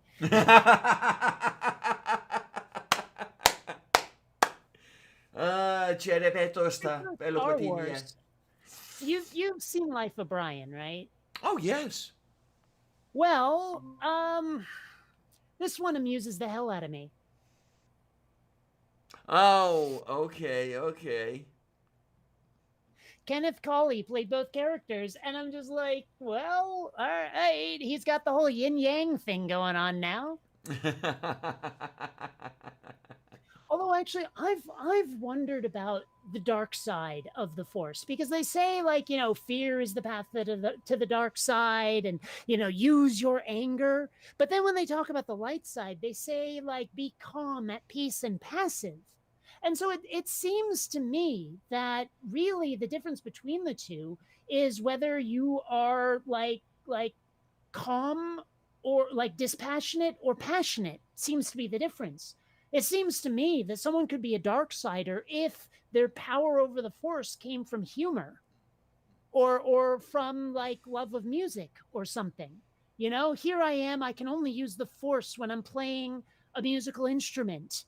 And maybe I use it for good, but it's still the dark side because it's passion, because it's feeling something, as opposed to trying to be like letting the Force flow through you. Do you see what I'm saying? Mm-hmm. Okay, yeah. It's something I've wondered about, and I've had a bunch of like people who love the EU far more than I do, going, yeah, that took place in this book that someone wrote, and I'm like, yeah, you know, if it's not the movies, I'm really not that interested, because like one of the biggest, like most prolific writers for the Star Wars expanded universe, Michael Stackpole, is a complete hack. I hate everything he's ever written. So. Oh, okay then. Oh, he is so bad at what he does. Timothy Zahn, way better. Okay. I will take your word for it. Same thing with Shadowrun. Dude wrote for Shadowrun, and I'm sorry, but Nigel Findlay is the only person who ever should have written for Shadowrun. I'm just saying. Oh, I like it. I like Purple's comment there. Well, it's absolutely true. It's absolutely true. When they adopted me, my dad was a carpenter, and my mom is Jewish. So, okay, I mean, then. It's not the same thing, but we're getting close. Biodance just sounds like somebody who is I don't know, hooked up to medical gear and trying to dance with it. I don't know. Or someone who's covered in like raw meat and is trying to dance. Eek. Yeah, well, you know.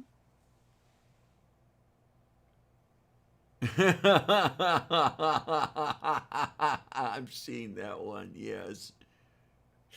Yeah. Scheisse. This is not in any fashion politically correct, but we were talking about hair before and having afros, both of us, and well, Okay, That one okay. makes me laugh so. I'm sorry, it's like not politically correct in any fashion, but it's freaking hilarious anyway. Mm-hmm.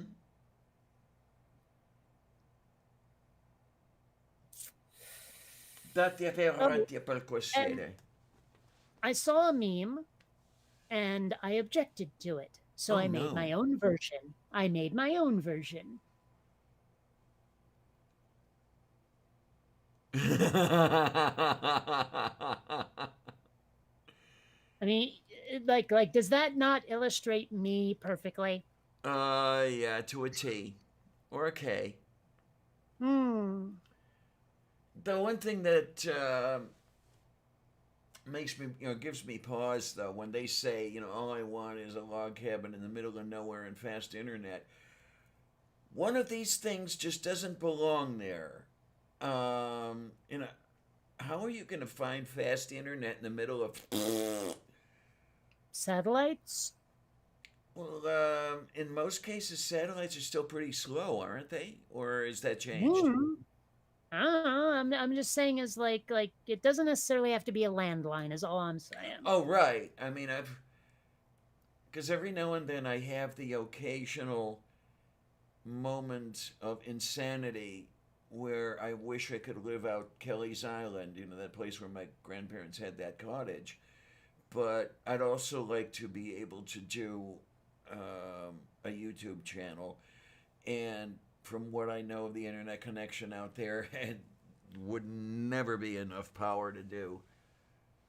Um, See, I have something similar I've thought about doing, but it's more like, tropical island in the middle of nowhere. Like I couldn't do out in the woods, but I could do a tropical island. okay, okay. Now, Von Rek, microwave relays. And for real, you are correct, sir. It was indeed Cloud City on Bespin. The microwave relays, would they not introduce a great deal of lag? Hmm. I don't know. And I think we have a purple in our midst. It would appear we do. Hello. Although oh, you're not muted. Okay. And Ancher says the answer is hamsters. Mm-hmm. Hmm. Okay, And the I don't question understand. is, what did Richard Gere stuff up his butt? There you are. There you are. You remember that? That was a long ass time ago. I can't believe I even remember it. Your memory is better than mine. Well, my What? memory for certain things is better than yours. Okay. What I don't know is, so often I would see hamsters spelled with an extra P, and I don't know where that letter was coming from. I mean, Well, do I a mean, lot it of makes sense if you've never actually seen it spelled and you only hear it said. It does kind of sound like there's a P in it. A lot of people don't say hamsters. A lot of people do say hamsters. Okay, okay.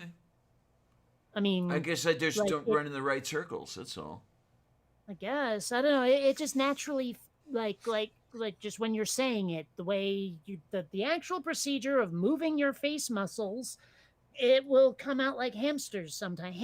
Hamster. It's very fuzzy. That's all I'm Yes, saying. and They're hamsters if they live in the basket where you keep the dirty laundry. yes. Hmm.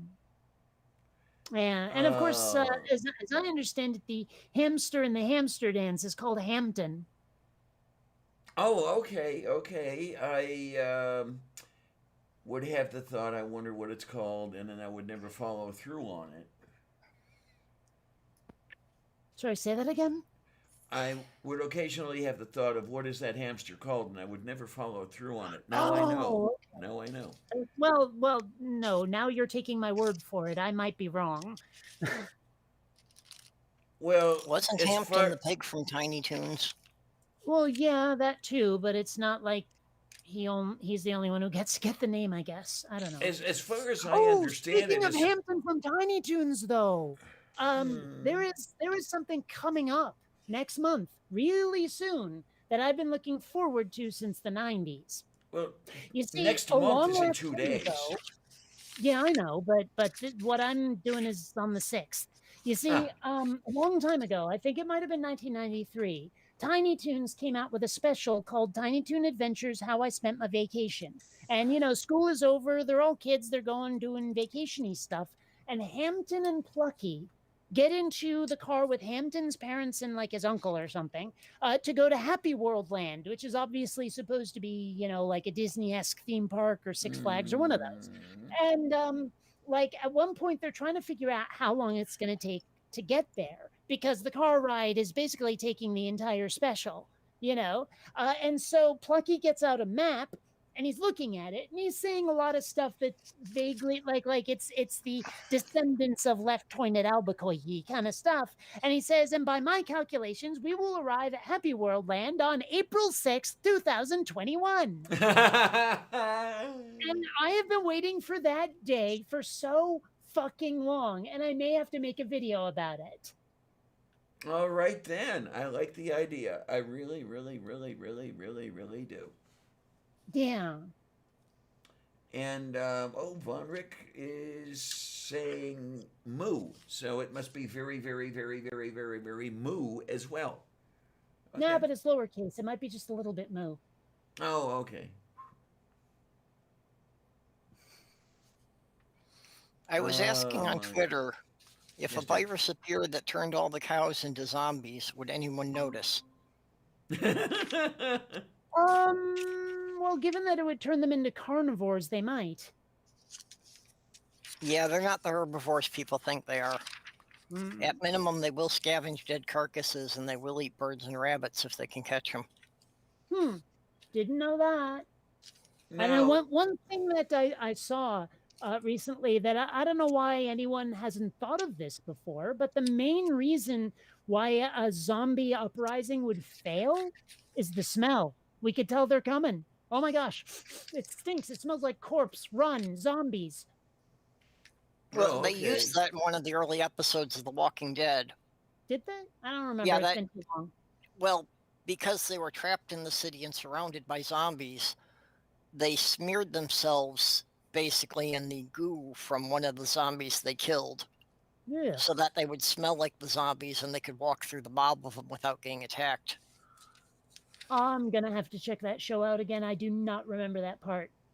I only watched it once, and it was a long ass time ago. So you're almost certainly right. I'm sure you are. It's just I don't remember. Yeah, I just remember that one scene. It's been at least 6 years since I've watched any of it. Hmm.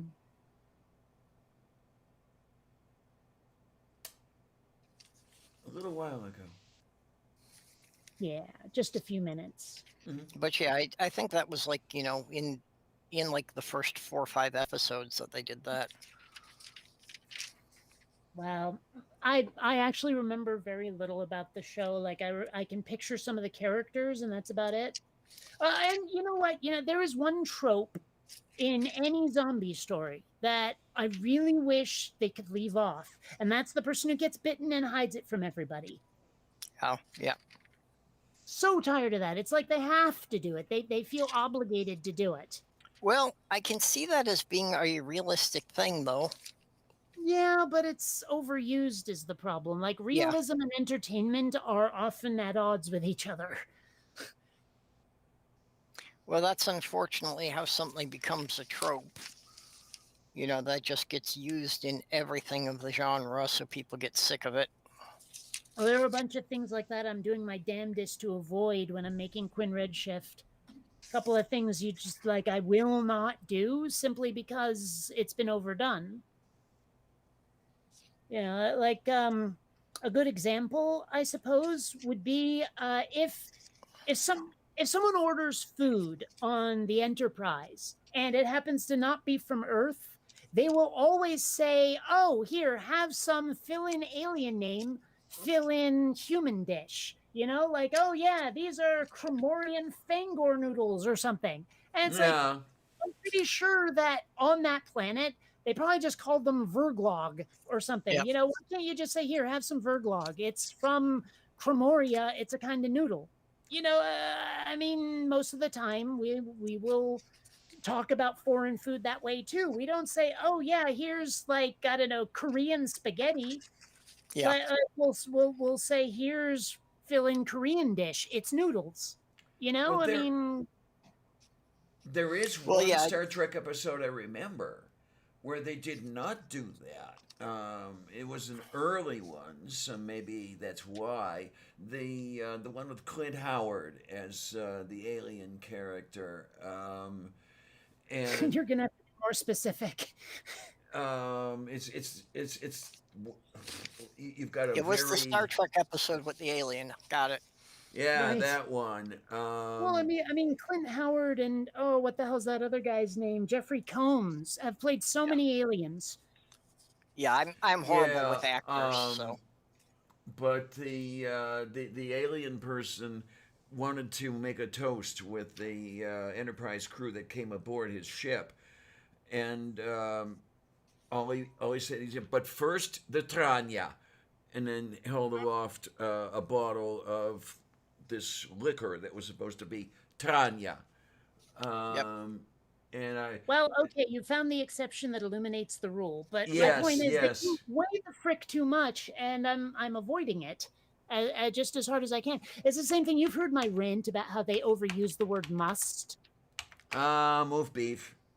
Yeah, it's like every time someone thinks something's important, they don't say, "Oh man, we really have to do this. We've got to succeed." No, it's we must do this. We must succeed. You know, and it's like, but the problem is they do it so much that it stops being cool and starts being annoying. You know, Uh-huh. where it's like they can never just say have to or gotta.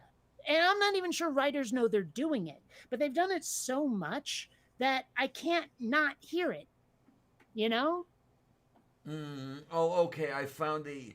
Yep. For those of you who know all the episodes, the episode I had in mind is called the Corbomite Maneuver. Oh, so you're not talking good Star Trek. Let's see what we got. Be Oh nice. no. Because I'm pretty sure the Corbomite maneuver was TOS, and that's just dread. yes. Well, I believe it was the third episode of the entire thing. Yeah. Well, yeah, well, obviously she was talking about the original. why is that obvious? Pretty sure Clint Howard's been on TNG. He Well, has. no, because she didn't say TNG, so Well, you know. don't have to. A lot of time people will just say, "Oh yeah, there was this thing that happened in Star Trek," and they won't specifically reference the series until they start trying to name the episode. Yeah, Clint Howard often played a Ferengi in the New Generation. I found the Ferengi so annoying. Like they were clowns, you know, they were slapstick characters. And I wish Star Trek would stop feeling like they had to add someone like that. Like, you know, we didn't need Neelix. We really didn't. Yeah, I agree. The Ferengi should have been played more serious. Yeah. It was really difficult to, you know, at times they tried to make you think they were like some serious menace, but it didn't work because of the way they had set them up. Mhm.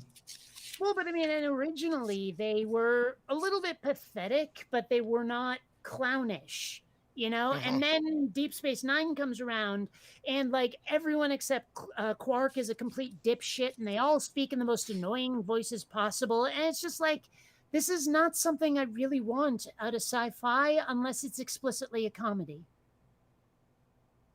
Move beef. Yeah.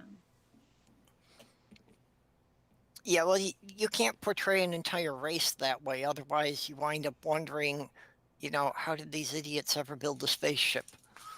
Yeah, well, that's something Uh-huh. I wondered about Klingons, where it's like all of them want to be uber warriors, but someone's got to cook the food, someone's got to sweep the streets, somebody's got to come up with medicine, you know. But we never see a Klingon doctor, we never see a Klingon lawyer. Well, I guess we do a couple of times, but I mean, you don't see like the Klingon who says, "Screw this battle stuff, I'm going to paint."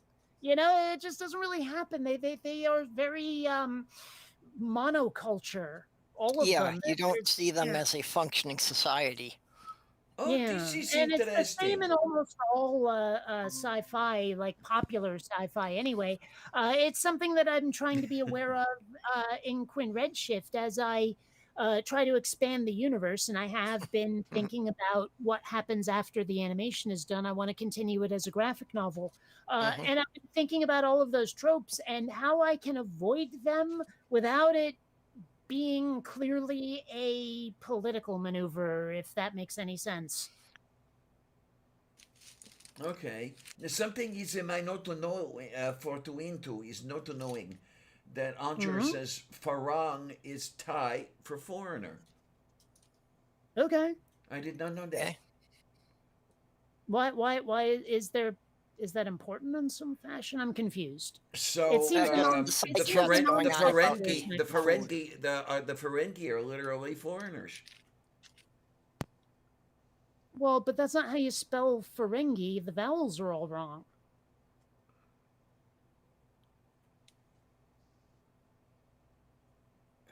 Close enough that you could derive one from the other. Yeah.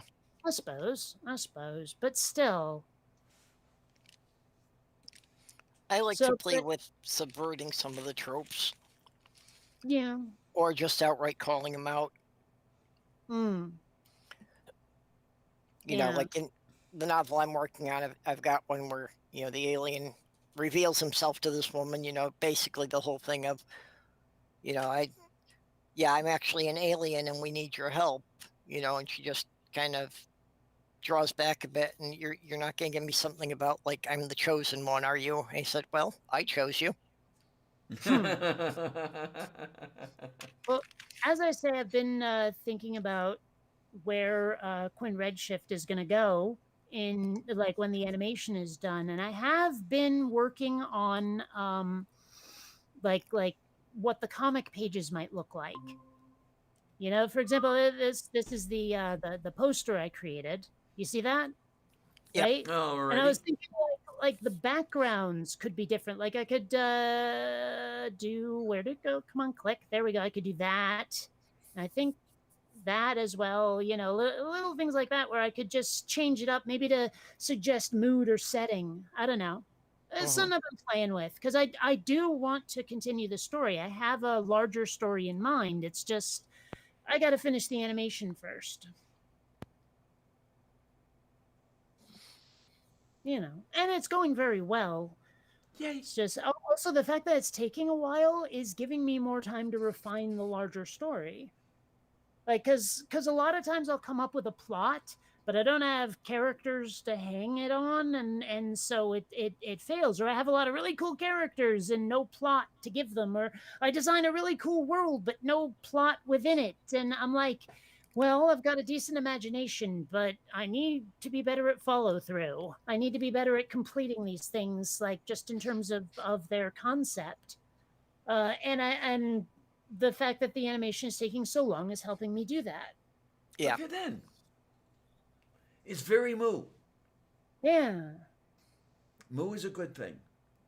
Man, I wish like on the one hand I don't want to give people previews too much, but on the other hand I'm dying to show what I got cuz it's looking really good. Sit on it for a while. This way you build the suspense. Well, I mean, I know I showed you like that one shot. Actually, I guess it was two that I had animated recently that I was really proud of. The one where the dude shows up and gives a big old flourishy bow. Oh yeah, yeah, yeah. Yeah, I mean, you know, I've got a lot of stuff that's quality like that in what I've made. It's just I don't really have a way to. I mean, I can't show it because I don't want to give away too much yet.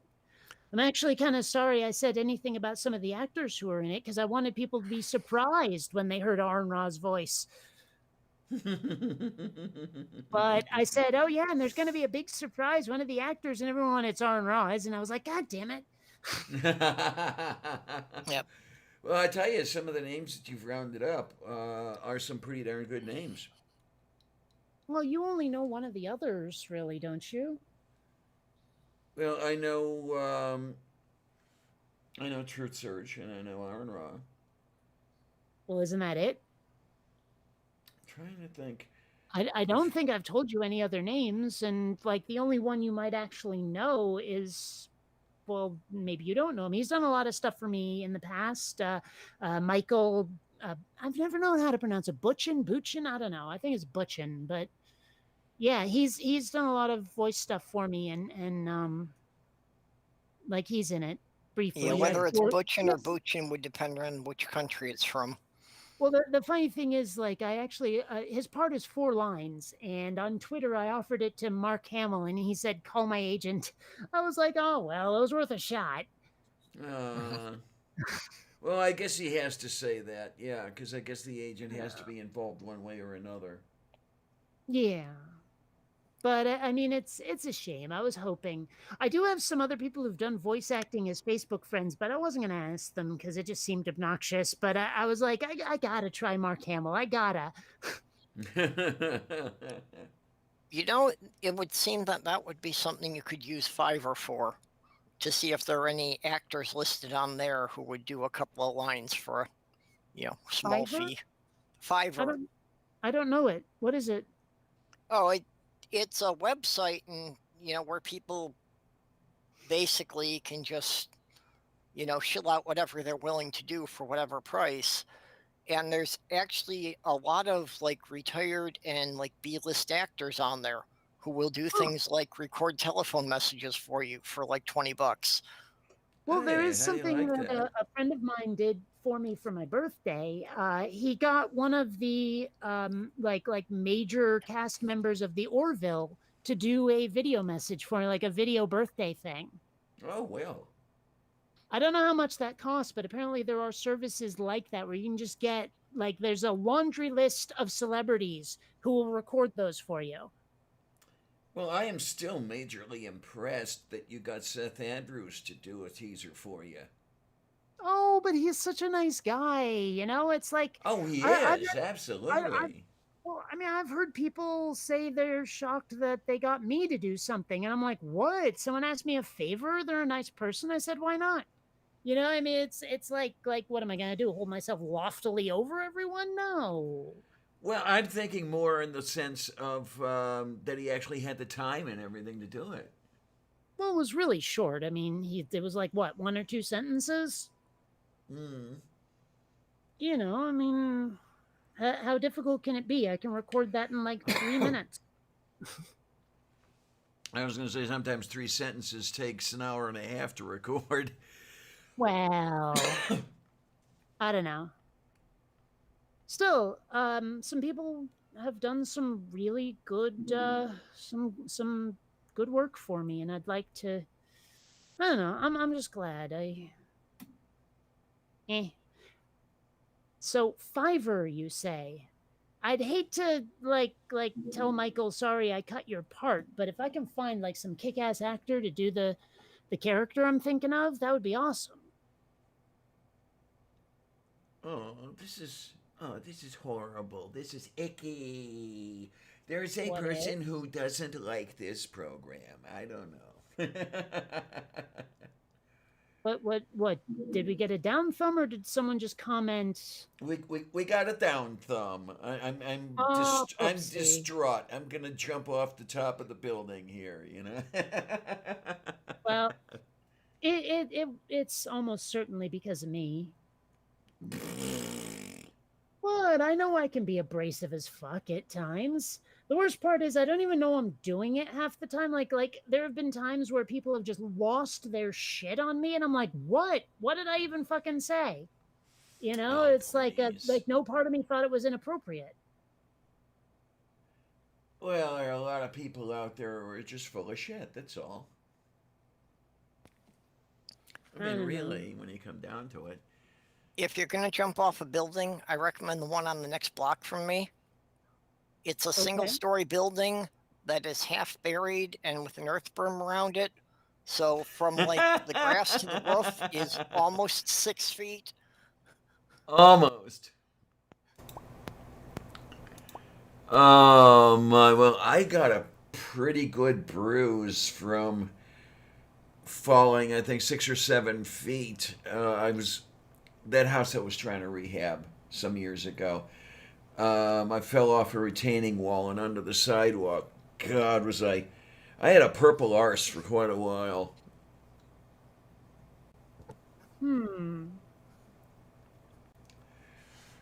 Not Oh, really well. seeing too many like well-known actors on this page.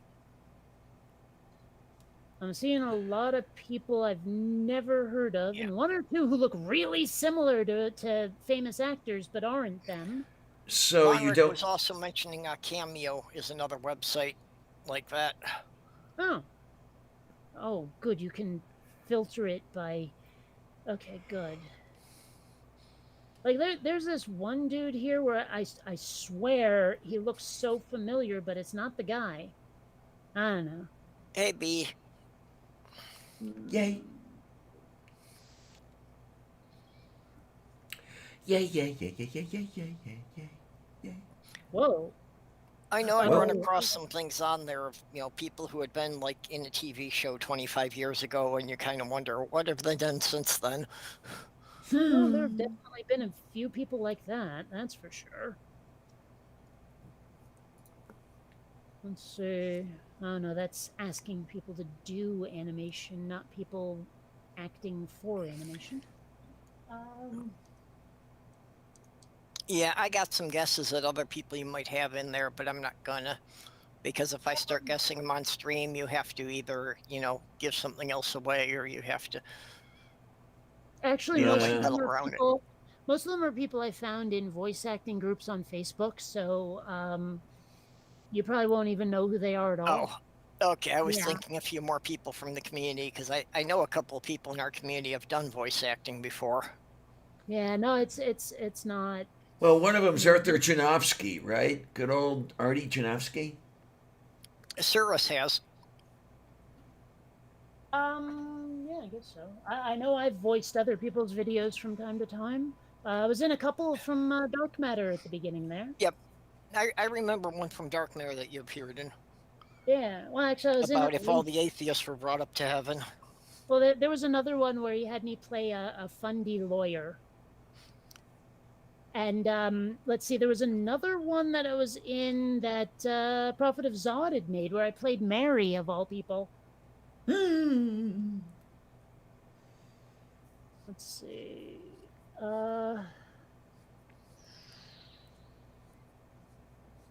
And they don't really give you very many filters on what you call it,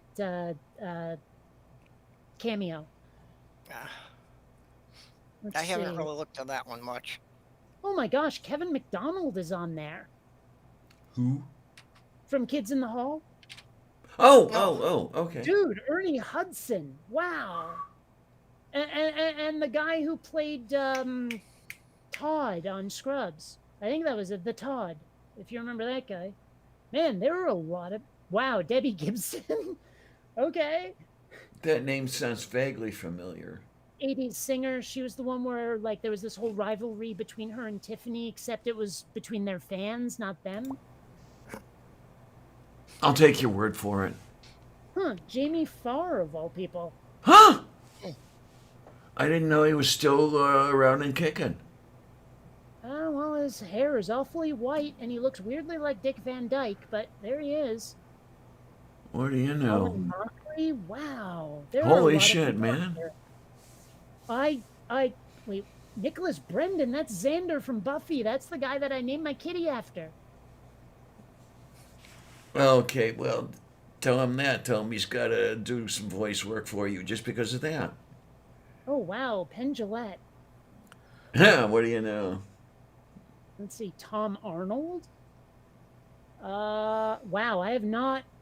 It has been so long since I've heard the name Mario Cantone.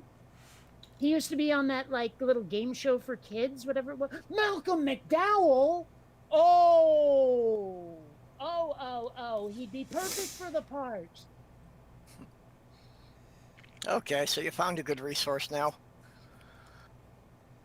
Oh, I may have to fucking use this. Oh, whichever the hell one of you said this. Was it Vonric? Vonric, thank you Yeah. so freaking much. Oh my gosh. Vonric suggested it.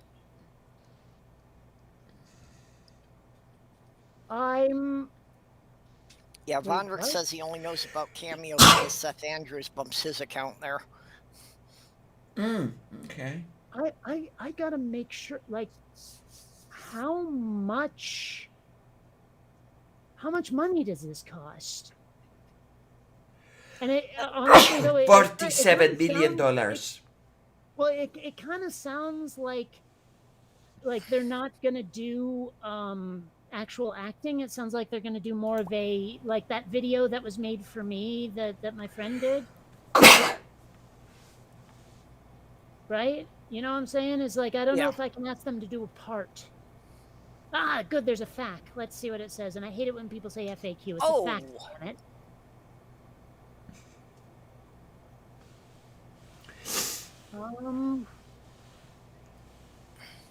Kitty is getting a little too enthusiastic with the headbutting and nearly knocked over my table. Oops. Just because I pulled out the brush, so he got all excited. I don't know. What? Does Kitty have a brush fetish?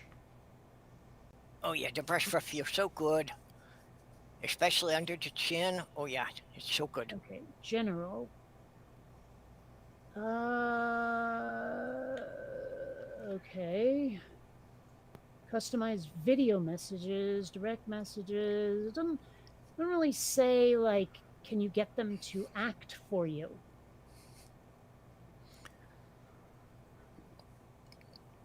Yeah, my impression was that it was, pretty much a freelance site, and it was up to the individual person what they were willing to do or what they were willing to charge. Let's see. So, can I ask the talent to do specific things in my Cameo video? And it says, so long as your request does not violate our terms of service, including our acceptable use policy, feel free to get as creative as you like with your request. Please note that talent do have the right to decline any requests at their discretion. All right, so let's see.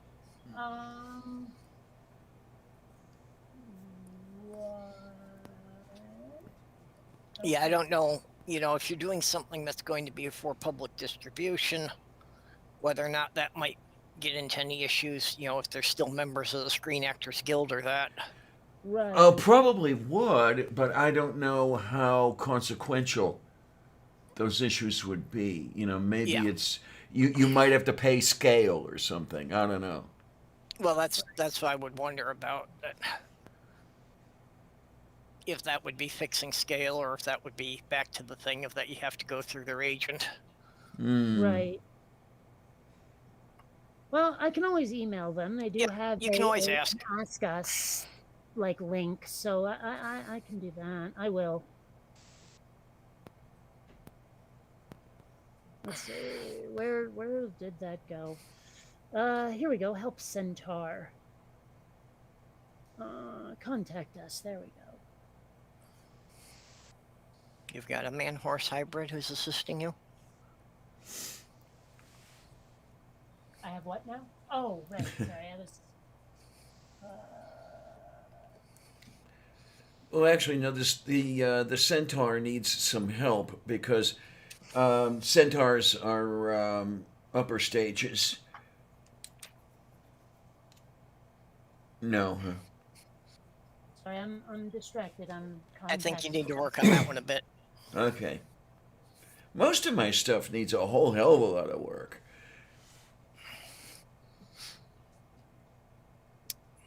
That's okay. You got time for it. I don't know.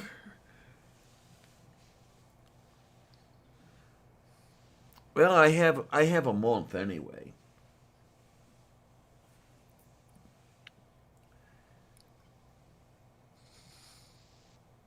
We've got some mad scientists already working on how to keep your head alive in a jar so you can keep doing the shows.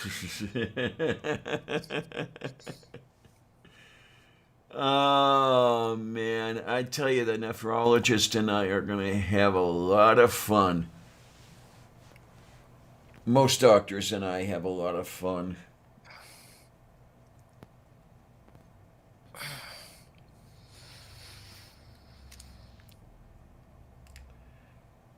I still haven't broken in my general practitioner. Still working on that one. Well, while we're at it, I'm going to keep looking at the different actors they have available because, maybe there's someone even better than Malcolm McDowell. Hell, maybe James Earl Jones will fucking do it. I don't Or know. Arthur Janowski, for that matter. Or what? Or Arthur Janowski, for that matter. Or what? Who? I do not know this name. uh, well, of course you don't. It's one I just threw together. Oh. Well, I don't know. That's okay. Now, I tell you, oh man, wouldn't that be something if you had a character voiced by James Earl Jones? Oh, that would be so freaking cool. Yep. Oh wow, you can get a voice done by one of the guys who was in Breaking Bad who never said anything. Yeah, there Like, you go. seriously, the guy never uttered a word, and you can get him to act for you. I don't know what he sounds like at all. Oh my! Well, there's what you need. You need to be able to hire Teller. To do it in character. You know?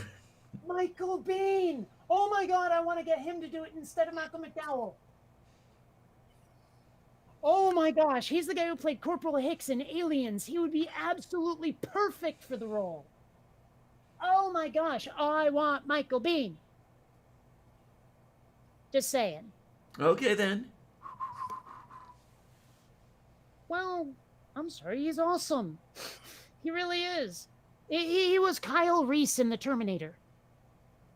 Okay, I'll The take guy your who went word back for in it. time that wasn't Arnold Schwarzenegger. I'll take your word for it. Oh, hey, and you can also get the guy who did the what the hell was the commercial now? I'm completely blanking. Where he's like, I don't drink, but when I do drink, I drink this. You know that guy? Mm-hmm. The old Oh guy? yeah. Looks him kind of good? like, looks a little bit like Kenny Rogers did. Yeah. That guy, yes, exactly him. Yeah. Oh my Stay gosh! thirsty, my friend. One of the racist cowboys from Blazing Saddles. You can get him. All right, now we're talking. Yeah. I'm not sure I've ever seen him in anything else. Hate to say. Oh Or my you god! can get the guy who played Ewok number 23. Nell from Facts of Life. If I think that's her name. Ah well, whatever. Gary Busey, ha! Oh my gosh. Brent Spiner, all right. I think Von Rick is beginning to feel some regret. He said, "I've created a monster." Oh man! Oh, this is so cool. Oh shit. Oh wow, Steven Tobolowsky, and I'm like the only person who knows that guy by name, but still. Hey, Tommy Chong. Oh Now that I've my. actually started like smoking weed or vaping weed or whatever using, I should start watching Cheech and Chong just because I never did, and maybe now I'll understand it. You know what I mean? There you go. Yep. Well, it's Oh, it's the pretty guy who played well Bert of Big Bang Theory. it's pretty well woven into the 70s though. Yeah, well, the only reason I've ever had a thought of doing acid was because I thought I should watch The Yellow Submarine the same way it was made. Jeez, yeah, okay. Although I will say, if you're gonna drop acid and watch a movie, turn out all the lights and put on Tron. I'm just saying. Well, I mean, because it's a total light Yep. show. Yeah, I could see that. You don't even have to have the sound on. Although, you know what I would never watch on acid is that one Robert Palmer video that's like stop motion and everything. You know the one I'm talking about? I think I do. Yeah. I need more to go on. It's not important. Well, pretty much everything Robert Palmer is pretty much everything else Robert Palmer. I think it was no, that's completely different band. That was Dire Straits. I can't remember the name of it. Might have been. Let me look it up. I think I know which one it is, but I don't want to say if I'm wrong. Nope, I am right. It's Sledgehammer by Peter Gabriel. Okay, well, see, You know the one. I wanna be clang, clang, clang, clang. Your sledgehammer. That one. you could have just said it in chat here because, who's ever wrong on the internet? So just the fact that you're on the internet means you would have been right. In my experience, everybody's wrong on the internet. At least you said it. Well, hey, I'm on the internet. Clearly, I'm wrong. uh, I don't know. Usually, if I'm wrong on the internet, Robert X calls me out on it. Wow, Joe Pantoliano.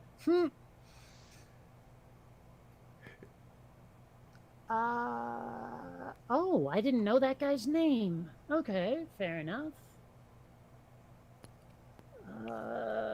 Wow, Lee Majors. he's still alive. George Wendt, apparently. Oh, Actually, there jeez. have been a couple of actors that I've been going past where I'm like, isn't that dude dead? They might have to update this website at some point. I mean, maybe I'm wrong, but let's see, Larry Hankin. I'm pretty sure he died. Either that or I'm mixing it up and his character died on Friends, and that's why I think he's actually dead. No, he's still around. Okay, fair enough then, I guess. Dobrozhny. There have been a couple of actors who've died recently that I was like, oh man, I don't know. People I really enjoyed. Oh, why am I blanking on his name now? He was in Just Shoot Me. He was also in the Goldbergs. George something, I want to say. God, I should know this. I'm totally blanking. It sucks. But yeah, he died. George Siegel, that's it. And he was never bad in anything I ever like. He was always a benefit to the screen every time. And I'm just sad he's gone because he was a great actor. Yeah, and apparently Lee Majors is still alive. He's 81 years old. 113. No, he's 81. Oh, I thought he was older than that. Okay, I was wrong there. How do you like that? Clarion was wrong on the internet. Okay, there's this other guy. I have no idea how the fuck to pronounce his name because there aren't enough vowels, but Raphael Sbarge? I don't know, Sbarge. How do you pronounce that? But he has been in so many like video games and cartoons. Oh my gosh. I wonder if Rob Paulson is in here. Oh, what I wouldn't get. Oh, hey, Don Johnson. Oh, jeez. And Eric Estrada. Let's see. Oh, Xander, stop licking. I have to type. Yes! Rob Paulson's in there. Too bad I'm not sure he'd do the part well, but he's fucking in there. Oh my gosh. He's my favorite voice actor of all time, Rob Paulson. He did Yakko and Pinky and 2 Ninja Turtles. And a whole bunch of like Tiny Toons characters and stuff. Foulmouth, for example. Oh my gosh, the guy's awesome. I'm just saying. Yep. Oh, Garrett Wang from Star Trek Voyager. I don't know. I've kind of been paying attention to some people's voices because I've always had the idea that maybe instead of publishing my novel in any traditional sense of producing it as a radio play. Oh, hey, Steve Guttenberg. Oh, wow. Yeah, that might be, I can see that. But my only problem with like audiobooks is if it's like fantasy or sci-fi and they made up a whole bunch of alien names and I'm pronouncing them in my head one way. But the person who's acting, you know what I mean? So it's like okay, I remember when I went to see the first Harry Potter movie and I heard them say Patronus and I was like, "What?" Cuz when I was reading it, I read it as Patronus. Like being patronizing. Yeah. Okay, yeah. But Patronus, that took me completely by surprise and required a lot of adjustment. Yeah, So, until the first Harry Potter movie came out, I'd heard Hermione pronounced a half dozen different ways. oh yeah. So, oh hey, Bill Mooney. Cool. I know him best from Babylon 5, but I know he was on Lost in Space.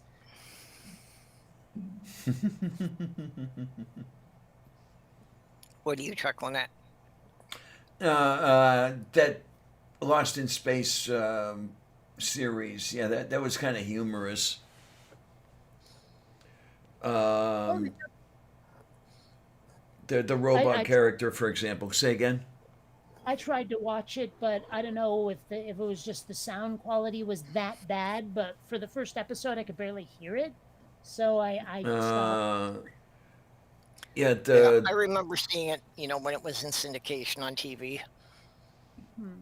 yeah, I remember when it was in first run, and to watch Doctor Smith's metamorphosis was quite the interesting little thing, because when the series started, Smith was quite the bastard, Hmm. and then he became the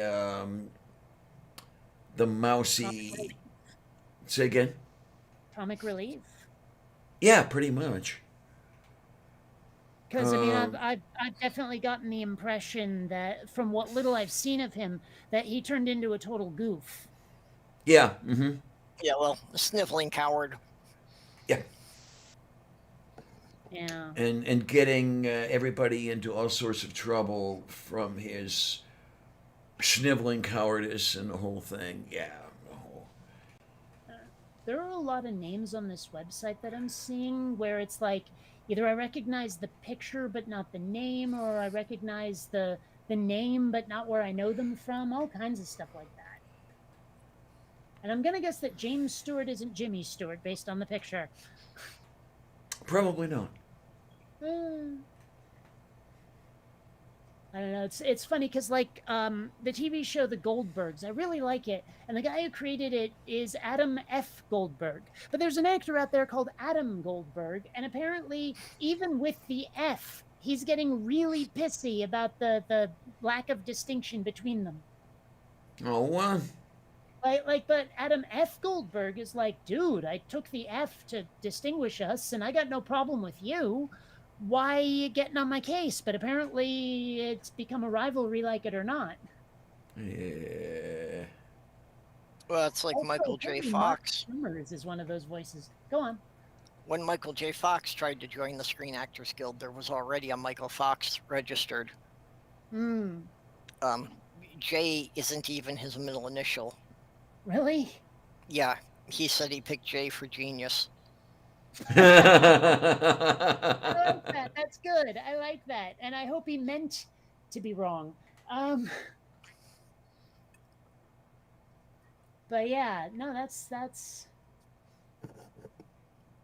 Apparently, you can get the voice of a drag queen named Peaches Christ. Jeez. Oh, that's why I know I that. think I might know who that is. Jess Harnell. Oh my gosh, he's the voice of Wacko.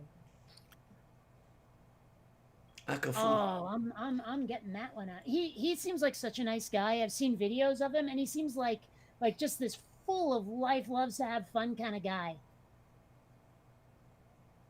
Oh hey, John Lovitz. Okay. Surely you know who John Lovitz is. Oh, and I'm not absolutely. calling you Shirley. Absolutely. He's John Hayditt's second cousin, right? No, John Lovitz. I know John Lovitz, yes. Don't be like that. Oh, hey, you can get Jason Mewes.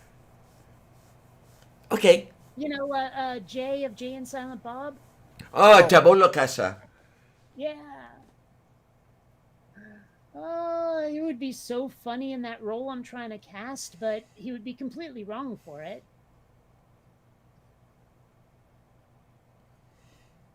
Because basically, it's the leader of a group of space pirates. And somehow, I don't think he'd fit. Mm. Oh, hey, Danny Woodburn. Well, sure, if you set him on fire. Okay, that one was actually good. Like usually your jokes fail pretty hard, but that was good. See, I've been hanging around you long enough that I'm starting to pick up a little bit by osmosis, okay? Oh my gosh, that's Norman Lovett, the guy who played Holly on Red Dwarf. Oh Oh. no. And Seven of Nine is right next to him.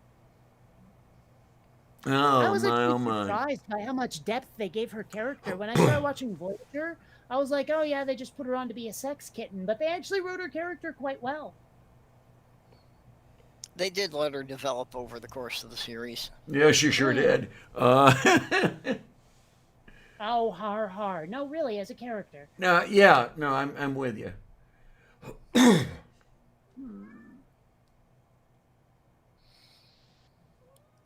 And then there's Kittiness. Put those claws away. Put those claws away. Away. Well. A lot of names I just plain don't know on here. But Honey, then what again, you you up also to? come across these really freaking famous people, so. Come on.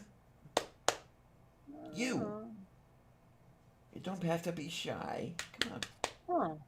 There's a guy who looks like he Curious. really, really wishes he was Frank Zappa. At least according to his mustache. Oh, wow. It's the guy who Oh, plays good night, Borda Von from Rick. Arrow. Oh, Von Rick, you take care and be good, okay? Have fun. Yay! Whether you storm the castle or not. Oh my gosh, Frankie Avalon? Really? What? He's I thought he alive? was- I thought he was dead. Yeah, I was gonna say, he was either dead or 143. Andrew Dice Clay. Oh Oh, wow. jeez. He would be so funny in that role. Like it may or may not work, but he'd be hilarious in it. I mean, I'm picturing him as a space pirate captain.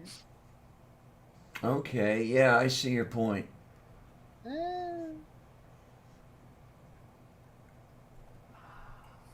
Wow, there's a name I know, but I don't know from where. Oh well.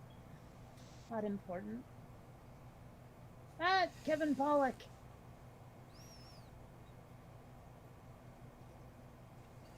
Wow, Moo. someone's last name is Derryberry. Interesting. Really? Well, okay. I'm trying to remember now. I think I'm gonna have to look it up. But there is a word in Japanese that is basically describing one of the meals. I want to say it's dinner, but it comes out as bango gohan, and it made me laugh the first time I heard of bango gohan. I don't know. 'Cause, Derryberry is like- not that common a name, actually. Okay, it is dinner. Because gohan is rice, which is just generic for dinner if you use it that way. And bango describes what time. So.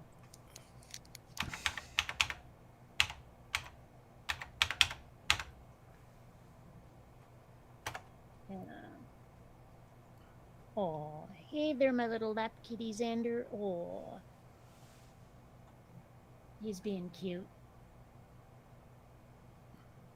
And then he left. Oh well. Dayukorostu. Oh, that's who that is. Okay, and I cannot stand her, so we'll just skip past. Oh, are you speaking of the Derryberry?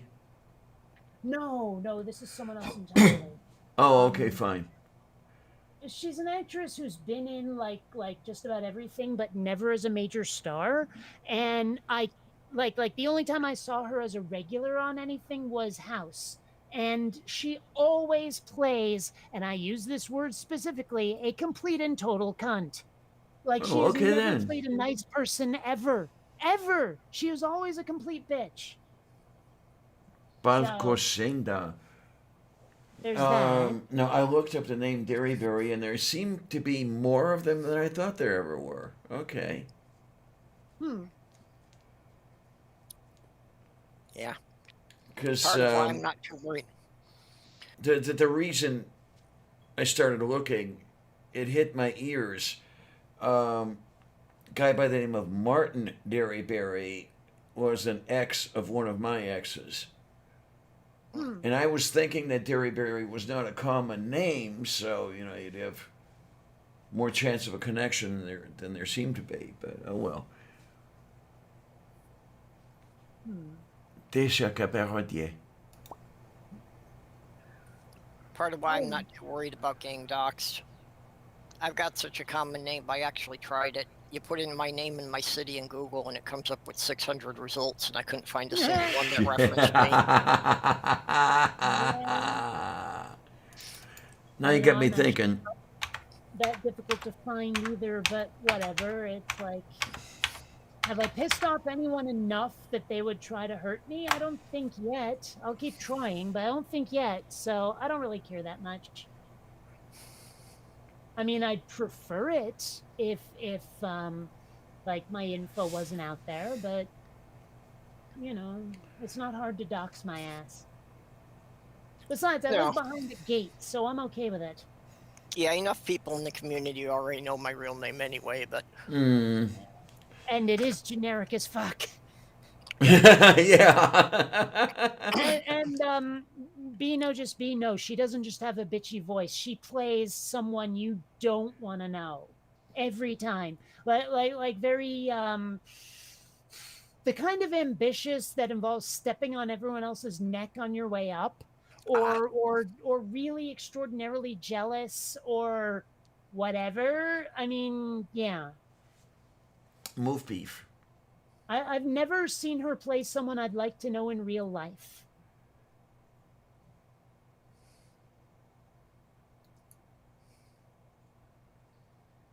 There I just you realized go. my avatar's not showing up here.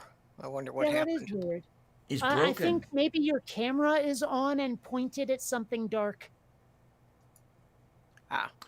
No, that is the problem. That the camera was not off, but there is no camera plugged in. No, it's interesting. I put my name into Google and there I am. This bitch isn't all that hard to find. One mildly annoying thing with this this site is you cannot filter by male and female, which I know in this day and age you shouldn't have to do, but damn it, I need a masculine voice.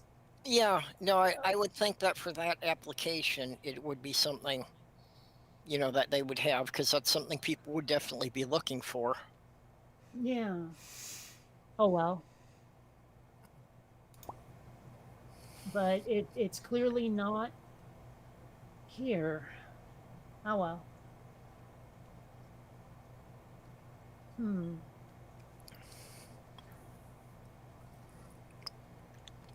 And I'm on right now page 29 of 124, so it's not like the pickings are slim. Yep. Oh, hey, Bruce. But is Slim Pickens on there? Yeah. You know what? It wouldn't shock me. Then again, is he still With around? the names you've been pulling up, yeah. Good question. Let's see. What do we have? No, Jesus, he died in 1983. 83, yeah. And his name is definitely not up here either. So, wow, Jess Harnell. The way things are these days, I would not be entirely surprised if at some point they wound up, preserving these people after they're dead just to charge people to have a selfie with them. Oh, jeez, yeah. Oh, hey, speaking of which, did you hear about the wax museum that had to take down its Trump statue because people kept punching it? Uh-huh, yep. That's awesome. I love that. Oh, well. Let's see. Oh, hey, actually, they do have some filters up here. I could do voice actors, drama, comedy. Let's do drama. That narrows it down quite a bit. Oh, hey, Gina Perez. She played Zoe on Firefly. Moo. I would recommend using the active carbon filter, and then you won't get any of that stink. Mm-hmm. What? I must have missed something. Can you context that for me? If you use an active carbon filter, you won't get any of that stink. It filters What out the stink? odors. What stink? What are we talking about? You don't want actors that stink, do you? You want good ones. Right. Never mind. Diana but- got it. You can. I put got in it. It's I over. got it. Well, I mean, it came immediately after me saying that Gina Perez was in Firefly, and then I was like, "What? Why? Wait, huh? Did you think she stunk?" No, it's I- just one step back from that when you're talking about filters. That's all. Oh. Yeah, see, that's why I didn't have the context for it, as I was already way past that. Alright. Oh gosh, Saul Rubinek, really. Alright.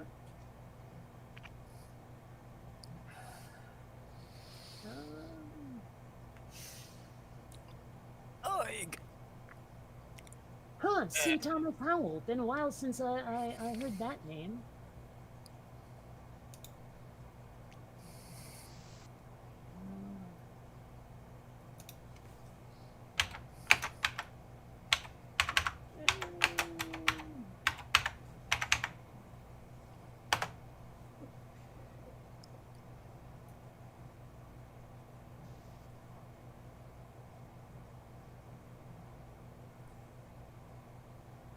Here we go, voice actors. That narrows it down a bit. Oh wow, you can get Gilbert Gottfried. Oh, jeez. Oh. Yeah, I get it. did think he found his niche in Aladdin. That, you know, playing the villain's henchman just seemed to fit him so well. Yeah, you're right.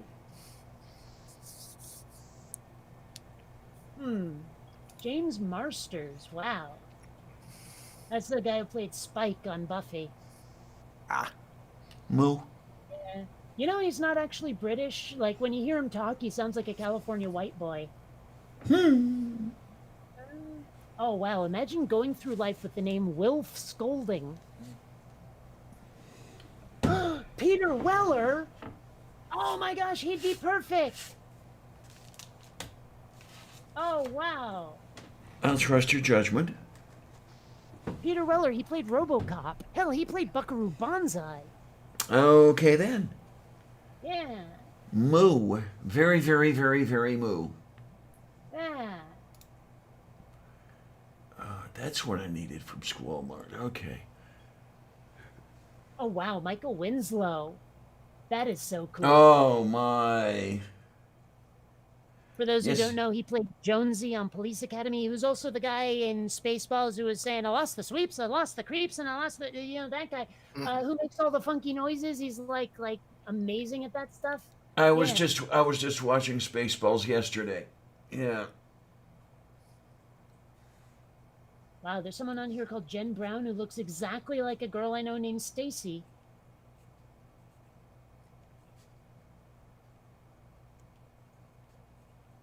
Weird. It's totally not her, but still.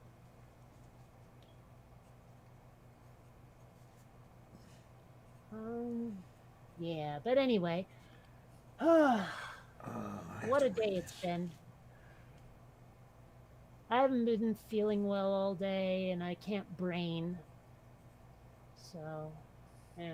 Well, I mean, I feel better now after getting some, sleep, but still. yeah. Sleep is kind of cool. At least Yeah. as far as I remember. Well, if you keep the window closed, it's not so bad. But Move beef. But anyway, I wonder. Nah. No. You sure? Yeah, pretty sure.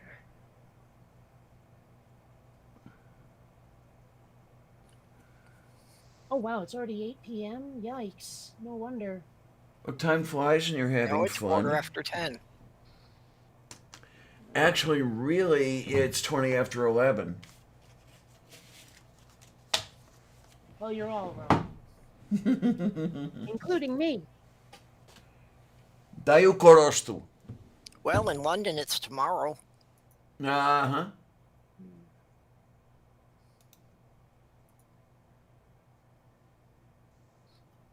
Ay, caramba. Okay, what do we got on the Oh, thing? Scott Grimes, rockin'. He's on the Orville as well. He plays Gordon. Yeah, I'm trying to think what else he was in. He was in at least one episode of Dexter, and I mean, he's been acting since he was a kid. He's been in a lot of stuff. Yeah.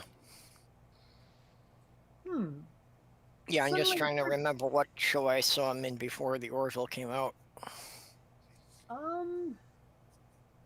You know, I can't think of it either, but I know I did. But yeah. one thing I'm wondering, like, could I go around the whole agent thing and get Mark Hamill? I haven't seen his name, but could I? I wonder. Well, with the promo, we probably gonna hey. do. Okay, one of the people I'm seeing right now is Robbie Wrist. He was Cousin Oliver on the Brady Bunch, and he was in an Yep. 80s cartoon I love called Kid Video. And he and I are Facebook friends. He's a really nice guy. Yeah, you've Huh. mentioned him before. You can get him to do it. I don't know. Well, anyway. I'm just going to go into the search and type in Mark Hamill. No. Oh, well. That's a shame.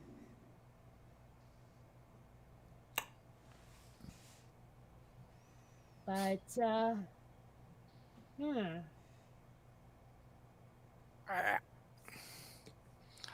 At some point, I really have to consider dinner, though, because it's been a while since I ate anything. It was before I fell asleep, even. So, lots of hours.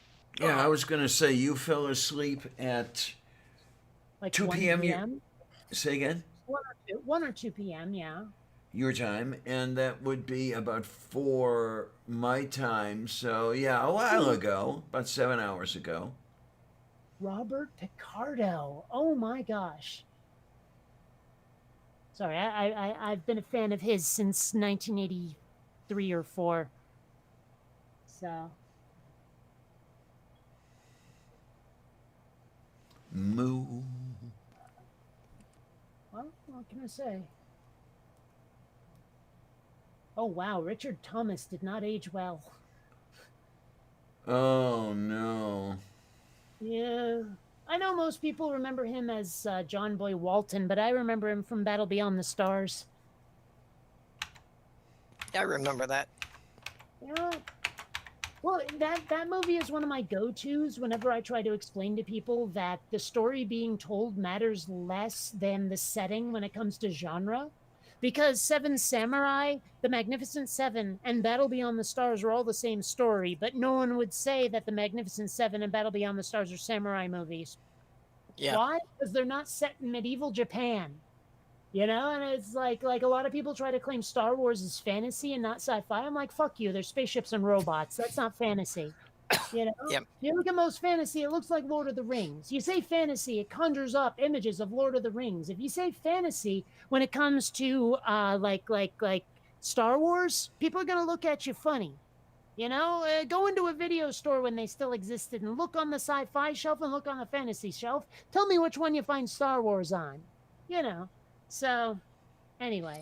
Yeah, well, the way that they ranked those things wasn't always terribly accurate anyway. Yeah. They insist on putting all of the Robin Williams movies in comedy. Oy. Yeah, because Dead Poet Society was so. Yeah, it was so bad. funny, wasn't it? Yeah, and Good Morning Vietnam. Right. Well, Good Morning Vietnam had its it was had its funny moments, It was a dramedy, is what it was. Yeah. but Dead Poet Society, nothing comedic about it. Nothing. Tom Wilson, the guy who played Biff in Back to the Future. Huh. Donald Also- Sutherland is still around. Also, Butch Patrick, you know, from the Munsters. He played a monster. Oh, Paluku. Yes, kapalok este. But yeah, I don't know, things and stuff. Wow, imagine having the name Kurt Mega. Like literally Mega. Alrighty. Well, was it his original name, or is that just the name he picked to act under? Not a clue. No idea whatsoever. So, Moo? well, you were saying that Donald Sutherland is still around. Is he, still coherent? Because I remember when Um, Kirk Douglas was getting some Lifetime Achievement Award and he'd had like at least one stroke, and you know what I'm getting at. Yeah, Yeah. Actually, it says he was working on a miniseries in 2020. Oh, well, all right. Yeah, the HBO miniseries Undoing. Doing? Undoing. Oh, The, okay. yeah, the photos I'm seeing of him, where he's looking more or less his age, the way he holds his face and everything else seems coherent. Yeah, I mean, you can usually get a sense that someone's not necessarily Yeah. all there by Well, the by the most facial recent picture expression. I'm seeing of him is still like 5 years old, so I can't necessarily go by that. Hmm. Oh, hey, Jason Patrick. Cool. Yeah, I remember him best from The Lost Boys and Solar Babies. I think he was in Solar Babies. Oh, hey, Pauly Shore, of all people. I've heard he's a real dick, like in real life. Like just this womanizing, self-important, overprivileged piece of shit. Oh, Stool wandered in. What timing? And him too. I don't know. Oh, hey, Robert Duncan. Yeah, apparently Stool showed up while we were discussing Robin Williams. Yeah. Taju korostu. And, you know, I revel in the hatred of this fake Robin Williams he's conjured up.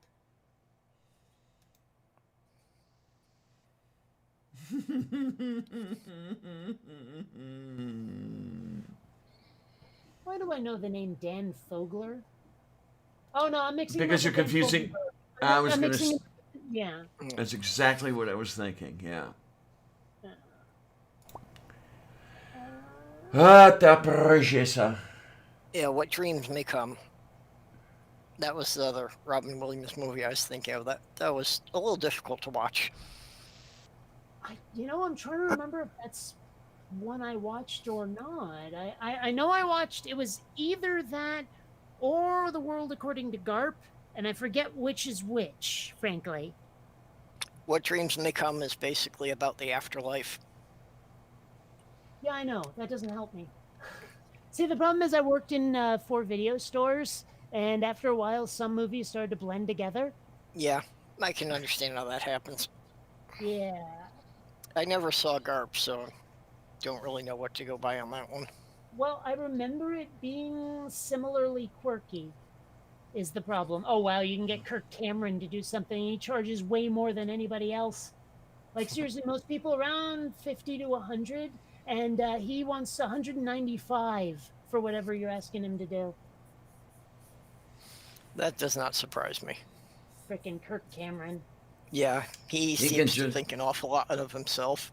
You know, Somebody has to. well, you know, doesn't he have Ray Comfort to think a lot of him? Yeah. I have to wonder sometimes, when you see these people who are associated with each other to the point where you think of them as a pair and everything, how many times they hate each other. Or more often, how many times does one hate the other? Well, the Like other. with the whole Adam Goldberg situation. Where the other, thinks, oh, my partner just loves me. And the partner is like, that piece of shit? Have you ever seen the collaborations between Ray Comfort and Ken Ham? I'm not sure I have, actually. Oh, I get the impression those two can't stand each other. Yeah, Really? it's so funny watching them try to speak nicely of each other. Mm-hmm. Huh.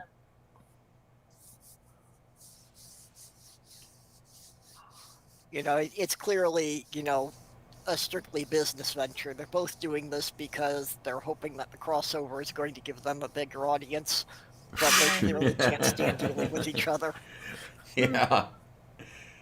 I don't know. It's fine. Like, are they from radically different sects or something? No, they're from very similar sects. That's probably part of the problem. Yeah, that's the problem. That from the standpoint of the beliefs they're pushing, they're only a hair apart. But apparently that hair is a bridge too far. Mm-hmm. Hmm. I think Yeah, they see each other as competition too much. Yeah. You know what that sounds like to me is those people who read like Twilight or whatever, and they're on team this guy versus team that guy. Yep. No, yeah. Or it's like, Yeah. yeah, we totally love the same thing, but we're gonna hate each other over which part you like best. Yeah. Not that that's uncommon. I mean, let's face it, we have that in the sci-fi fandom as well. You know, it's like Jedi, Sith, Klingons, Romulans. You know, it's whatever. I mean, Oh, please. We've got that in the atheist so-called Hi, Sam. community. yeah, that's true. Sam, yay. Oh, hey, you can I get mean, your I don't rifles know and if- your- How many of us actually like each other, really?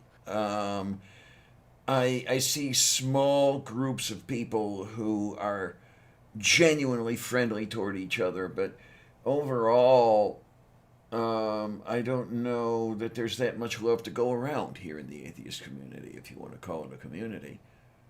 Well, I mean, there are definitely some people who just rub each other the wrong way.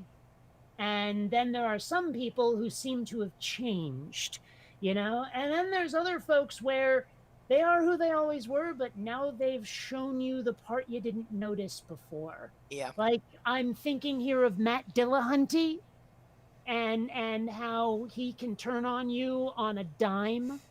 Oh, okay. But like when I basically told him I'm not voting Biden, he's not left enough. He said, "Okay, friendship over." And he called me stupid. Okay. So I'm like, you know what? Fuck you, Matt Dillahunty. I want nothing to do with you ever again. I've dealt with a couple like that. Yeah. Yeah. I definitely feel we have a community because, you know, you can see it when somebody's had a disaster happen, the way people really pull together to help. That is true. And I have to admit, like, I've been a little bit luckier than most people when it comes to things like money. And so I like to give generously when, you know, the opportunity comes up. And I mean, that's fun. Like there was this one, like I know her from the goth community, and she was like, I am $40 away from being evicted. Please help. And I Yep. sent her 100. And she was like, "Holy shit!" And I said, "Yeah, but it's not a loan. It's a gift. You pay it forward someday, but you owe me nothing." You know that like seriously. I've mentioned before. I want George Lucas money so I can fix Flint, Michigan's water. You know what I mean? Yep. Yep. But I don't will know. say that, you know, as far as being helped financially and that sort of thing, I've been on the good side of lucky, and I have absolutely no fucking idea how I got on everybody's good side, but apparently I have, and I am extremely grateful. I am. I don't know Well, if I I was can. really surprised, you know, with how much people donated to help us move. You know, Yeah. and like I say, I realized that the last year I haven't been hurt as bad as most people have been, so I've been trying to pay it forward from that. Uh-huh. Yeah. Uh-huh. I mean, I'd really like to get myself into a position where I can do some forward paying, if you want to call it that. You know, give me a little work, give me a little time here, and maybe I can manage it. I'll tell you what. Give me enough talent, and you know, I get to the point where I can actually put out enough stuff that I can make enough to support myself, and I can help some of you guys out there the way I'd love to. God damn it. Yeah. I don't know. It's weird. Like, maybe it's just my parents did this to me or something, but altruism seems to be part of my character. It was just suppressed for a really long time because I didn't have the resources to actually do anything generous. Yeah, yeah. That Yep. wasn't me using up like my time. You know, like I'm happy to give you money. Don't necessarily want to help you move. Hmm. You know what I Hmm. mean? No, I've been the same way, that I've always wanted to help people, but I just generally didn't have the resources to be able to do much for anyone. Wait a minute, Yeah. what are you showing us over here? Oh, okay, yeah. Yeah, like I keep telling everybody, it's if you're getting into this YouTube thing for the money, you might as well not. Yeah. Yeah, it's true. I'm surprised I was ever able to make a living on it. Like that was never even my plan. I was just having a bit of fun. Yeah. Well, you are in a unique position where, there are some expenses that most people have that you don't. And that helps. Yeah. Yeah. I mean, And then, like I keep thinking I've had these mental images of like, what if I got it into my head to run for office? And I wanted to point out to people that sure, I didn't start out with a silver spoon in my mouth. I just got lucky because my parents ended up making some very wise investments.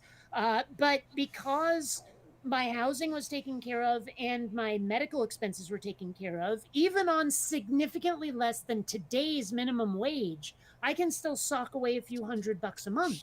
And so imagine what we could do if we gave Yeah. all of you, the people who might vote for me, the ability to have cheap ass housing and your medical care is taken care of. Imagine how much better your lives would be. I know exactly how much better they'd be, and I want to yeah. bring that to every fucking buddy else. But of course, because I'm who I am, I'll never get elected to anything, and I don't really Yep. want the responsibility. So, there's that. But Well, I that's know what that I've been that would pushing be for too. That, the thing that's crippling a lot of people is paying rent. Oh, So even yeah, if we yeah. didn't get the UBI, if we just had housing subsidies available for a lot more people. yeah. Because, especially rent and mortgage as well, but I mean, rent is insane. There's no place in the U.S. anywhere that a person can rent a one-bedroom apartment on a minimum wage job, full time. Can't be done. Well, not in any city.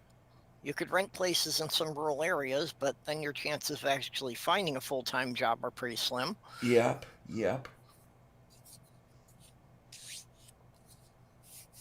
Oh my, oh my. It's, what the hell's going on here? Hey Sam, sweetie. Yay!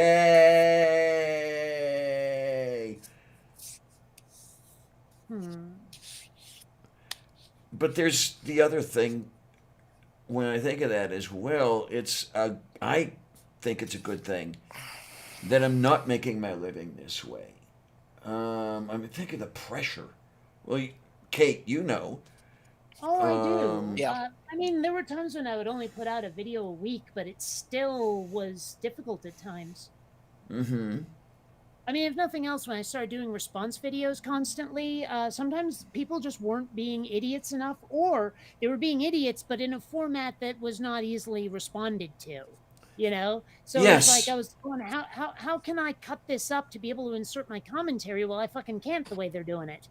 Mhm. Like maybe they were just speaking off the cuff in a place that had like the worst sound ever.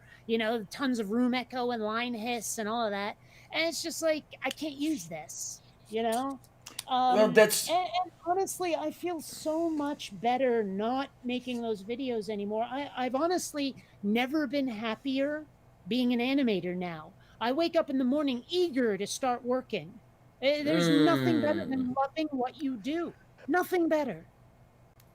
yeah. Well, except for the animation sort of thing, that's what happened to me. Is with the response videos, I had my own set of problems with those as well. But it seems that the way people have been doing them have changed.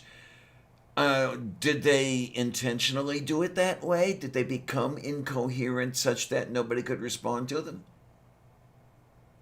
I'm not sure we're talking about the same thing. I mean, literally, the video quality was too bad to be able to respond to, but also they were just blathering. But there are still people out there who put something forward that's significantly more coherent. I mean, it's just sometimes it's hard to find them because they're not putting them out that often. Yeah. You know, um, I don't know.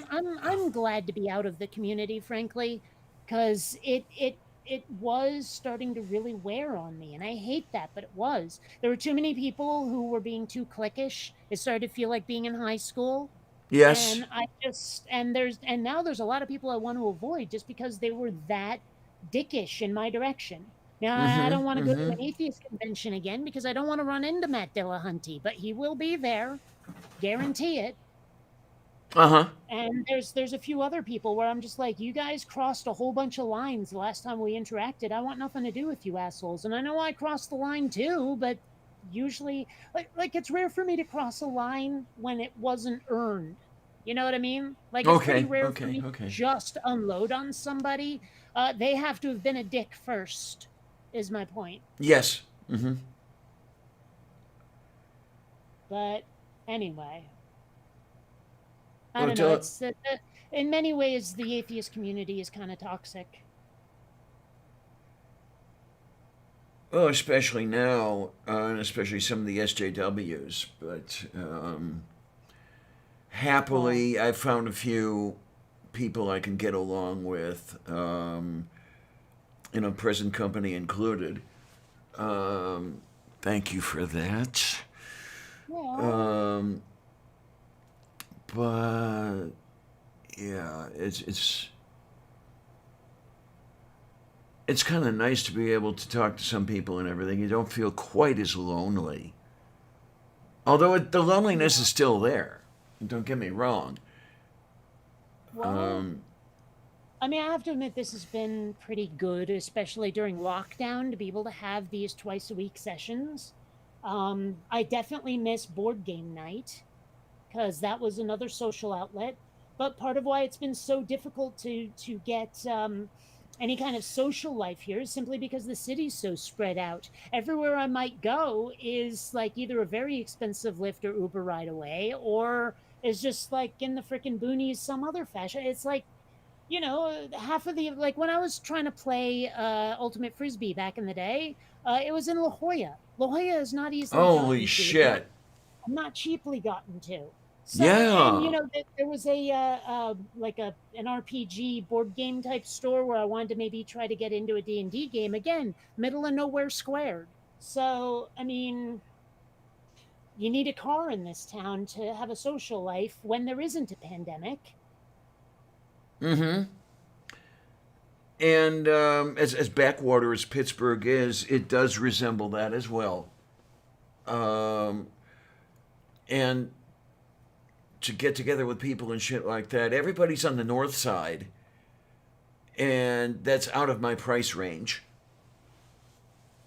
So, there's no way I'm going to live out there. I need a vehicle no matter where I'm living to get there, and it's not working all that well. I tried doing the bus thing, and you could only bus maybe halfway there, and you had to walk the other half, and try doing that in the middle of winter, okay? Well, Uh, and like I got spoiled by the bus system in Seattle. It was so amazing. And then I got here, I'm looking at how like bus passes work, and I'm not having any of it. Because in Seattle you could have what was basically like a debit card. You can load it up with a bunch of money and then just tap it against the scanner. mm-hmm. And and here you have to buy them monthly. Now, I don't know how often I'm going to ride the bus. What if I buy a monthly pass and never use it or use it twice? I don't know. Right, I'd right. rather have like an on-demand thing and pay slightly more than have a monthly thing and never use it. It's one of the reasons why but well, I mean, there's a lot of plans and things I've never signed up for simply because I'm like, could I have a one-off instead of this constant payment? The answer is usually no. Also, Well, on this that's site, you can get Nancy Kerrigan of all people to do a message for you. Isn't oh, she like way jeez. over? But anyway, go That's what I on. thought. But yeah, Yeah. that's one good thing that Pittsburgh has. It's got the on-demand bus card. Um, in my little wallet, if you want to call it that. I've got a bus card with I think about $35, $40 on it that's been on there for some insane length of time because I haven't been going anywhere or doing anything. But that money's still good. No matter when I want to use it, it's still there. Um, Here they've the got both options.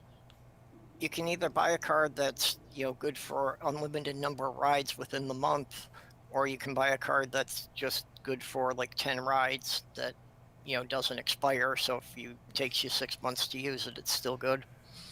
okay, and then it was interesting the way Chicago does things. Because when I went to Illinois for the eclipse, I stopped in Chicago for 3 days, and I was actually able to buy a 3-day Ventra card where I could ride unlimited for that 72 hours. It was just perfect. Yep. They used to call that the culture pass because it could take you around to all the museums. Yeah, Basically it was just a weekend pass so you could go and see all the sites. Mm-hmm. Yeah, I want to get out there one more time before I die. I love Chicago. Michael Biehn was in The Mandalorian? I had no idea. Yeah, the only interest I have in going back to Chicago would be to, hit all the museums again. Because at Well, this that's point, where it's been more than 10 years since I've seen any of them. well, that's where I'm coming from. There were a couple of museums that a couple attractions, let's put it that way, that I didn't get to. I didn't get to Shed. And let me think. I don't know if they'll still have it by the time I get out there again. They would have a jazz festival on Lake Michigan. Yep. Mm. Well, and part of the reason, that I feel I need to get down there is because some of the exhibits, the newer exhibits in the Science Museum, or the Museum of Science and Industry in Chicago, Mm-hmm. my niece worked on a couple of those. Oh. Yay. So, here's a question for you. Yes, for dear. everyone. Yes, dear. And I've asked this before. I'm hungry. Should I eat on camera or go? I guess don't my have any- question: do you mind the sound of the smacking? as I have- chew? I have no objection to you, to your eating on camera. Okay. What I didn't know about was how tired everyone was getting. Well, I've been minus on sleep for a little while, and I am doing another one of those tolerance cleanses, which can come with insomnia. So, Well, Okay. Diana, if you wanted to take a break, we could go invade someone else's stream. No, I don't mind at all. It's well, the other thing I would do would be to fill my coffee cup, but I mean it's only 10 minutes to midnight here. yeah, that's It's another reason why I'm not going out and cracking open a new Red Bull. the night's still Yeah, young, well- you know. I saw on Twitter that Bub started about an hour ago, and they're still running. That who did the what now? Mm. The Belzebub started a live stream an hour ago. Oh, okay. Sorry, I misheard the name at first, and I was very confused. But Well, I just said Bub the first time. oh, Catarata per quale, menta but yeah. paligidi. So if you wanted to shut down, I'd just hop over there. Right. Well, I'm gonna And then go stick something we in do- the old microwave. I'll be back. Oh yay! And then we do have 7 viewers in there, you know. I don't want them wondering where did everybody go. Oh, maybe I'll pop open a can of cat food. Ah, there you go.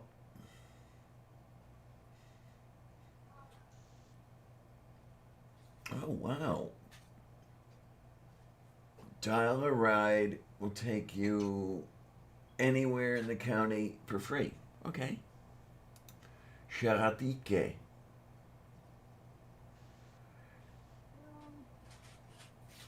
In some ways, I miss Arizona, and in other ways, I don't know if I want to go back. My understanding, you can tell me about this maybe, Sam.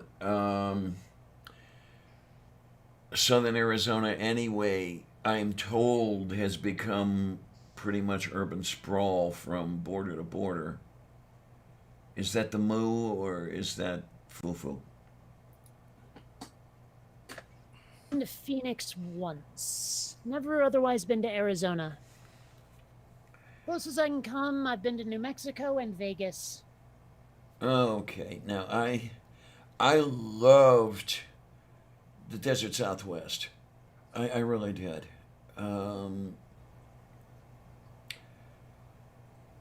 But I don't think I could live there. I mean, there's a certain shortage of certain necessary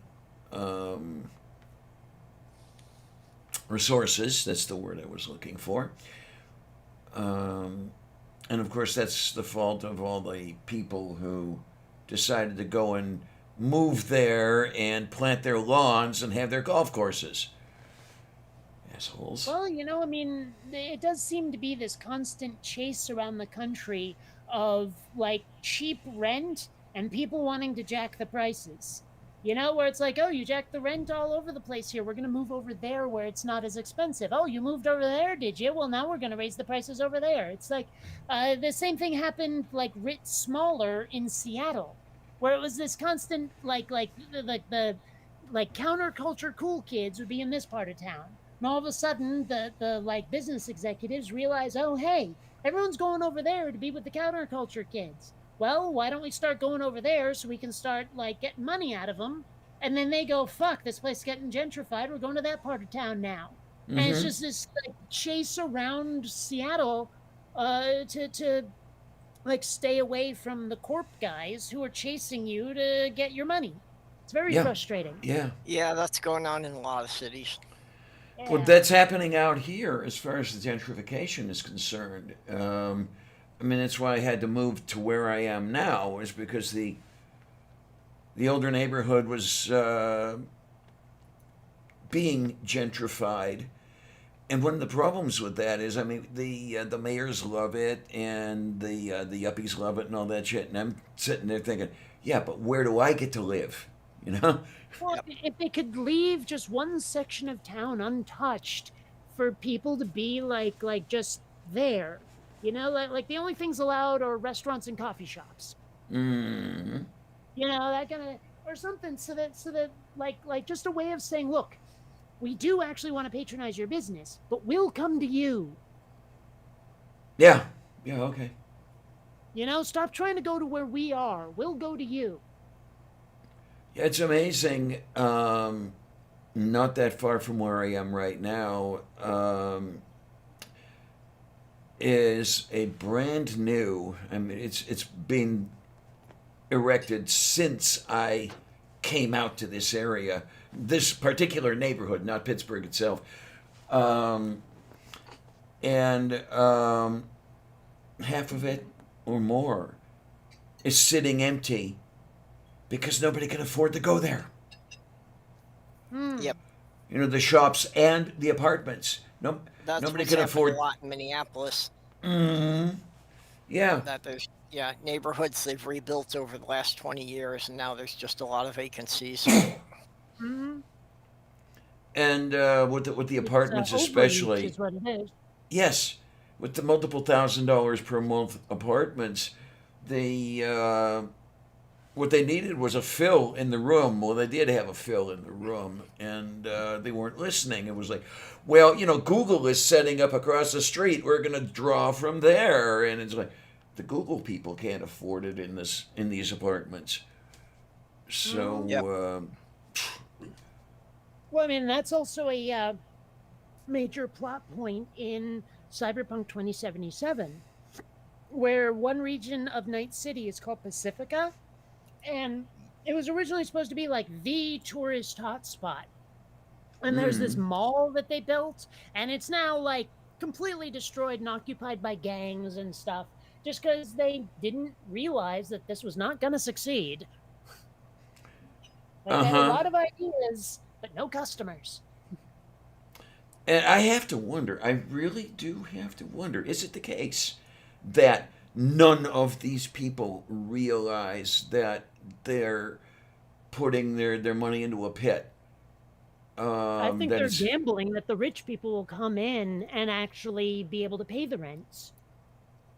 I have a feeling that that's what happened with a lot of the apartments. Yeah, they thought the Google people were going to have the money, and they didn't, and they didn't have enough. And Or that they would attract people to this like utopia they'd constructed. mhm. Yeah. Like not even they're saying, "Hey, move here. Look how nice it is." Yeah, yeah, and they seem to I've have thought actually of. seen some proposals to flip that around now about Huh? renovating abandoned shopping malls into Mm. lower end housing. Yeah, I've Were seen you pictures telling and me video about of that. that, or was somebody else saying about that to me? Well, it's been mentioned on the show before. Yeah, Uh I've seen huh. it running around the internet for some time. Mm. And I've seen ideas of it for a number of different malls around the country. I mean, I would consider living in Spencer Gifts. Mm. Yep. If the There's price was actually a right. YouTube channel that all the guy does is explore abandoned malls. Yes, I know the one. Because I've watched that. I think he's done one of the local malls here. Did another one in Cleveland, Garfield Heights. Um, the one in Garfield Heights, it's actually it started to fall apart, and Well, hmm? go on, no, it's and people had to leave because they couldn't stay there. The place was condemnable. Hmm. Well, And I then mean, are malls even a thing still, though? I mean, every mall I know is either shut down or scaled way the hell back.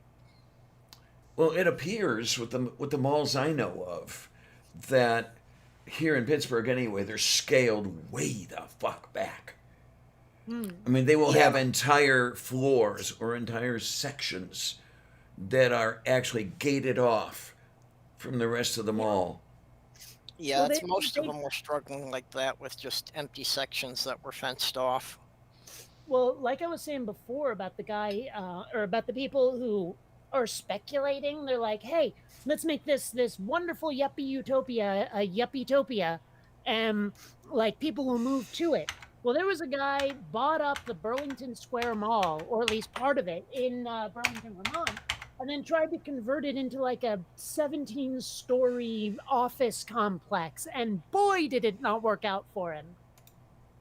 But now half the Okay. mall is gone. Like literally half the mall is gone because they were trying to renovate it into his office building. Okay. Kind of stinks. I spent so much of my childhood there.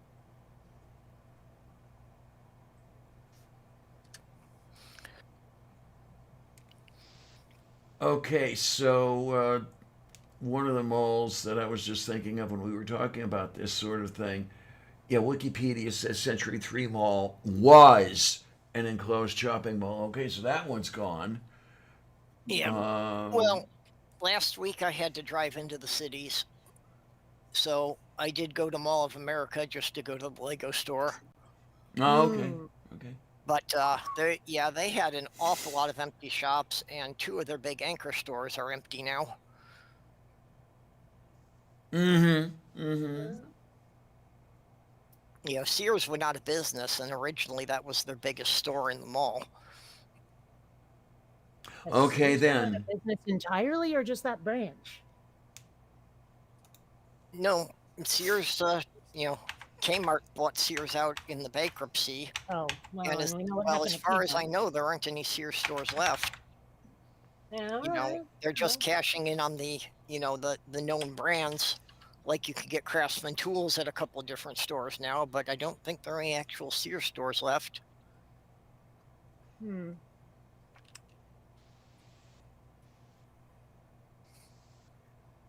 Yeah, Not let's see seen what any Google good says. imagery of the Burlington Square Mall, unfortunately.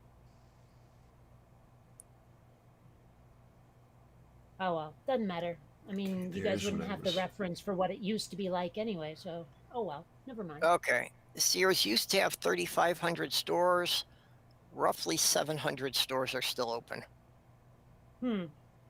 Moo. It's funny. Every now and then, I find one of those websites for a chain that lists like locations, and so I do a search, and I'm like, of course you're not in Vermont. Yep. You know, like there are so many things I missed out on simply because of where I was living. Yeah, I've been doing that here, and particularly like restaurants, and it's like, okay, not only are there none in Minnesota, I'd have to drive across 3 states to get to one. Mm-hmm. To this day, I've never lived anywhere near a White Castle. Oh Those man, are common here. White One Castle's a place nice. I've never seen in my life is a Sonic. I see the TV commercials all the time. There has never been one in any state I have lived in. Well, I mean, I I played Sonic a bit when it was new. It was fun, and Blue Hedgehog and everything. Yep. Kidding. I know where a Sonic is. I could find one if I wanted it, but I've never eaten at one. Just never had the opportunity. I Never. miss Yeah. I miss White Castle. They came to Cleveland just before I left Cleveland. I was able to eat there a few times and everything, and then they pulled out.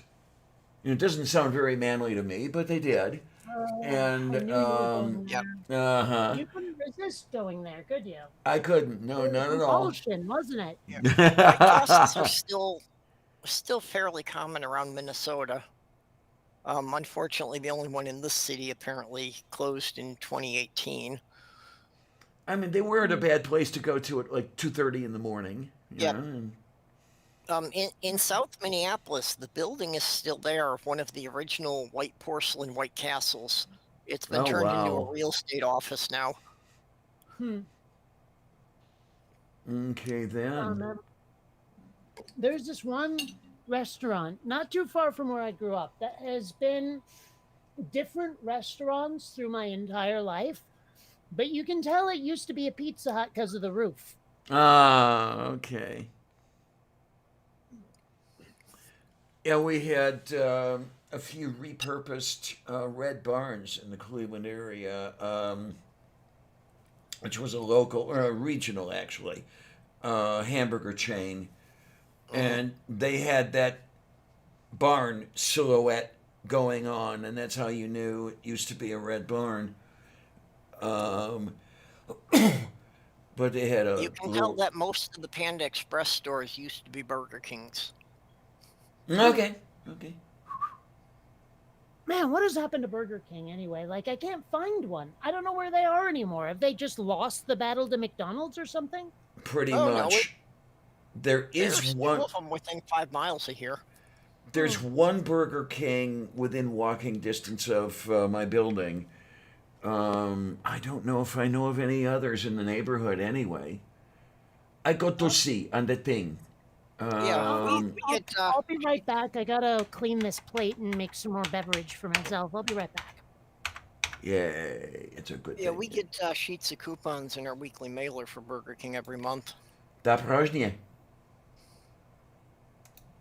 Okay, let's to see how many I can. More than I can count more than I thought I could.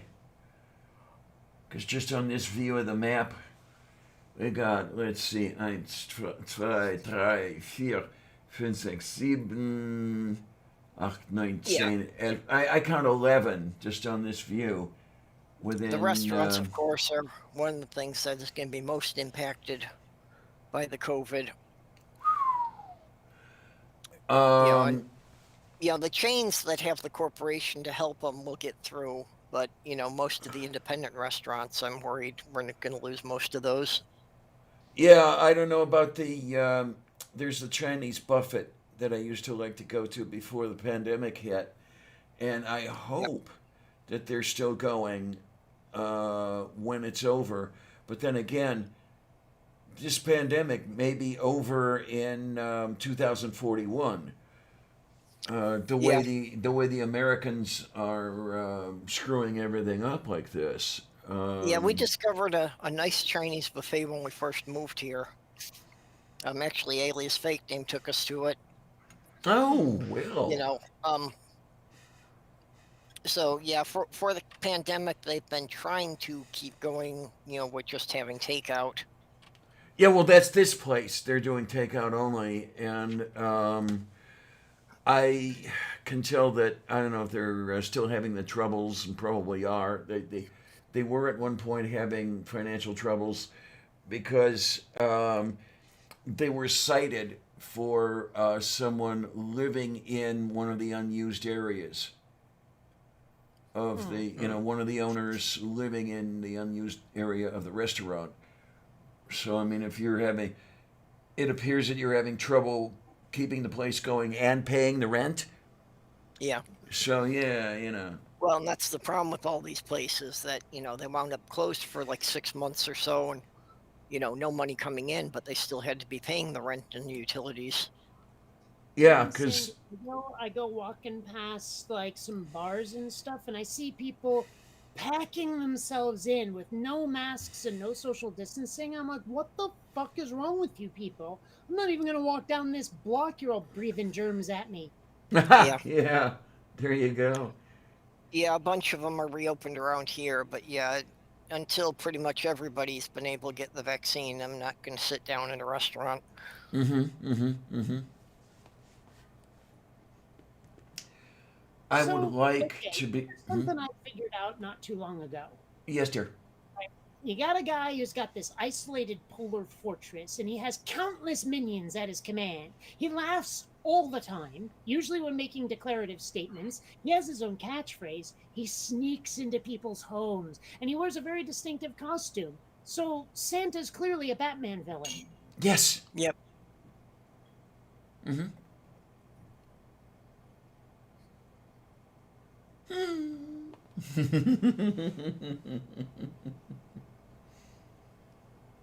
Yeah, you could put an interesting story to that. That he's Santa Claus one night a I'm trying to year, but remember- what's he doing the rest of the time? There was, I think he's working his sweatshop, isn't he, to get all those toys ready? Yeah, But, there you go. There was something, I wish I could remember what it was. There was like this animated thing where they showed you that Santa gets around using wormholes. Like that's how he gets to every house at night, is using Okay. wormholes. I was just looking at that thing you put up of the bear attack Hmm. and wondering why on that graphic it nowhere referred to this as the Goldilocks zone.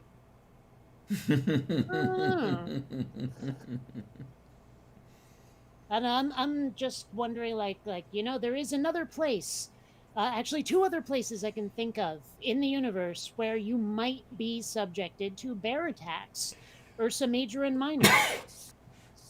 Okay, yeah.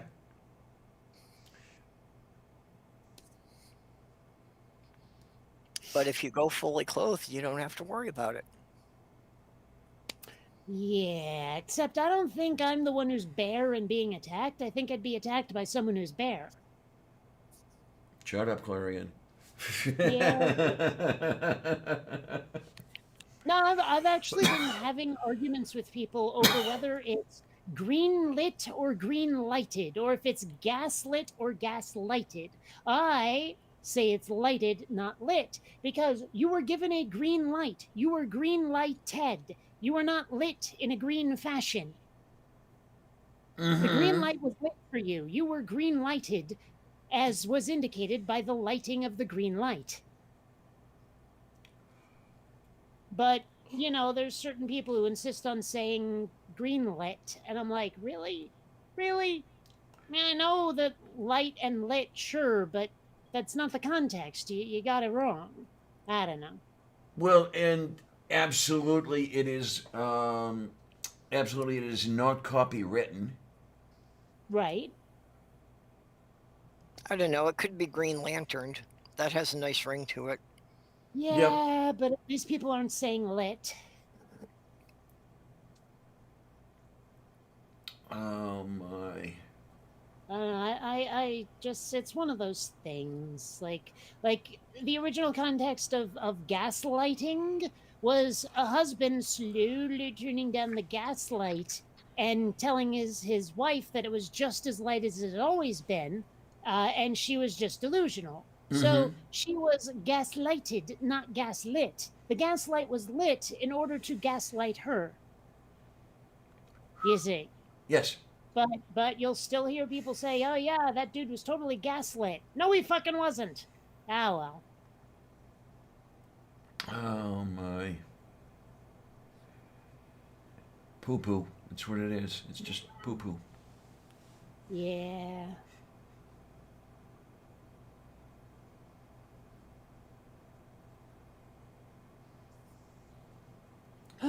I'm looking at this map, the one I used to count the number of Burger Kings. It's quite amazing how sprawled Greater Pittsburgh is.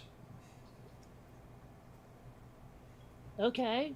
One can not easily walk from one side of town to the other. Well, that can be said of almost any town, unless it's like, less than a mile wide. Well, Well, that's one thing I'm finding convenient here is that pretty much everything is within 5 miles of here. Hmm. Just about anything I could need to get to on any regular basis. So, Boy. this would be, if not for the problems with winter weather, this would be a really good location for bicycles. Moo. Yeah, most Well, of the places I've lived have been too hilly for bicycles. Goodness knows Seattle is. San Diego has its share of hills. Vermont, they're not as bad, but they're still there. Yeah, that was the problem when I was in Syracuse. The steep hills were too much for me to do on a bicycle. Yeah. Well, same It doesn't here. help that most of us have been sitting on our asses during the pandemic, and so we're out of shape as fuck. Yeah. Well, that's one of the things I wonder about. Where if I walk from here to, say, Squamart, it's less than a mile, but I'm in some serious bad shape by the time I get to Squamart. Is that because I'm not getting out as much as I used to, or is it because of the kidney disease? I don't know which one. Well, I mean, for myself, I keep meaning to do more exercise with various VR sports and such. But because my left shoulder kept getting fucked up, and I think I figured out why, it started to become problematic. I think my left shoulder's been getting fucked up because the arms on my chair don't go down far enough, and so one of my clavicles is always hitched upward. Oh, Yep. Bufu. Yeah. So I'm trying to avoid that so I can actually play Beat Saber again and get my ass back into shape. Now, it's warming up and everything over here. One of the things I may try to do is just walk a quarter mile and then walk back, and then walk 3/8 of a mile and walk back, and just little by little try to extend the distance I'm walking without barfing, if I can do that. And it would be kind of nice to see where I could work myself up to at least walking to Squamart. Because I remember when I used to go on a leisurely stroll of like 12 miles. That was nice, just to spend the entire day walking. Really? Because I could never, in a million years, just walk for the sake of it. Can't do it. No, I'd get bored as fuck. It's the same reason why I couldn't say, go to the Grand Canyon. There's nothing to do. Okay, except walk. I think that I think that part of the reason I didn't mind walking, say 10, 12 miles, was the town was new to me. And I hadn't seen everything I could see 9 times already. So that wasn't a bad thing. Now, as far as walking that now, even if I could, I don't know if I would be bored or not. Well, you know what you should do is work yourself up to a point where you can walk even further so that eventually you will walk 500 miles and you will walk 500 more. It's for you, yes. Well, that is, yes, I've walked there 500 miles. I got idea for you. How about if I walk maybe 2,300 miles? Yes. So, what does a mosque and a 9-year-old have in common? Muhammad? Muhammad's been, Muhammad's been in both. There you go. And I don't know. That was too One easy. thing I did, and unfortunately it didn't catch on, but I thought it'd be fun at the beginning of the pandemic, was to try to start a game of people wearing masks. Ninja, virus, or highwaymen. The game show where no one gets out alive. I don't know. I was amused by that, but apparently no one else was. Moo. Ah, well. Sometimes is- I wonder, like, is it just it seriously wasn't funny? Was it my delivery? Why did that joke fail? It's just you, that's all. But no, seriously, like I do wonder sometimes, like, why a joke didn't work.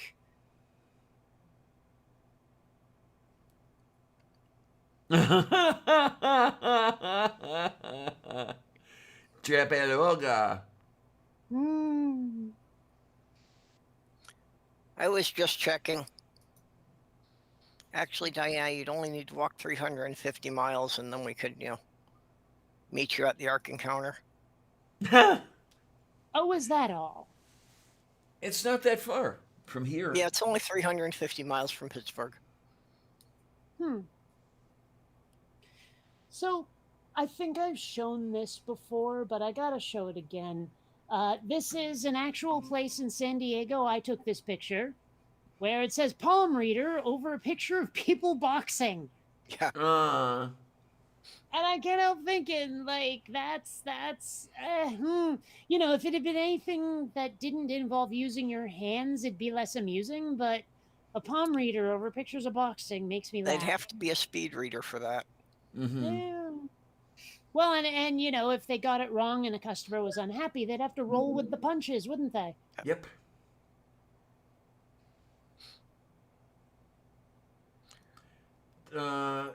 Cleveland used to have quite a few of those palm reader places, and of course we know how they read palms.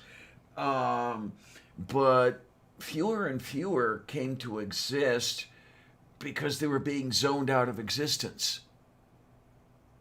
It was interesting to watch them close one by one. Well, and now there's like this whole thing about nail salons, and apparently with the whole anti-Asian violence thing going on, they're starting to see some horrible shit. Uh-huh. Mm-hmm. And massage parlors, but that's another issue entirely. But yeah, and you know what I'm curious about is, like, how did that get to be such an Asian-centric thing? Like, it's a cliche now that an Asian Yes. person opens a nail salon. How did that get to be a thing, or is it just something I see on TV a lot? No, it got to No, be a it's- thing because it was a business they could set up cheaply without needing any specific training. It wasn't regulated. Okay, fair enough. I guess that explains a few other cliches that we've mentioned before that I probably shouldn't bring up again. Like, Yeah, well, It was mention just one. something that new immigrants could set up a family business without needing a whole lot of paperwork and documentation for things. Yeah, Well, we're I overloaded. looked it up once and found out why it's a stereotype that black people like watermelon. And it turns out that when slavery was over, they sold watermelon a lot because it was cheap, and it was just a way to make cash, kind of Mhm. thing. And Yep. I don't think it needed to be a racist cliche, but that's its origin. Mm-hmm. Yeah, it was just the association people developed. So Yeah.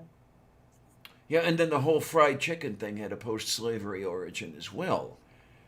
Because chicken's cheap and portable, easily thrown into a lunch bag or whatever, and then you go to your mini, much less than a living wage job. I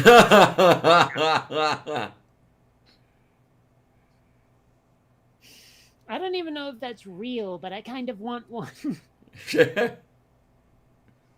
Like, there's a bunch of things I've bought simply because I think they're funny and I stick them up on my wall. Like, I never take them out of the package and use them. I just say, look, isn't this some use? That time you sent me those jarts, purple. Mhm. Like I wanted those just because I remember having them as a kid. It was nostalgia, and I hung them up on my wall. Yeah, I You know? figured you were going to use them more as a display item than actually playing with them. Yeah. Well, in some places they're like actively illegal. Yep. Yes, yes. Yeah, I think if you tried to take them out to the public park, you might have somebody complaining about it. Yeah. Hell, if you used it in your own lawn, you'd probably have people complaining about it. Moo. You know, oh Now, my see, God, you might overthrow and hit my kids or my Lexus. You know, oh, fuck off. You know, Yep. Now, growing up, we played those on our front lawn all the time. yeah.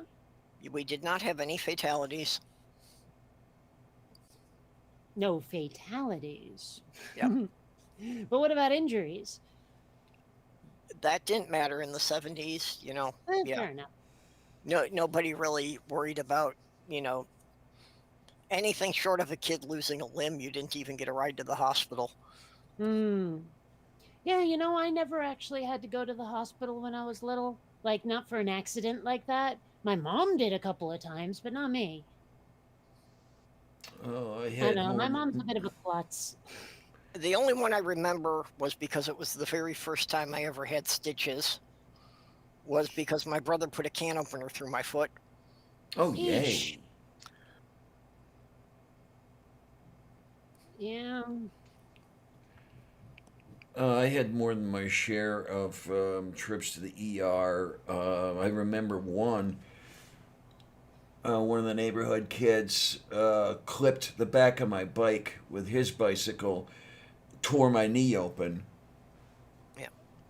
blood all over the street. That was fun. Yeah, I had a couple of things like that, mostly from taking bicycles over improvised jump ramps. Okay, fine. Hmm. That, you know, Oh, you had about a 1 in 3 chance of the ramp collapsing when you hit it. So, there was you know, this guy in my neighborhood named Dino, and he loved constructing like gigantic bike ramp things and doing jumps over them and sometimes doing almost skateboard-esque stunts on them. We had this gigantic ramp just sitting in the park in our neighborhood for like years. Even after he left, it was still there. It was crazy pants. And there was this other guy, Ricky, who loved to build his own custom bicycles. He had this weird one where it looked like one of those sort of monkey hanger motorcycles, like with the really long front forks. But he was on a bicycle, like a literal pedal bike. He made that, and it was just crazy. Oh, okay then. Yeah. Now I knew yeah, I had my somebody. share of times that I basically ripped all the skin off my shins, but yeah, that doesn't get you to the hospital when I was growing up. Yeah. Mm, You know, no, I I. mean, you get wrapped up with a shitload of gauze and band-aids and you just have to walk it off. pretty much. Yeah. I mean, it was that way in the 80s too. You'd fall off your bike, scrape your knee, they stick a band aid on you, give you some Kool-Aid, and send you back out to play. There you go. You know, and I mean, like, that's not to say, well, back in my day, we were so much tougher than you little. No, it's just that's what happened. Yep. Yeah. No, the only reason that I went to the ER the couple times I did was because the injuries were significant enough. You know, for example, when you're able to get a good view of the patella through the ripped open skin of my left knee. Okay, that was a reason to take me to the ER. I needed what? I think 16 stitches to put that back together. Um, I don't know. One of the most amusing, well, it's not that amusing to most people because they don't know what the fuck a patella is. But there was this moment in a movie where there's these two super spies and they're trying to tell someone, like one of them is Dennis Quaid's character, is trying to tell Tom Arnold's character that he had an injury when he was younger. He took some blunt force trauma to the patella and he points at his forehead. He's Oh, like right jeez. here at the front of the brain. Like he's not even pointing at a bone. He's saying it's part of his brain. And I mean, at the time, I knew what a patella was, like when the movie came out, because I was just learning about it in biology. So it made me laugh, but everyone else was looking at me like, "What the fuck? Why is that funny?" Hmm. Mm. Oh man, I don't. those were Ferguson's interesting times, I will say. Hmm.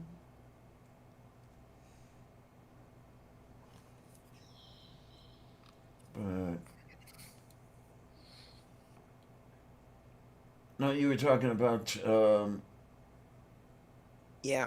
bicycle modifications earlier. I know a guy who replaced the handlebars on his bike with a steering wheel. I don't know that I would have been able to drive that thing, but I I saw a recently couple of saw a those too. picture of a car where they had replaced the steering wheel with like the wheel for a ship. You know, the big wooden thing with the handles on okay. it. And I was like looking at it going, that is too big, it will smack into your knees. It's amusing, Mm-hmm. but I'm calling bullshit. Oh, hey, Andrew. Tale cosa? Oh, molto The line bene. from the stupids. Parodie. Just spent 3 hours in the emergency room. Dyson ball vacuum has a very misleading name. All right, Sam. And then there's this Uh, kiddiness who's My taking up I must be station. missing something. When I think of Dyson, I think of one of two things: either Miles Dyson from Terminator 2 or a Dyson sphere. no, Dyson is also a popular brand of vacuum cleaner now. Mm-hmm. Oh, okay, fair enough then. I actually did see that one time when I took my fiance into the ER because she was having an asthma attack. That there was a guy sitting there with the hose from a vacuum cleaner hanging out of his pants. All right then. Yeah, I've heard of it happening. I've never seen the result of any of it. And then there's this cat who's all over the place here. Is there something you would like? Hmm? Is there? I don't know. Some people's kitties here. Damn cat. Uh, yeah, my kitty is here on his porch. You was a damn cat. You know that? Yeah, you. I don't know. Anyway, about these kitties. Oh my, oh my, oh my, oh my. Hmm. So, you know how I've recently decided I really like Red Bull, right? Yes. Well, you know Neil Patrick Harris, Doogie Howser, and also Barney Stinson on How I Met Your Mother apparently loves Red Bull so much that they've given him a lifetime supply. All And right. I mean, he mentioned it a lot on How I Met Your Mother, Okay then. but I don't know, it was weird. I was like, huh, how can I get a lifetime supply? Yeah, Michael J. Fox tells a story about that. I think it was like the first time he was on with Johnny Carson, but on some late night show they were interviewing him and asked him what kind of beer he liked. And he said that Moosehead was about the only one he drank here because compared to the Canadian beers, they were all so weak. Hmm. Uh-huh. Yeah. Yeah, the next day, a Moosehead truck was sitting in his driveway that they just unloaded the entire truck into his basement. That's pretty funny. I don't know. I've never been a beer drinker, so I've never had Canadian beer that I know of. But well, if it's better, it's better. I guess I don't know. Yeah, Beer, I don't know anything about beers either. I can't stand beer. yeah, it's so bitter, and you need to drink so much of it if you want to get fucked up. Like 1 or 2 shots of rum, and you're fucked up. 3 or 4 beers, and maybe you're buzzed a little. Well, what's kind of got me worried now is I may or may not be able to drink alcoholic beverages anymore. Okay. A little Yeah, I can while. see that would be an issue for you if your filtering's not working properly. Uh-huh. I opened up a fifth of wine that I had in the refrigerator. the last time I went solo on the internet, which was last Friday, and I was in horrible shape for the next 2 days. So I don't know. It could be Well, was that it just kind of like the usual effects, but it just lasted that long? I mean, this was some horrible dry heaves, worse than usual. Yeah. How much did you have? 2 glasses, about half a fifth. And this was of what again? Riesling. Oh, so wine, is it? Yes. Yeah. Mm-hmm. Okay. What was that, about 12, 15%? About that, maybe a little less, maybe 10%. I'm not sure exactly. You know, it's funny. I keep thinking to myself, I ought to polish off that bottle of rum just so it's not sitting there taunting me. But then I think about doing it, and I'm like, nah. I don't know. It's Mm, like I don't wanna. I I'd rather kind get of, fucked up on weed if I'm gonna get fucked up. At least on weed, I've never thrown up. I don't know. Does rum work for making drunky bears? I've always used vodka. I think I've done it. Yes, yes. There's a video on my channel called Rummy Bears. Yes, it does exist. Okay, I knew you had done one with the drunky bears. I didn't remember what you had used for them. Yeah. Well, I'm pretty sure the video is actually literally called Rummy Bears instead of Okay. Gummy Bears. So yeah. Yep. now I think of experimenting, of having a bit of wine and see what it does to me. But if it does screw me up, God, it felt bad enough that I don't want to do that again. Hmm. So I don't know. You can get small bottles, I think, like single serving bottles of the same brand that I had when I opened that thing up. And I'm tempted of, you can get them in 4-packs, and I was tempted to get a 4-pack and then try one and see what would happen, the next day, because it took a day for the problem to make itself known. But as I say, if it fucks me up, that felt bad enough. I don't want it to happen again. Hmm. I could, instead of drinking wine, I could have freshly squeezed cat juice. No. I don't know. I don't know. You should have the wine. I mean, what are you, some kind of pussy? Shut up, Clarion. Well, if you are what you eat. There you go. Well, it says a lot about me, doesn't it?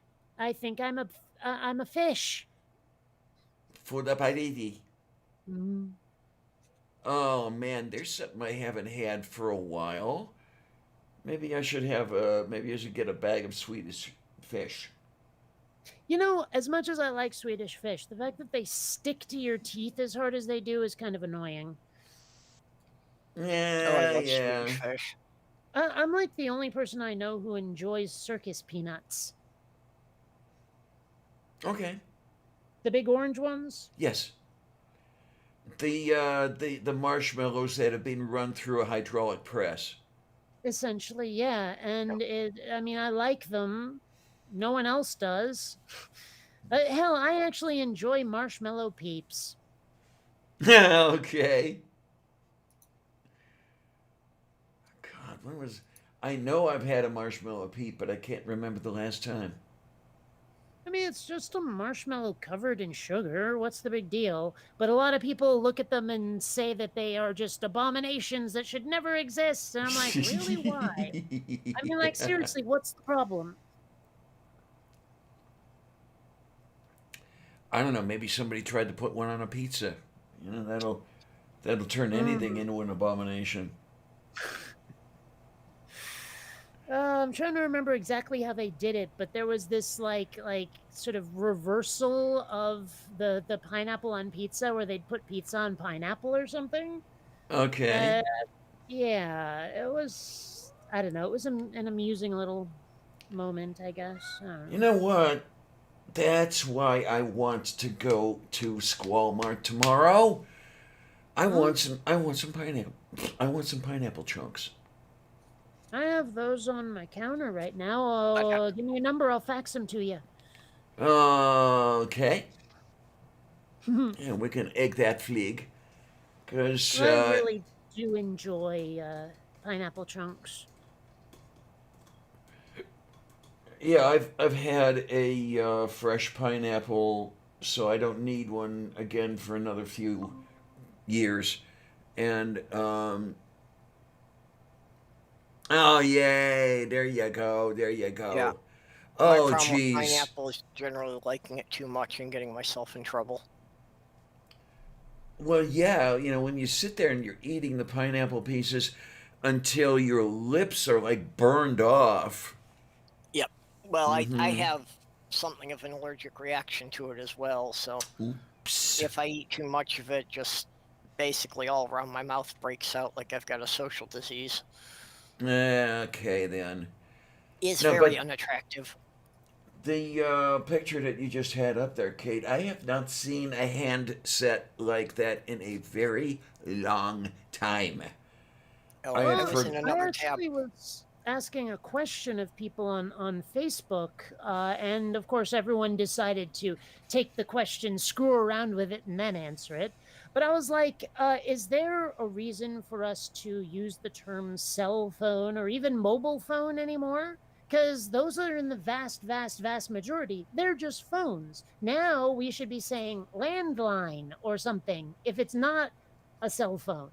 You see what I'm saying? And She's of got course, she's got a like point. like Yeah.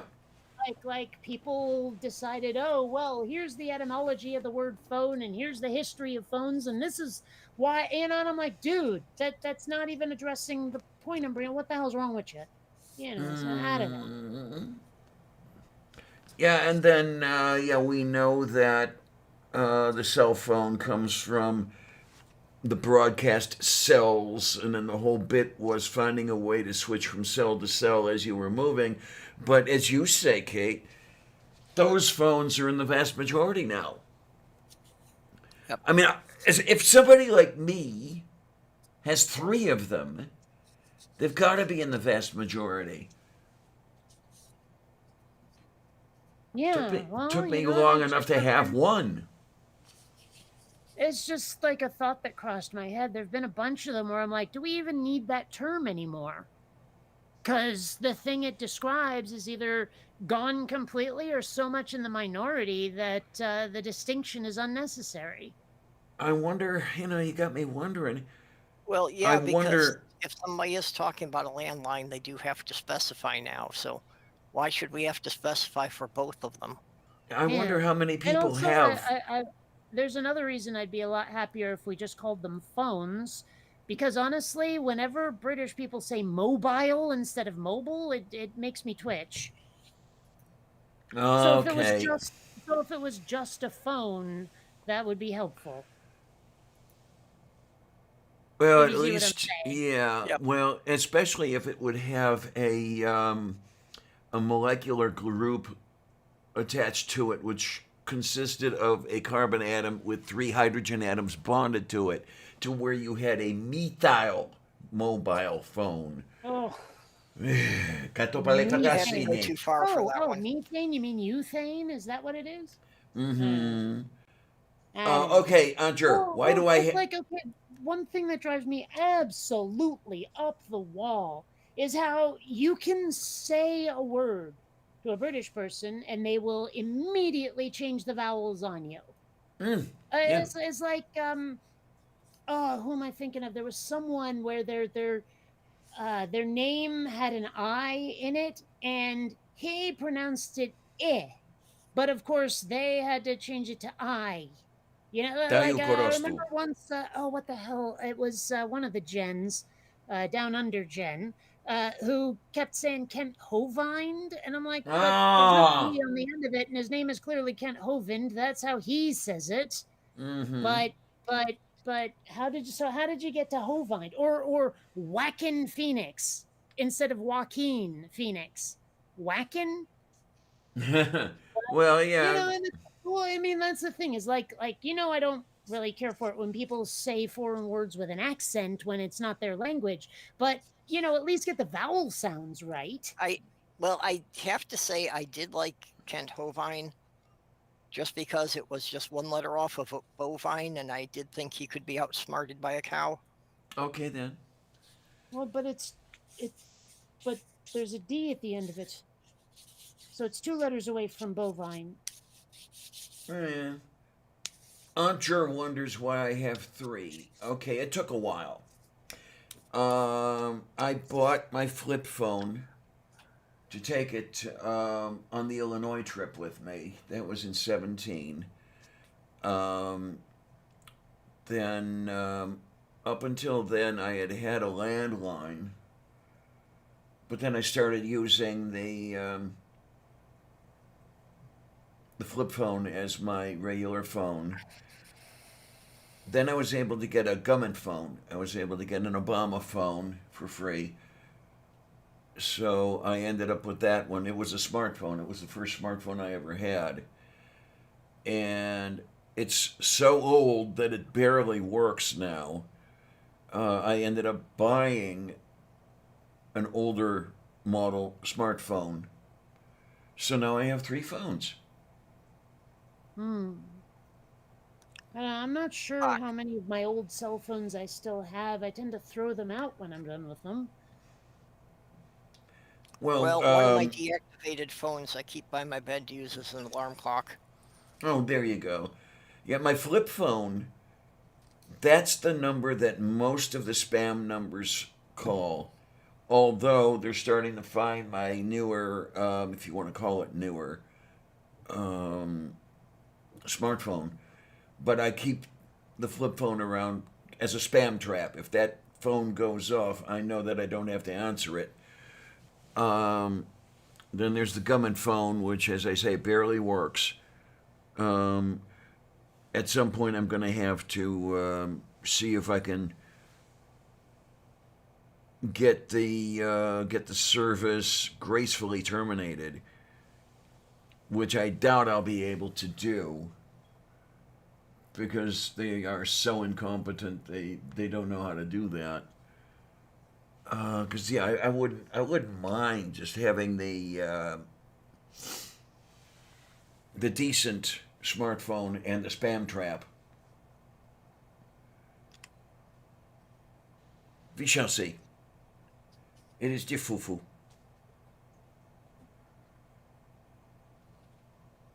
And it's the fufu and it is the fifi. What the hell am I talking about?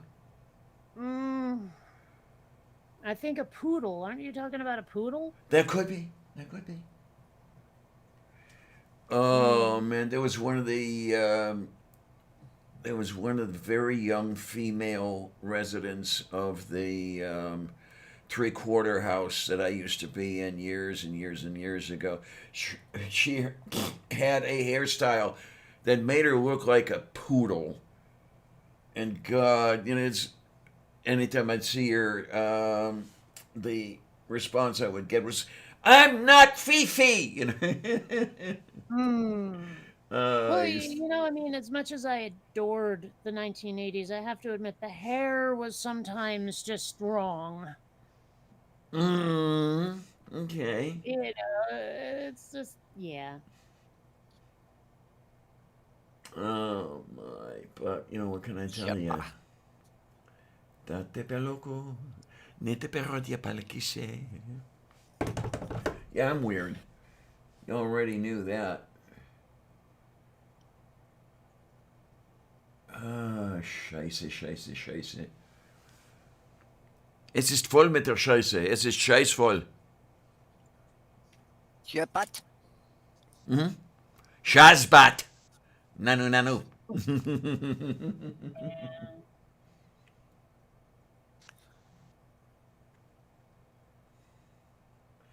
Man, to think that, in some cases, just a single role can launch you into, absolute stardom to the point where it just makes the rest of your life hell.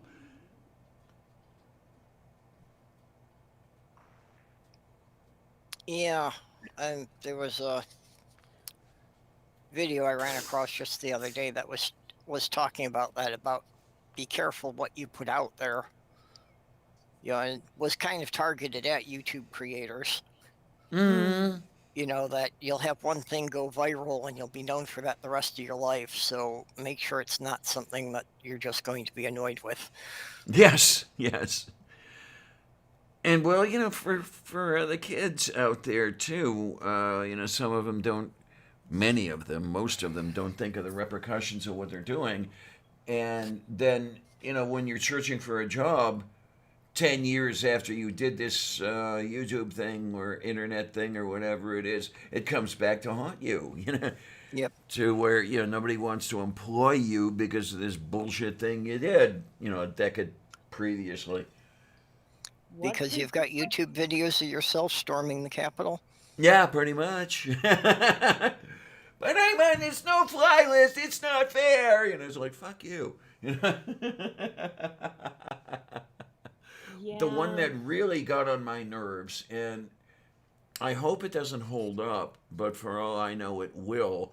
There was an article I was reading a little while back that many of the people who stormed the Capitol may not be prosecuted because things are taking so long. They're managing to expunge that stuff from the internet at large. I don't know how true this is. They're basically covering their tracks. Well, yeah, but you know, nothing really goes away on the internet. It's true. It may become a little more difficult for them to find, but somebody will have a copy of it saved somewhere. Yeah, I want a lot of things, but one thing I definitely want is that some of the major players here, well, not some, all of the major players, see justice. Yeah. The Ted Well, Cruzes of the world, the Donald Trumps of the world. Yeah. That sort of Well, thing. that's what I would like to see, you know, some of the senators actually be brought up on, you know, that they helped out with it in various ways, but unfortunately, I don't really expect to see that happen. Yeah, I'm trying to remember the name of the jackass from, I think it's Missouri, Josh something or other. Hawley, that's it. Who really needs to face some consequences. I don't know. I want to see it. I hope I see it, but I'm not holding out hope. Yeah. Hmm.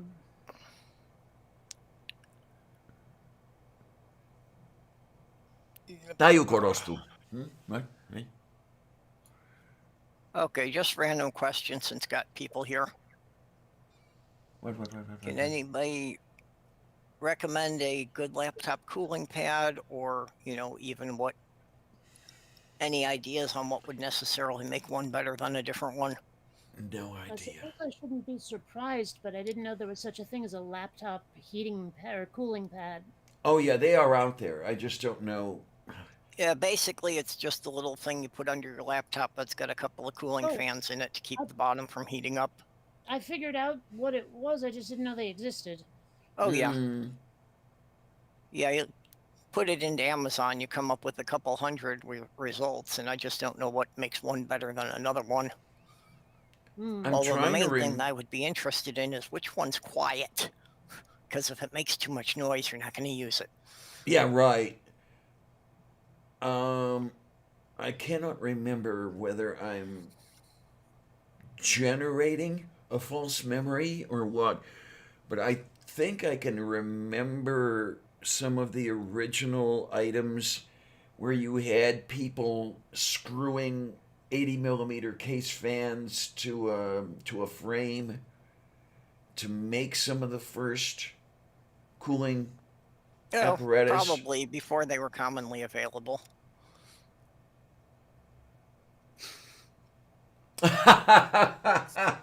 Okay, that would be reason enough, Aunt Jer. She says, Holly used the word irregardless. I have a special hatred for him. Yeah, I forget who it was, but some prominent person said that recently, like to the public at large on camera, and I was like, What I kind of hate is I think I remember seeing an article about irregardless entering the lexicon. I hope I'm wrong, but well, the thing is, if you look into the dictionary, the wrong definition of literally is in there. oh, that one too. Yeah. Mm-hmm. Although, actually, when you think about it, because I looked into the history of it, and it turns out that's actually the right definition because it has its origin in literary. Mm-hmm. And so, like the literal thing is the fictional thing. It's the thing people write about.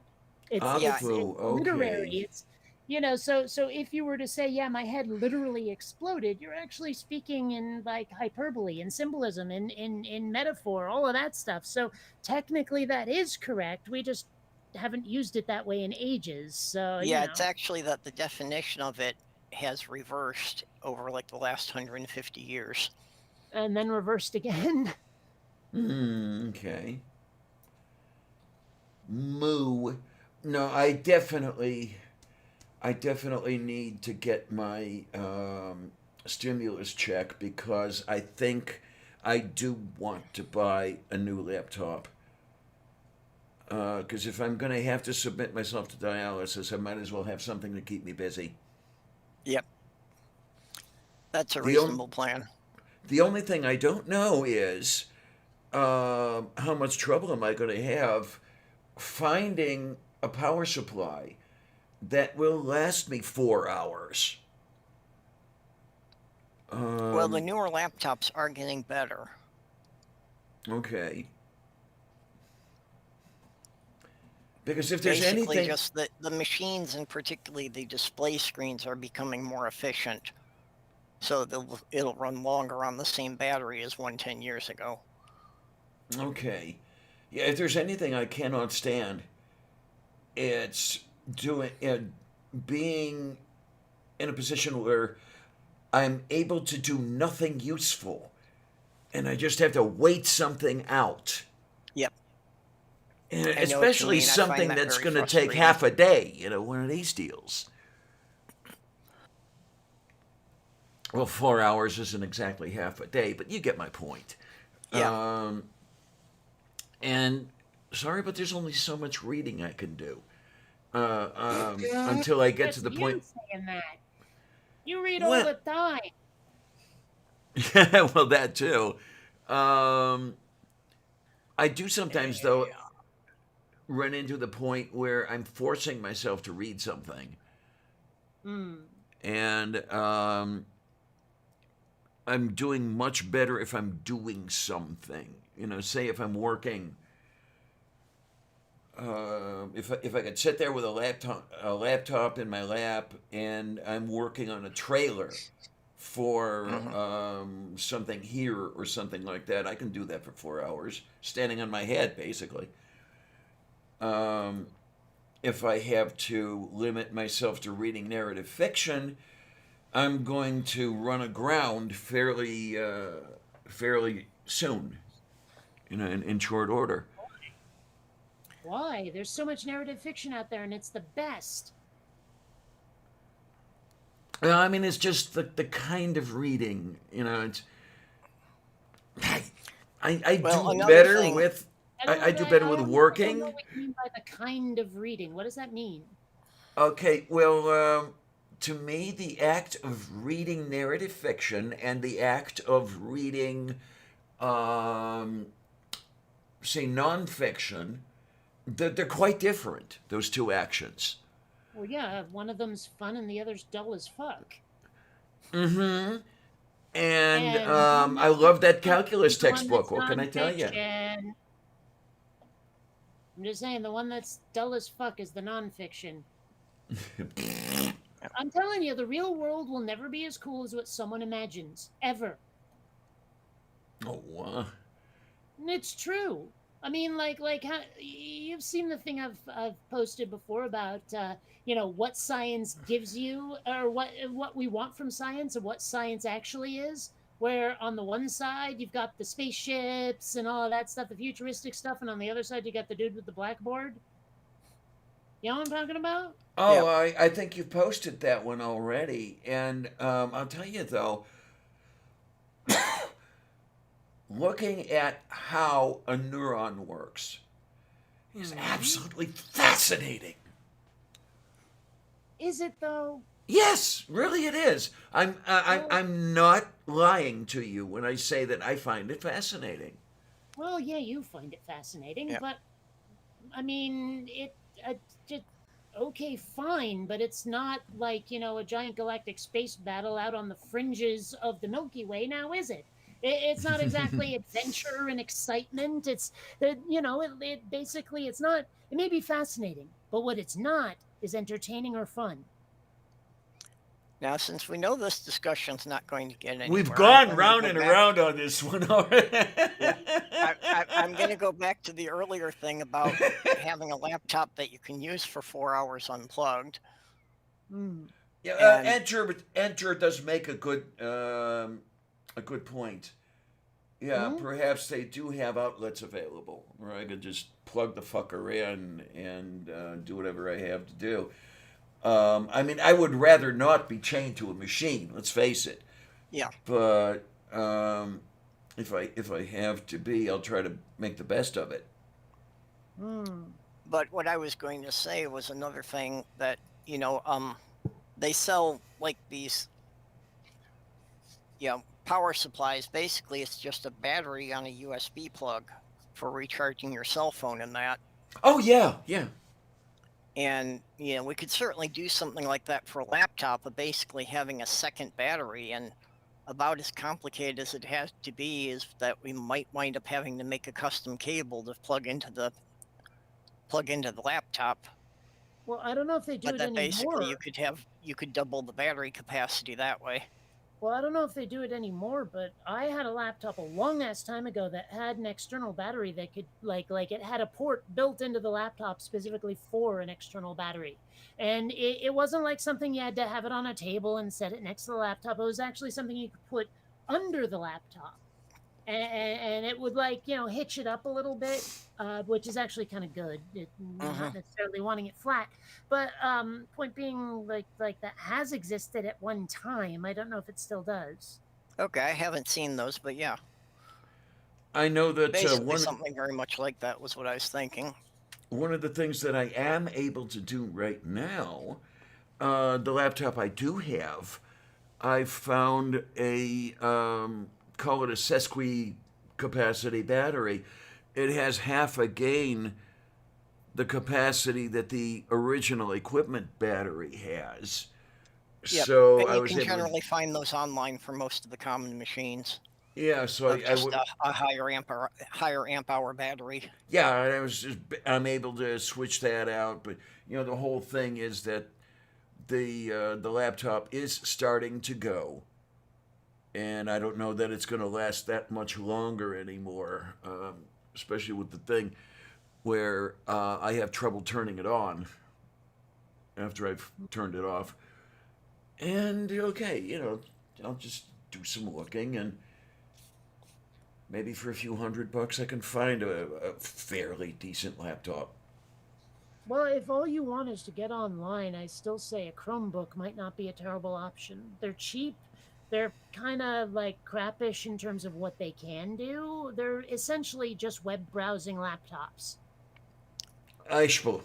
Okay. Okay.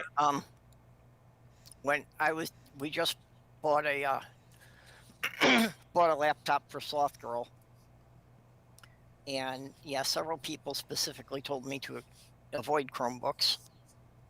Well, I mean, the one I had was pretty decent for a while, but after like a couple of years, it started to really slow down to the point where I basically said, "Screw this," and got a real laptop. Yeah, but we just got her a refurbished HP laptop with a 15-inch screen for about $350. That sounds up my street. Yeah.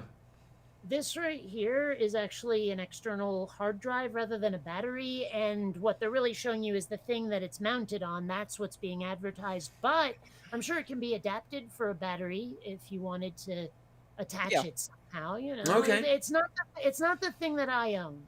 I don't know what the hell, like I can't find that. It Yep. was like more than 10 years ago that I had that thing, so it's no wonder I can't find it. But the point is that there are options if you need to, like if you're short on space.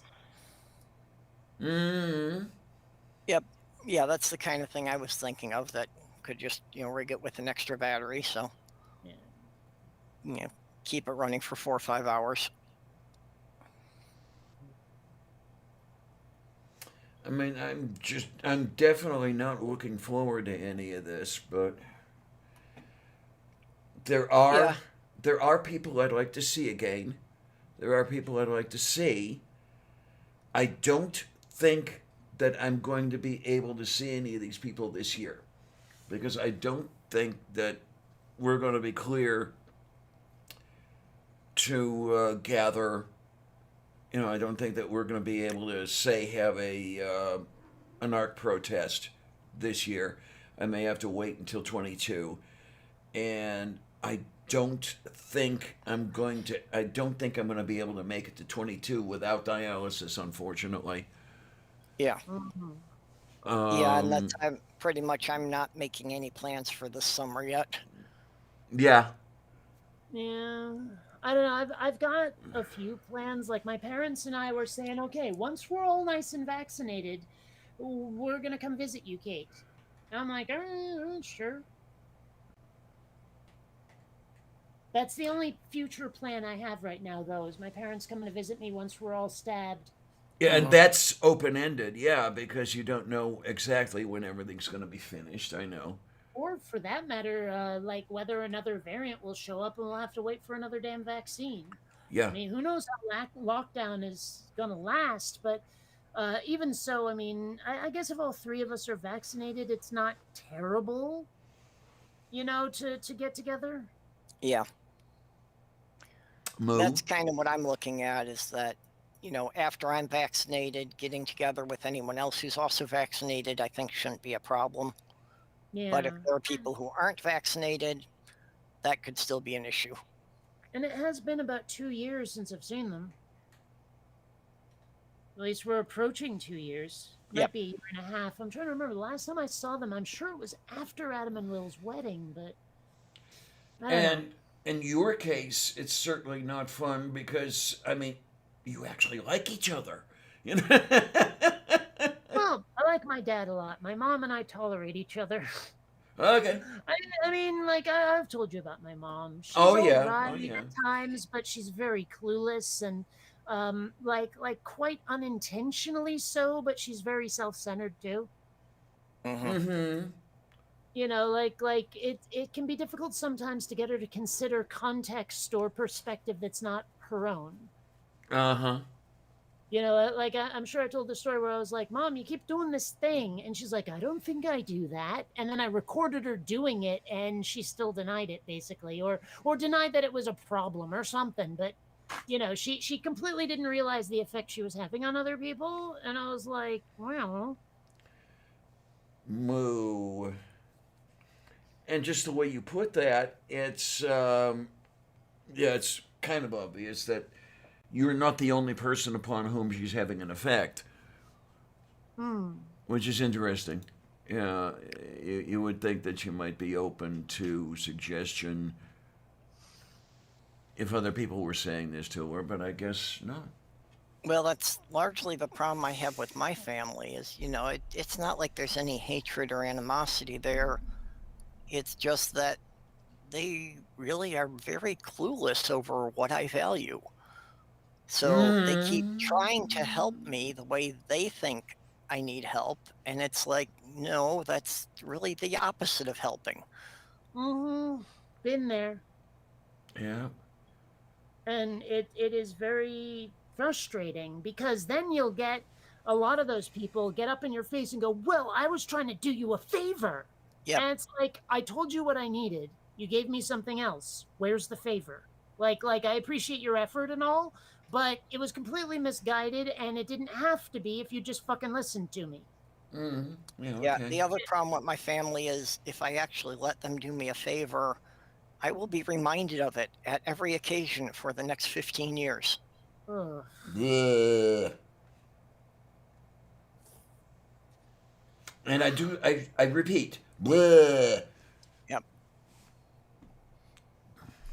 Mm-hmm. Why, I mean, they you still just bring up went shit up that there. happened when I was in high school. You're still getting reminded. Yep. Mm. Jesus fucking Christ, when did you graduate high school? 79? 1982. Oh, 80, Jesus. 82. Yeah. Man, I don't know. That's pretty dickish. That'd be like me constantly getting in your face about the money I sent you when you needed some. Yeah. And I'm like, yeah, no. I mean, even if you hadn't sent me the Jarts set, you'd owed me nothing. Yeah. Well, this is just why I need to keep some distance from my family and try not to deal with them more than a couple times a year. Okay. I don't know which is worse, really. Those of you who have well-meaning family who still fuck up, you still get on your nerves, or those who have family who actively hate you.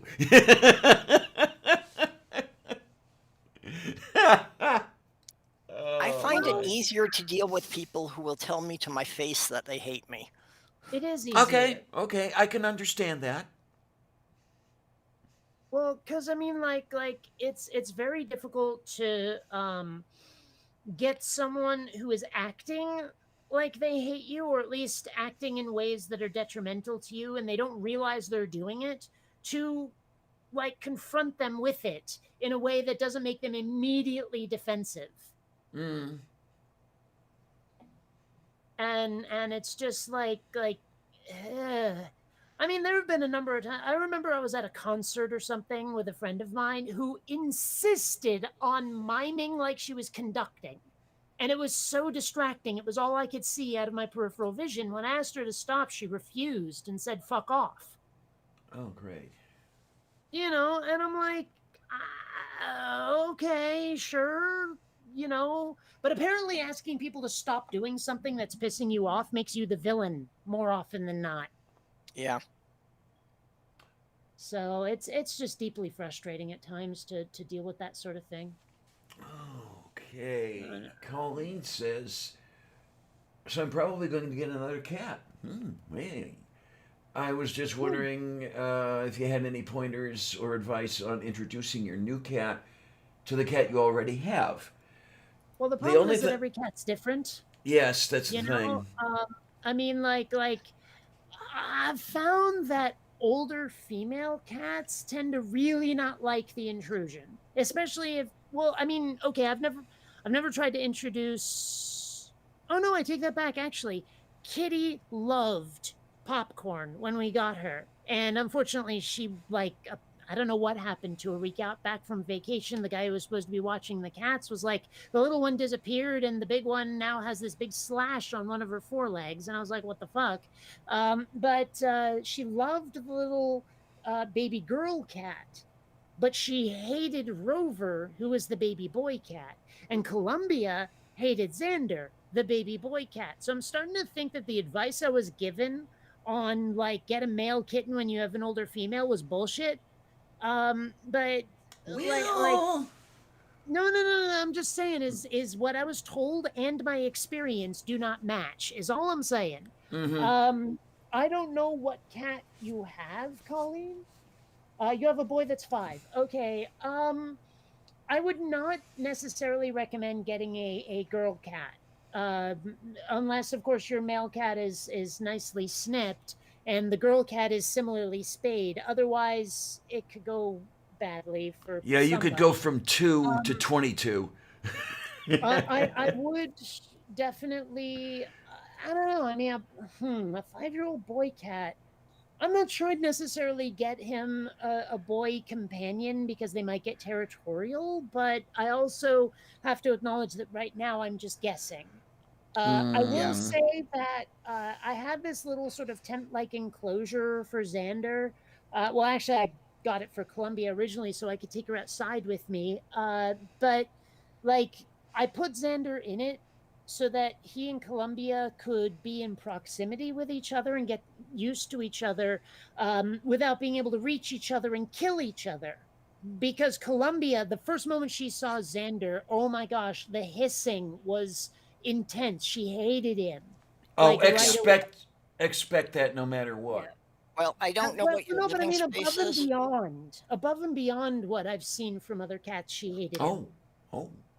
I don't know what Yeah. your living space is, but if you could put a screen door on one room and Yeah, yeah. put the new Yeah. cat in that room so that they can see and smell each other through the screen, but they can't, like bat at each other, at least And the, until they get used to each other for a while.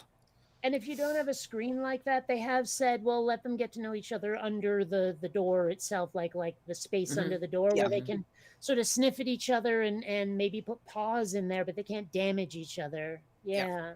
Yeah. In Um, general, I would tell you to go on YouTube and look up some of Jackson Galaxy's videos. I did end up like because Xander hates being alone. He really hates it. And Yeah. like I tried to go to sleep with him in that little tent enclosure, and he bitched and bitched and bitched. So what I ended up doing for like 2-3 days until Columbia was willing to tolerate his existence at least a little, I actually slept in the living room on the floor next to him so he wasn't alone. And then he'd stop whining if someone was there with him. Um, he is a needy little bastard, but I love him all the same, Yeah. Mm. I will say that I don't agree with everything Jackson Galaxy says.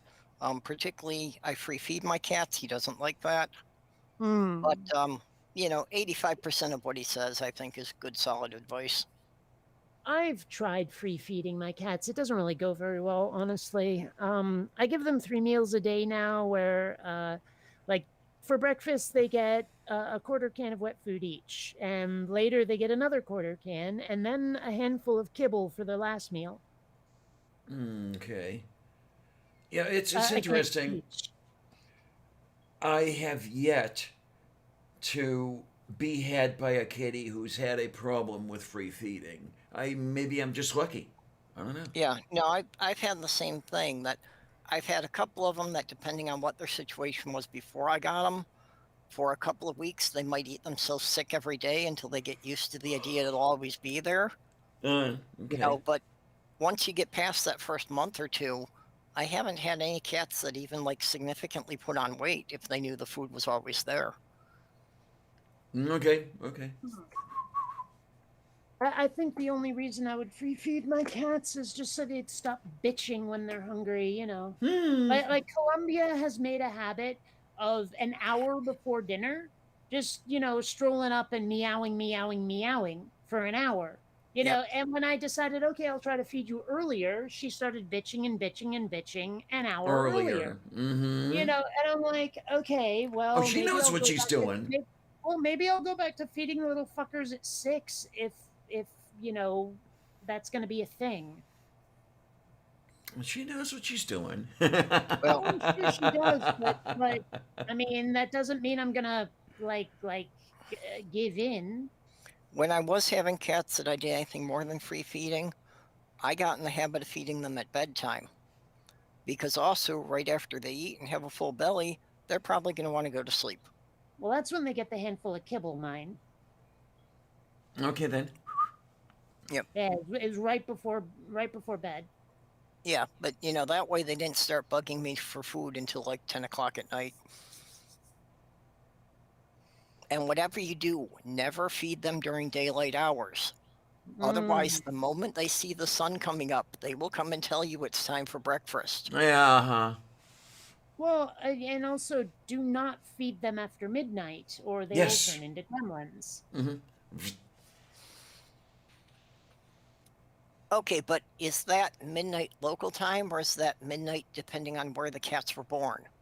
Well, the real question is when is it no longer quote unquote after midnight? I think it's at sunrise, but that's just me. Yep. You know. Oh, yeah. Oh, excuse me, please. Wow. Back up. Okay. We had a problem when we first got Petunia that she was apparently neglected and, from what I can see, probably kicked frequently. Oh. But yeah, what she has a real issue with the food that, you know, if she could see the bottom of the bowl, she was thinking she was going to starve. And when we bring in a new bag of cat food and set it down, she would chew a hole in the bag. Even if her bowl was full, she needed to access the bag. Okay. And we tried putting the bag in the closet, and then she would just sit there all night and pound at the closet door trying to get it open. So eventually what I had to do was I put her food in a plastic bucket, but she would panic if she didn't see the bag. So I took the old bag and I wrapped it around the bucket and taped it on there so she could see the label and know her food was in there. Okay then. And then she finally settled down that she could always see that there was a bucket of food there. Then she was okay. Well, It's, I do it's a have re- one of those little like free feeding gravity fed kibble things. And I've thought about filling it up, but I have a feeling I'd run out of kibble so damn fast.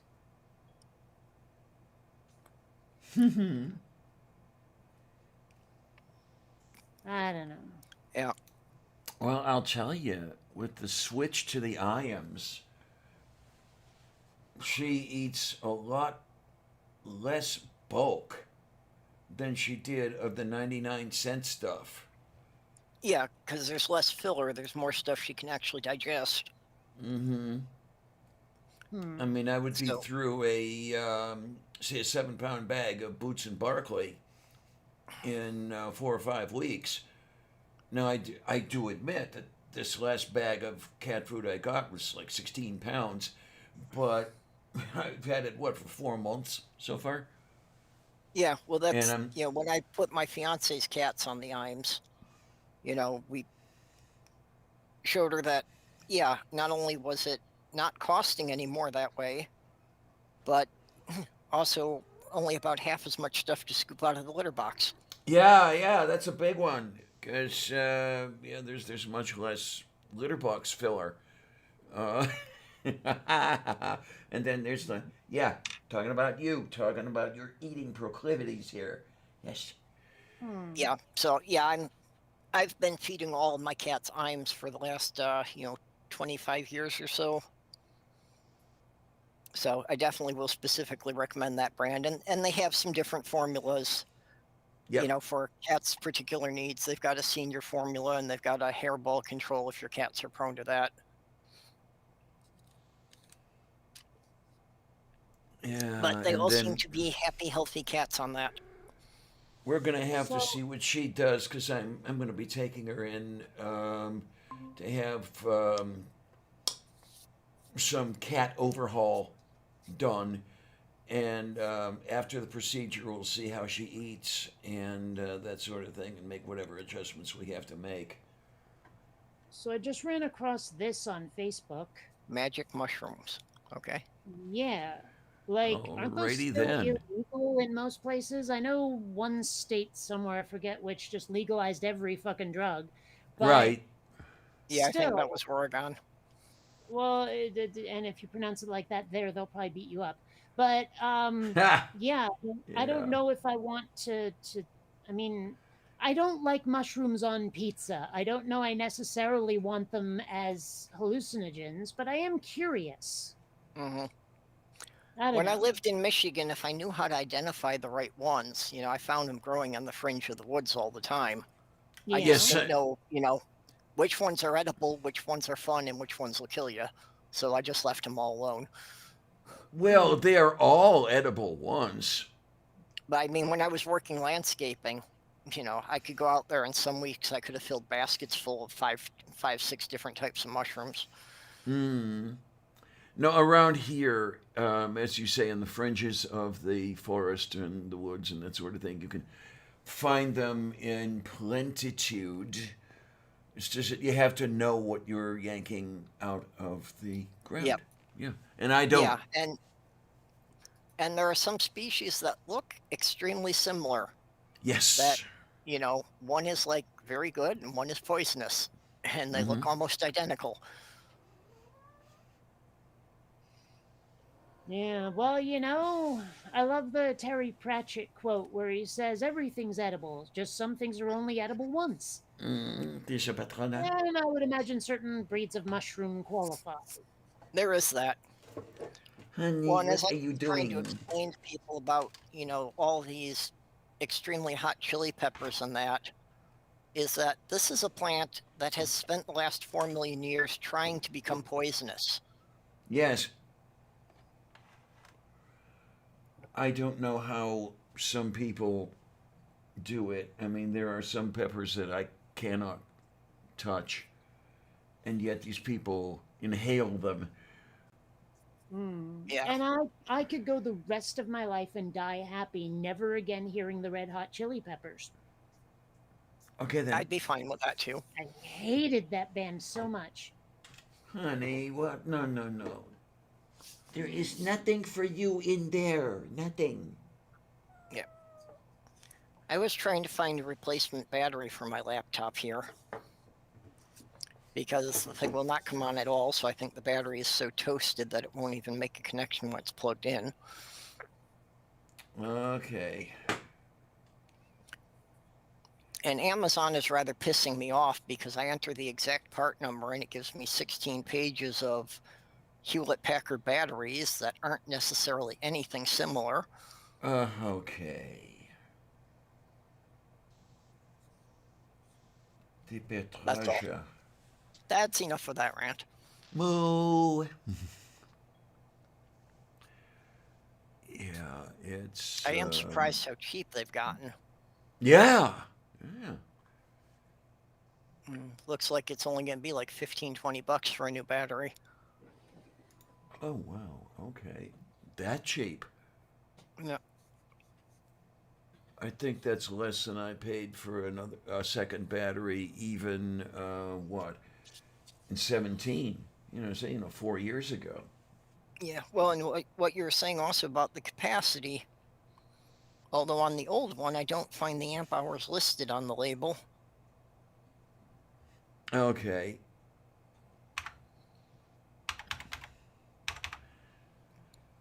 But yeah,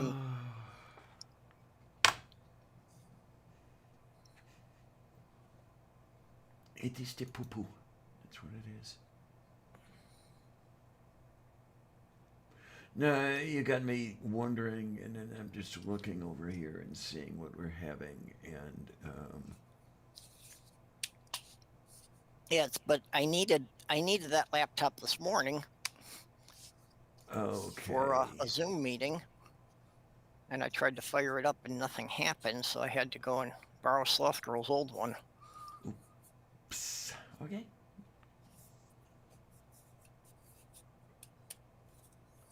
That could be troublesome.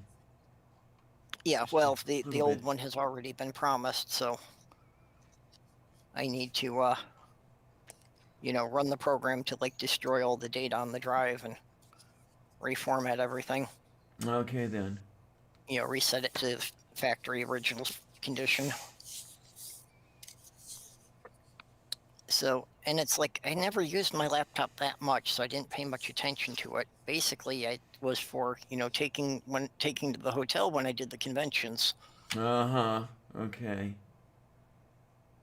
So it's like, I kind of need to have one on hand for that 2-3 times a year. Other than that, it really doesn't get used. Okay. Oh, yeah. Please excuse me. Moo. Oh, I don't know. Let's just look at that. God, you can spend $3,000 for a laptop. Not my idea of a good time. Yeah. Well, like I say, you know, you can get a pretty decent refurbished one easily for under 500. Just, you That know, kind of have to figure what specs are important to you, what you're going to use it for. yeah. I want at least a 15-inch screen, at least. I'm seeing, okay, in this neighborhood, I'm seeing some numbers I can live with. I wouldn't mind a machine that had a DVD drive, but I don't know that Well, I'm going and to find one. yeah, you don't do like the online gaming or that, and Right.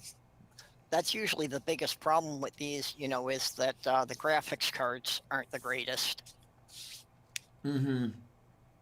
You know, the laptops just don't have the high graphics cards for people who want to play Warcraft and stuff like that. Yeah, well, I don't think that I'm going to be doing any gaming. Yeah. Um, Well, I mean, even the one we got for Sloth Girl, she is playing Warcraft on it. You know, it's not going to be one of the fastest machines on the server, but it does the job. okay, moo. I'm playing with the old battery and kind of interesting design that HP did with these. I mean, of course, a battery is always heavy enough to be a good bludgeoning weapon. Yes. Yeah, they actually put something on here that's a pretty good slashing edge as it is. I mean, a little bit of sandpaper, and I could actually make a really cutting knife out of this. Ooh. It's got a Belcosina. rather sharp edge on the forward edge of the plastic. Okay, there. This one got there. See, and this is what I keep telling people. You know, with the gun control things come up, and it's like anything can be used as a weapon. Uh-huh. I mean, bad breath could be used as a weapon, for Christ's sake. Yep.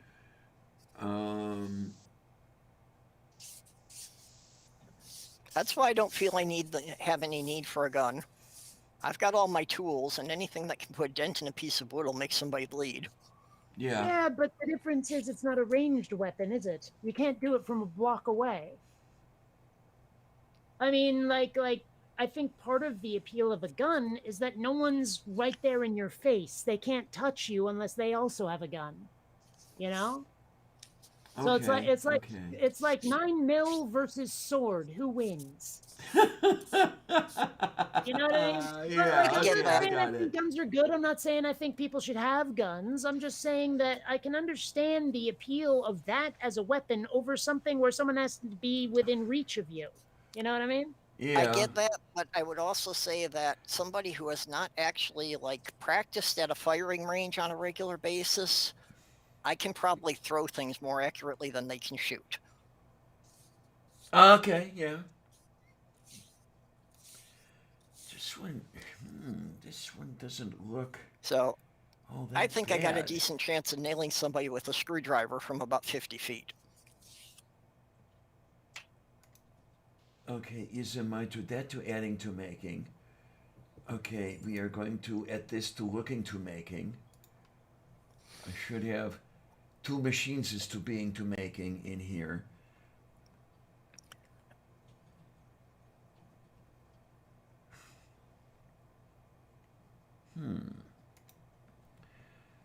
Okay, you people in the audience and you people in the panel, do you have any opinions on Lenovo or however you would say It's that? Lenovo. It's Lenovo. It is. You have It any is. idea? Okay, thank you. Have you a opinion on the quality and stuff?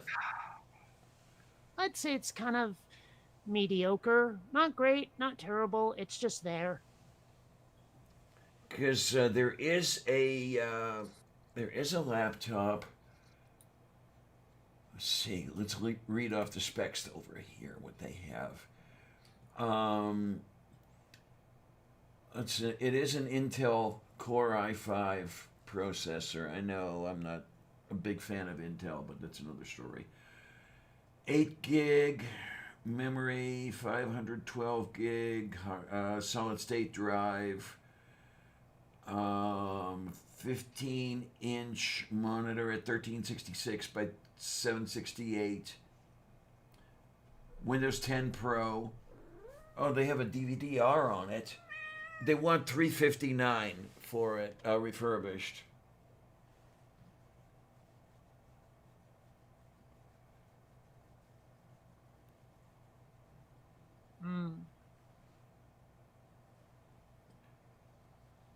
It's got a leg up on the other on the other laptop I was looking at, in that it has a DVD drive. So I could shove a movie in it if I wanted. Sounds painful. Hmm. Yeah, especially if you do it sideways. And then we got this cat who wants attention. Yeah, you want attention. I know those of you who can see the screens can see up in the corner here. There's somebody being very insistent. Yep. I dropped a link in the side chat for the one we just got for Sloth Girl. Ah, t'as partagé. Let us Which, to see. It's an HP with an i7 core. Oh, when you say drop the link, you're saying in the YouTube page. Yeah, the YouTube. Okay. Dayu Gorostu.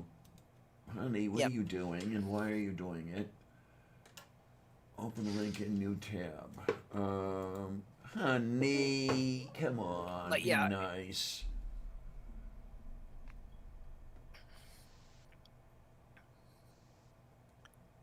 But yeah, it also came with the with 8 gig memory, but it has 4 memory slots and only 2 of them are used. So I was also able to pick up a couple of used memory chips that were waiting for delivery on, easily double the memory on it. The one thing about this Lenovo machine that I'm not exactly sure about is, it's sitting on 8 gig of memory. And if I wanted to work on that machine, I don't know if 8 gig would be enough, to be honest.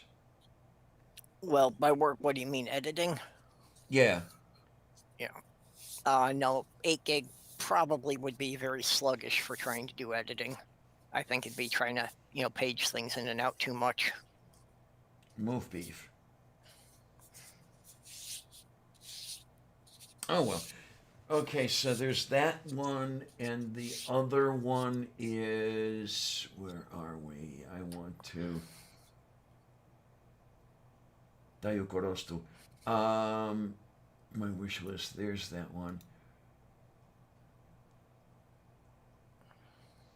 Okay, that is... Oh, well, the other one is only 4 gigabytes of RAM, so fuck that. Yeah, I think I end up going a little more powerful. We'll just... I'm not necessarily going in for dialysis tomorrow, so we'll be okay.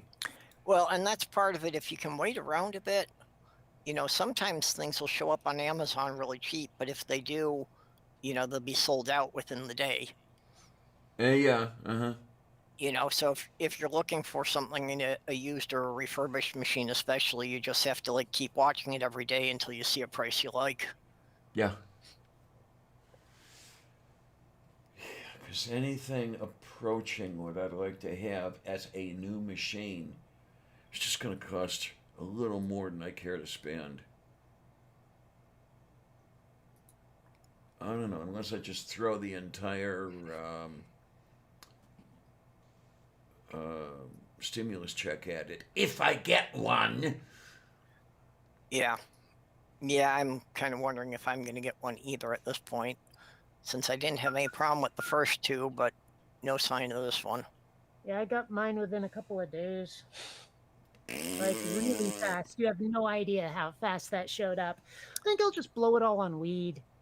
Well, and that's supposed to be what I'm... I bought a laptop. Remember, Yeah. I bought a laptop. I'm not blowing it all on weed.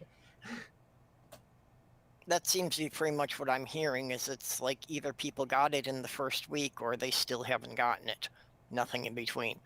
Yeah, pretty much. And I know that one of the differences with this one as opposed to the previous ones was they said it was going to be possible that if there were any like outstanding old debts that it could be latched onto. Now I would have Oh, yeah. thought if that was happening that at least I would have gotten a letter telling me that. But Uh-huh. you know, at this point it's like, yeah, there's no information, there's no way to get any information. You know, you go to the IRS website and you go chasing around in circles and it keeps sending you back to the same fact page without ever giving you an answer. Moo. Yeah, if they would be nice enough to throw $1,400 at me, I mean, I might at that point consider spending $1,000 on a laptop. But I don't know. Well. What you gonna do? You know, there's not much you can do. Yep.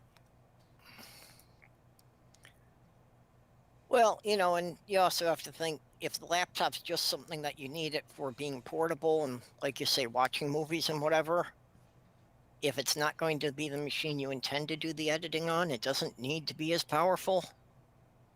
Mm-hmm.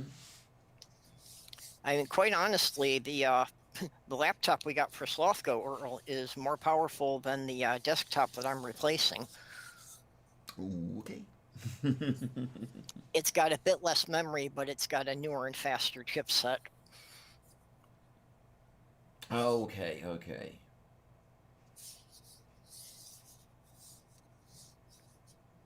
Moo.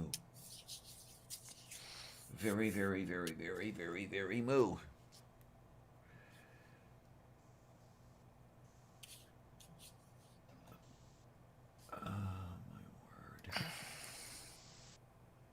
Oh, we've only been at this 6.5 hours. Oh, God.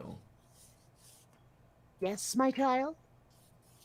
Oh, I just made the mistake of looking at Twitter, and of course, Twitter is being stupid. Well, of course it is. Oh, that's but what in what way Twitter's this time? for. In what fashion is it being stupid this time? In an argument about electric cars, and somebody doesn't quite get that. A couple of posts apart, they're saying that we should all go to solar energy and electric cars, and about, you know, your car charges up overnight. And it's like, how does your car charge overnight from solar power? Yeah, there you go. You I know, can they think seem I to can have think missed of that ways. connection. Actually, I can think of ways. Like maybe you have a big solar-powered battery thing at home, and you can just plug the car in, you know, and suck up all that stored power. I don't know. Yeah, well, that's the thing, that, you know, you would basically need to have a battery storage bank in your garage that is larger than the battery capacity of the car,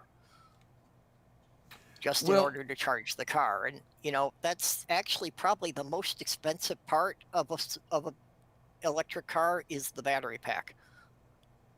Yeah. Well, we had a discussion about this way back when I was in high school, because we built a telescope, and we were talking about putting a clock drive on it, and we at the astronomy club, and one of our numbers suggested a solar-powered clock drive.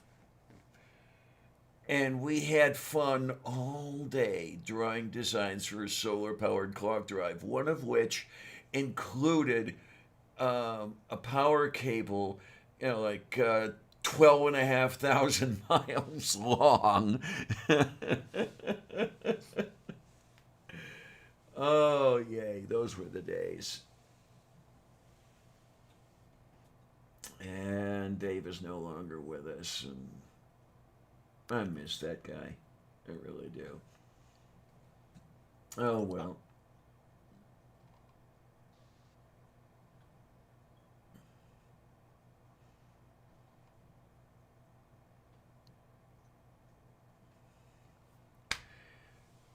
Okay, so I'm looking at my Twitter feed like I really shouldn't. And we have a post here. Wait, did I just hear correctly? Getz is having sex with a minor female? Getz? There's too many Getzes. Which Getz? I guess Matt Getz, Florida. Okay. Now, That's a new one. well, already. whatever Leo wants, Leo gets. I don't know. I can't do a Joe Pesci voice, so that's as close as I can get. Oh my.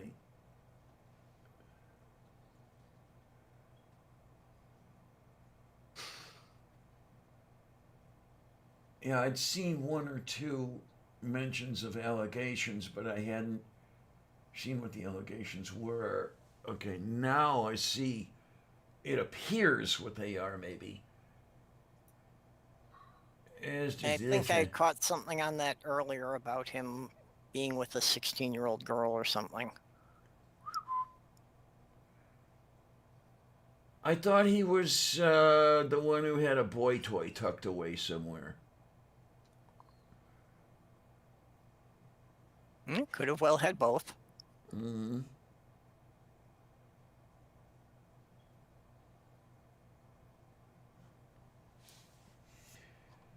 Oh my, oh my. Back.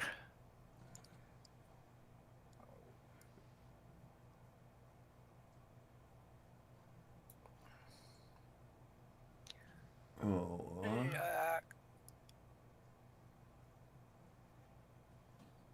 Yeah. We got over here a little gif of Griff. puppy The word is Griff. puppy and finches. The creator of the format says it's GIF. It's GIF. Otherwise, Skippy. Judge Advocate General should be Judge instead of Jag. I'm just going to call it a Skippy from now on. Yeah, move Okay. beef. Well, every time you say it, I'm going to have to ask you what you mean, because as far as I'm concerned, Skippy means so many things. Oh. Anyway, he did say specifically that he was referencing the peanut butter. Like, that Yep. was the idea. Yeah, I've heard you explain that before, so I'll take your word for it since I didn't see the interview. Oh, I could probably dig it up and post it for you, but either way. I could probably find it on YouTube if I felt bothered to do it, but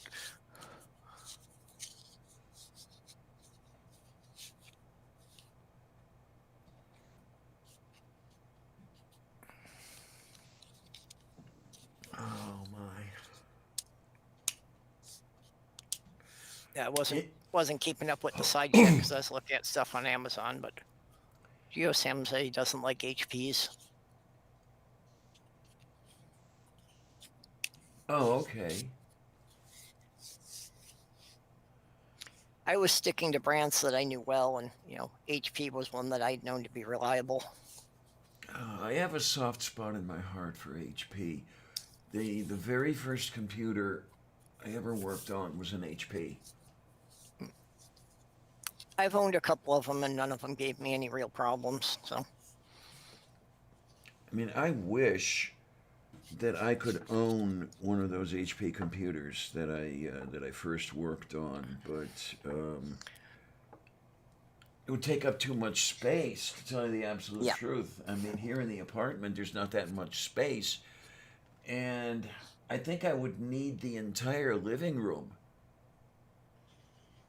Yep. That HP was the size of a steamer trunk. And along with it, you also needed a teletype machine, at the very least. and probably had less computing power than the laptops we were just looking at. It had perhaps, well, okay, it had 8K of ferrite core memory, for example. Yep. It had a clock cycle of 1 megahertz. You know? Yeah, I learned on the same type of stuff, although what I was learning on were mostly the Univacs. Oh, okay, fine. Mm-hmm. A couple of Univac 9030s were the main computers at the school I was at.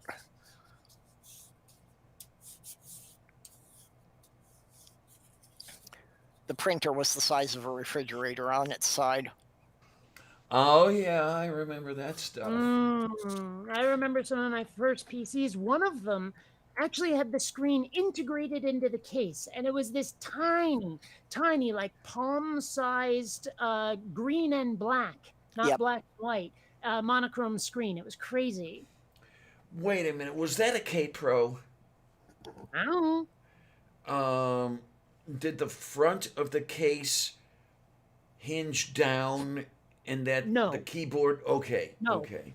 No, I believe the keyboard, while it was indeed wired, could fit into the front of the case, but it was not on a hinge. Oh, okay. Because the Yep. one I was thinking of was you dropped the front of the case down, and there was the keyboard and the 4-inch monitor. Literally, a fucking 4-inch monitor was behind it.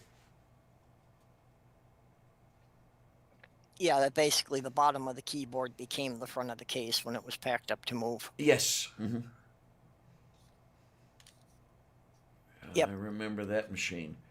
Yeah, a that's friend I of was mine had thinking of one. the compacts. Yeah. Oh my.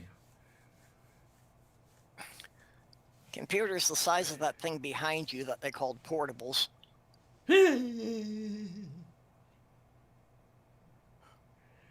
Oh, Jesus. When I was working at the One Software House back in the late 70s, we had I believe it was a 50 megabyte hard drive hooked up to one of them. It was the size of a washing machine. It was one of those, I called it a 6-pack, where it had 6 platters, one atop the others. Yep. And then, yeah, you dropped it down, unscrewed the cover, and then, yeah, that whole thing. Yep. All that for something upon which many image files that you see today as a routine would not fit.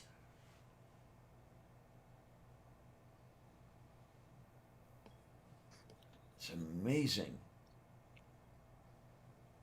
When I got out of the tech school, I was working night shift, so my primary duties were backing those things up onto tapes.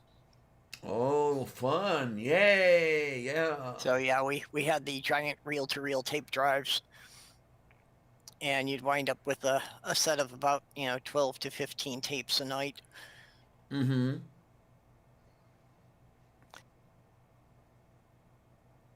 Now, you're saying you were working Univaxes, so did you use tar to back up on the tapes? I'm not really sure what it was, because I was just doing the operations. I didn't have to deal with the programs much themselves. So, for me, I just kind of had a cheat sheet of about a dozen commands was all I ever needed to use. Okay, then. Okay.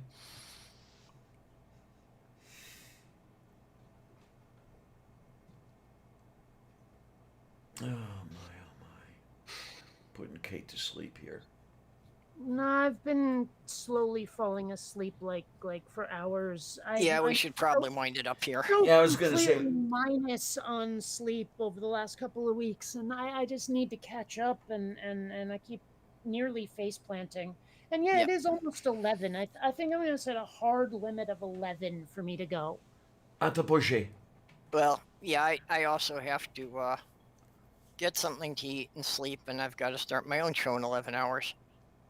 Oh, yay. Oh, yes, that's right, that's right. Thank you for reminding me.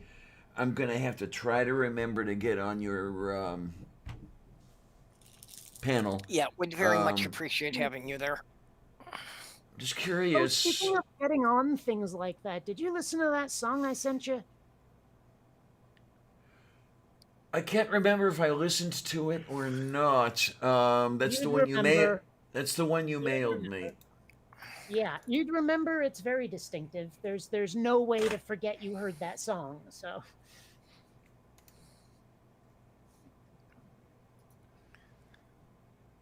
Balukuseta ekibeta palkolo gravitianta. How great is it that we get to tell everybody how Liberty Mutual customizes your car insurance? So you only pay for what you need.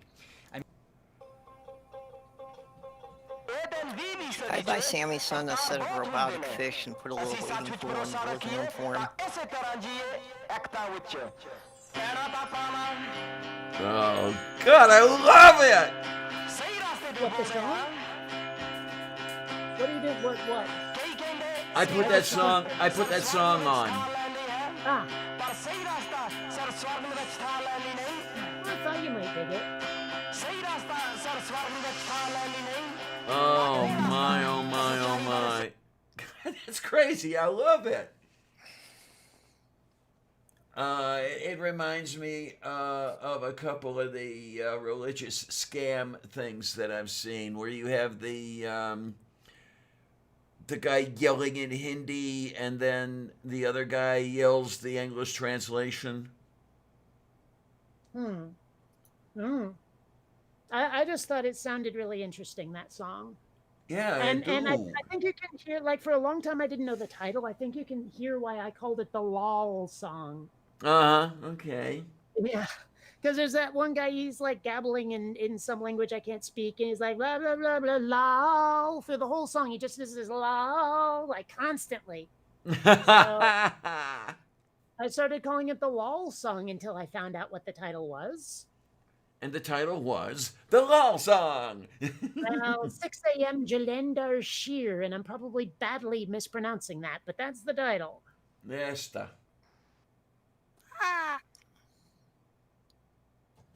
Hank. Anyway, don't Yep, mind me. it's I'm time for us to weird. go. Oh my, oh my. Oh, you know, that would be some. Oh my word. I just had the most terrible thought in the entire world. The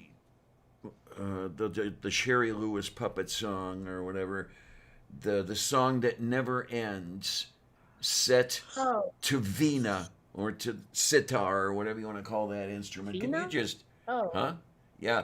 Why is it I think an alternate name is Vina or sitar. Can you see I only know play? the sitar. When someone says Okay. Vina, I actually think of that song Judan Vina, which is let's drink wine or let's get drunk or something in Finnish. Oh, well. You know, Vina, vine. Hmm. So my brain was totally not going to musical instruments when you said that. That's all. But I could just see. Could you just see that? And if you did it with a Hindi accent, you know, this is their song that never ends, or I don't know. I can't do a good Hindi accent. This is the song that never ends. It just goes on and on, my friend. That one? That one. Yep. Okay. Yes, Yeah. thank you for that just before going to bed. Oh, you're There welcome. you go. Go find a mallet and get that song out of your brain. Yeah, there you go. Remember, I have both of your addresses. I could give them to Stool. Ah! Well, he's not going to show up on my doorstep, so I can't imagine what he'd do. Oh, I don't know. Could you just see him swimming across the Atlantic, you know? And then there's this kitty sharpening her claws. I don't know. That's the other problem with the whole pandemic thing, and I'm waiting for that to get over so that we can start traveling again. Yeah, moo. I had the plan all laid out to to mail myself to Denmark so I could go tour the Lego factory. Yeah, okay. Oh, jeez. It's, I know people over there now. Oh, okay. I know a couple people in Denmark. It's just a matter of getting out there.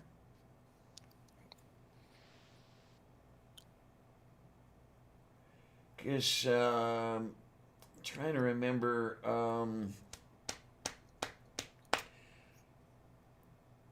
Linda and Morton are out of Yep. Denmark, aren't they? Yeah. Yep.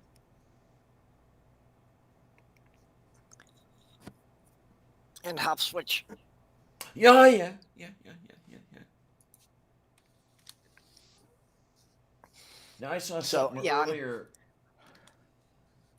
I'm still trying to find some Antarctic researcher to connect to, because then I'll be able to say that I've got a friend on every continent. Okay, fine. Okay. I'm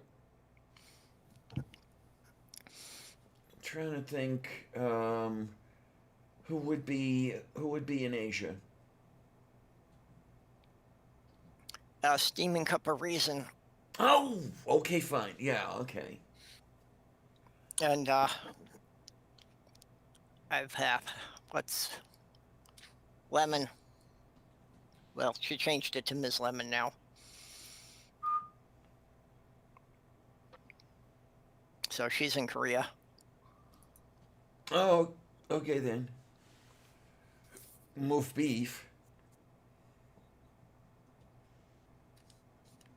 No, I saw something earlier. I would say earlier today, but it is after midnight here. Within the last 24 hours, it scared the shit out of me. I went looking at Pirates tickets, and they were listed as like, must buy 2 at a time, must buy 4 at a time. And I don't know if that's because it's before the season has started, or if there's something new that they're doing. Because depending on the way things would go, I don't know if I'd go with 1/4 capacity allowed. But no matter once you had closer to capacity, I'm not gonna pay $60 for a $30 seat. Yeah, I'm thinking that's probably why, they're making it that you must buy multiples, because the multiples are bought together don't have to have empty seats between them. So they can probably, increase the capacity that they sell that way. Mm. If they sell 4 at one time, they don't have to have seats between them. If they sell 4 individual ones, they probably have to have 2 seats between. So instead of 4 seats, that becomes 12 seats that are gone. Yeah, I'll have to see how things go. I mean, I'd like to get to at least one game this year. If I can't, I can't. But and that would only be because of pandemic limits. It wouldn't be because of dialysis limits. I'll go to the game. Screw the dialysis for that day. I don't care. Yeah. That's again a thing I would, kind of wait and see that, after the vaccine is available for everyone, they might change that if they feel they could, go back to selling the stadium at more or less full capacity. That is the nice thing about my favorite team coming to town only late in the season. And when I say late, I'm talking about late August. Very, very near the end of the season, the Nationals are coming to town. So if things are settled down by August, that would be all right. But, Yep. We'll see what happens.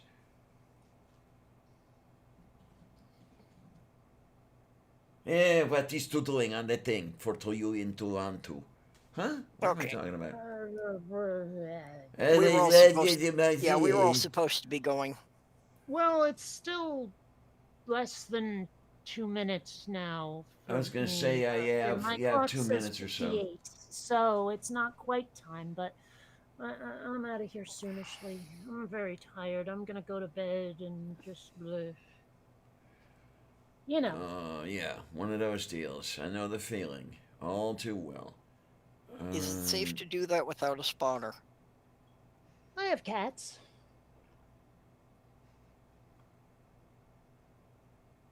What? They can watch me. Yes. They can watch you. When was the last time you heard of a cat dialing 911?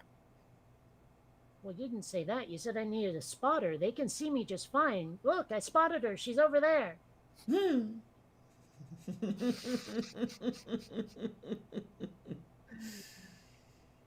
Oh, scheiße. You This have is to make sure that they understand that if you die, you're not going to continue feeding them. I'm not sure. Like they know perfectly well that my corpse will last about a month for them. So you know. Well, I don't know. Can cats eat rotting meat? Yeah, I was kind of wondering about that, how long. I think maybe after a week, yes. After a month, I don't think so. I would probably think it'd be in the range of like 1 to 2 weeks.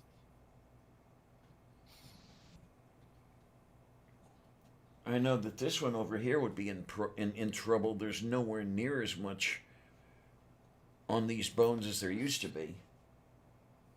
Yeah, but she's tiny. Sure, you got a point there. Yeah. Although Has you she know made that. it over 6 pounds yet? Oh yeah. She's into the range of 7. And I was just thinking that that's one thing I should do fairly soon is I should weigh her again. Um, and I mean, she looks healthy enough as far as the weight goes. Um, so she's definitely not going to do a Miranda. Oh yeah. And No. Miranda never really got above 6 pounds. Well, she's obviously very active. You know, Oh yes. shows all the signs of being quite healthy. Oh yes. Yeah. Yeah. Sammy has well. gotten considerably more active than he had been before, so he's apparently really liking the new place. Moo. Okay. So he does not need the diamond-studded cat bed. No, you know, and I was kind of thinking that he needed a companion, but yeah, judging by how he deals with Petunia, I think he kind of likes being an only cat. Yeah, okay. I've known kitties who prefer to be only cats. Well, also both Petunia and Fiona, the cat I had when I got him, both of them tended to bully him, Psst. Okay. and he doesn't want to fight back. So I think he'd rather be alone than to be faced with the idea of actually having to fight back. Mm-hmm. Okay. Yeah, this one could probably hold her own. Yeah, I think if there was any bullying going on, she'd probably be the one to do the bullying. Yeah.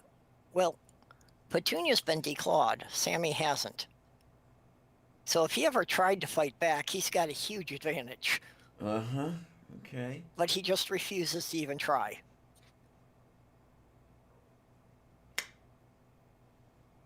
Oh my, oh my, oh my.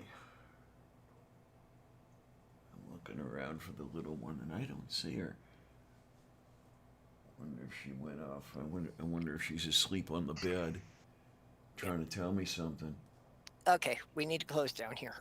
Yeah, Oh, no, okay. no time, and I was distracted by all kinds of stuff, and I was. I Ach, can't de brain bosta. today. I'm sorry, I can't fucking brain today.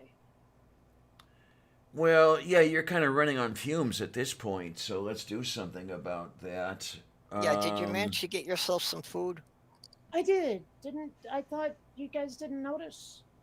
Like I was eating it, and I thought I was being loud, but I guess not. No, No. you were not being loud. Not at all.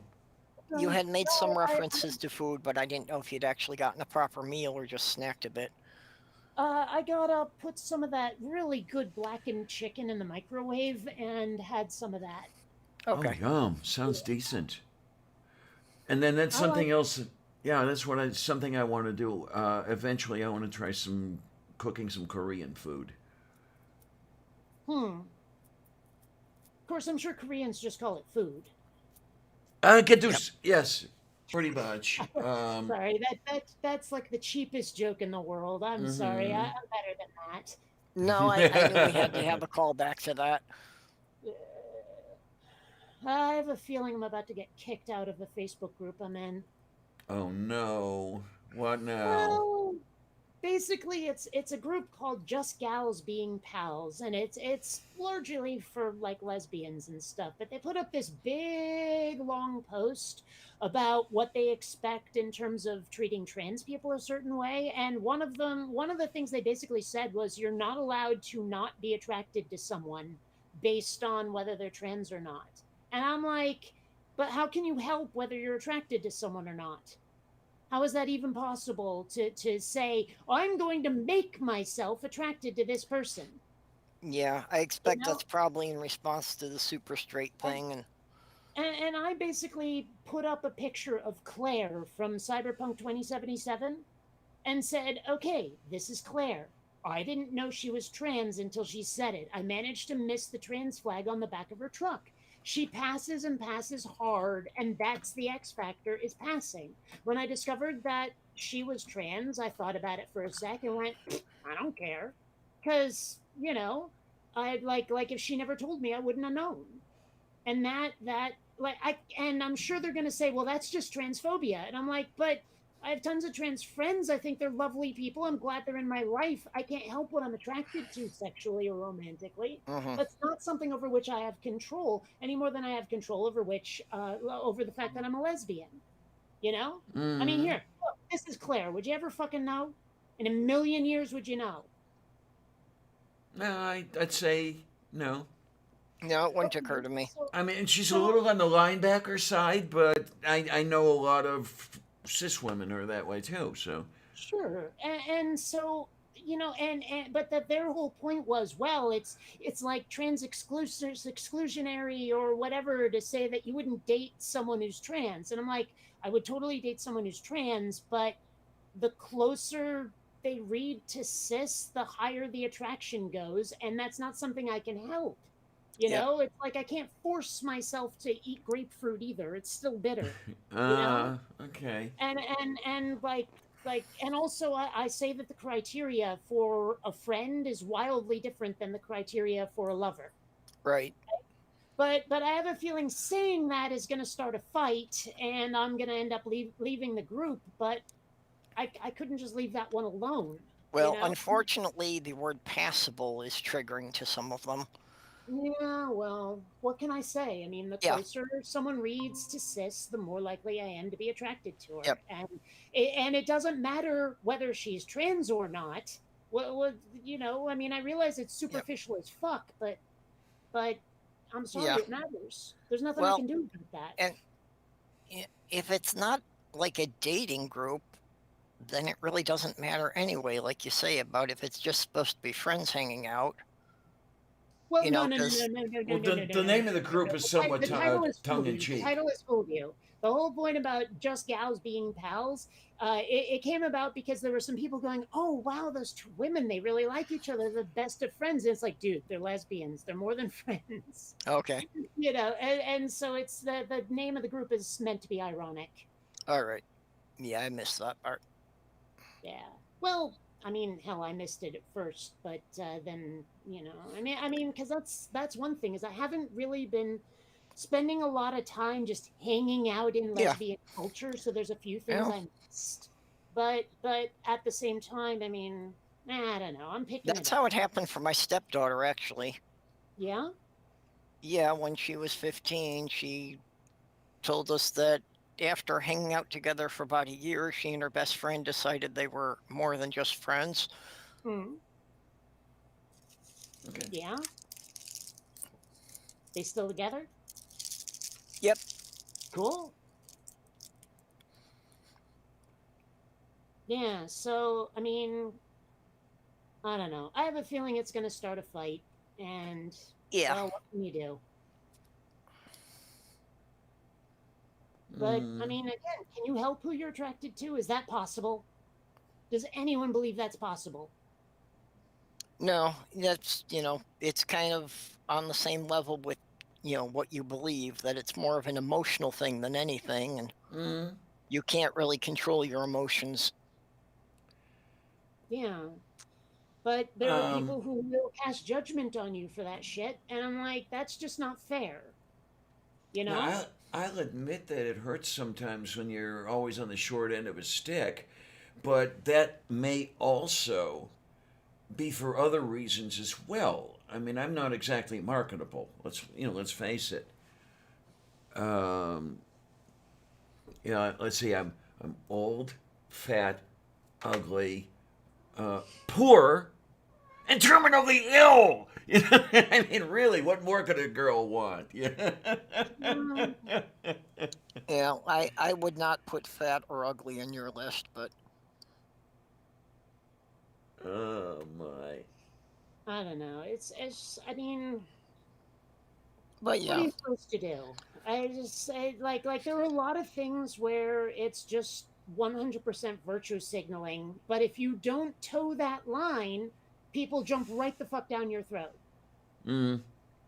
and it's just so frustrating. Yeah, again, it's just too much of people thinking you're, for us or against us, and there's no middle ground. Yeah. Oh, don't get me started.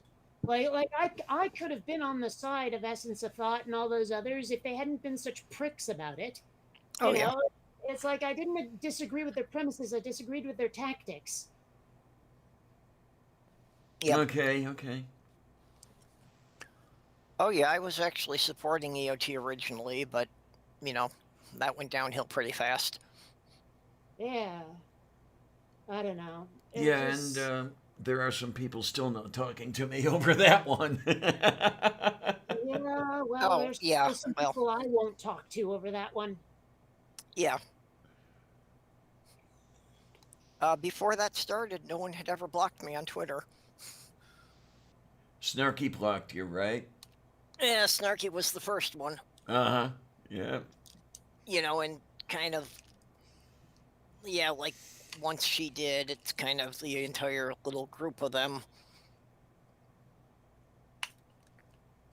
So, I mean, if they're gonna be like that, okay, let them be like that. As far as I'm concerned, it's just yeah, mildly disappointing. yep. Hmm. Okay, I'm with the sleep now. Yes, you is going to go night night. Shall I tuck you in? I still have to give the kibble to the kitties first, and yeah, and they're looking at me. They're giving me this look like it's time, right? Food, right? Yep. So, all right, I'm gonna Alrighty, okay, hon. stay well. Good night. Night Bye. night. Yay. Oh my. Okay, we can wrap this up. And to all the half dozen of you still here, and I have no idea why you are, but thank Yep. you for being here. I want to thank all of you who are here, and I want to thank all of you who are not here. I say this every time, and I mean it every time. You guys keep me going. You really do. I am grateful to you. Absolutely grateful. It's really nice to feel appreciated, and you guys do that very well in spades. And so, yeah, I think I'm going to be back on Friday. I will see about making a day in a life a regular thing, and just sort of pull that up by its bootstraps. I And was then- surprised that last one was over 3 hours. That your day in life things have generally been fairly short. I was surprised at how long it was. Definitely, I didn't think I could go that long solo. But yeah, we'll see how it goes, and work on a format and everything, and get it going. And I do really and truly want to thank you for all of it, for everything. I know it sounds crappy. I know it sounds flippant. It's really not. It's sincere. It really freaking is. You guys are just too good to me, and I don't know how better to put it. So, as far as that goes, then, let me say, thanks a lot, troops. See you on the other side. Good night, all.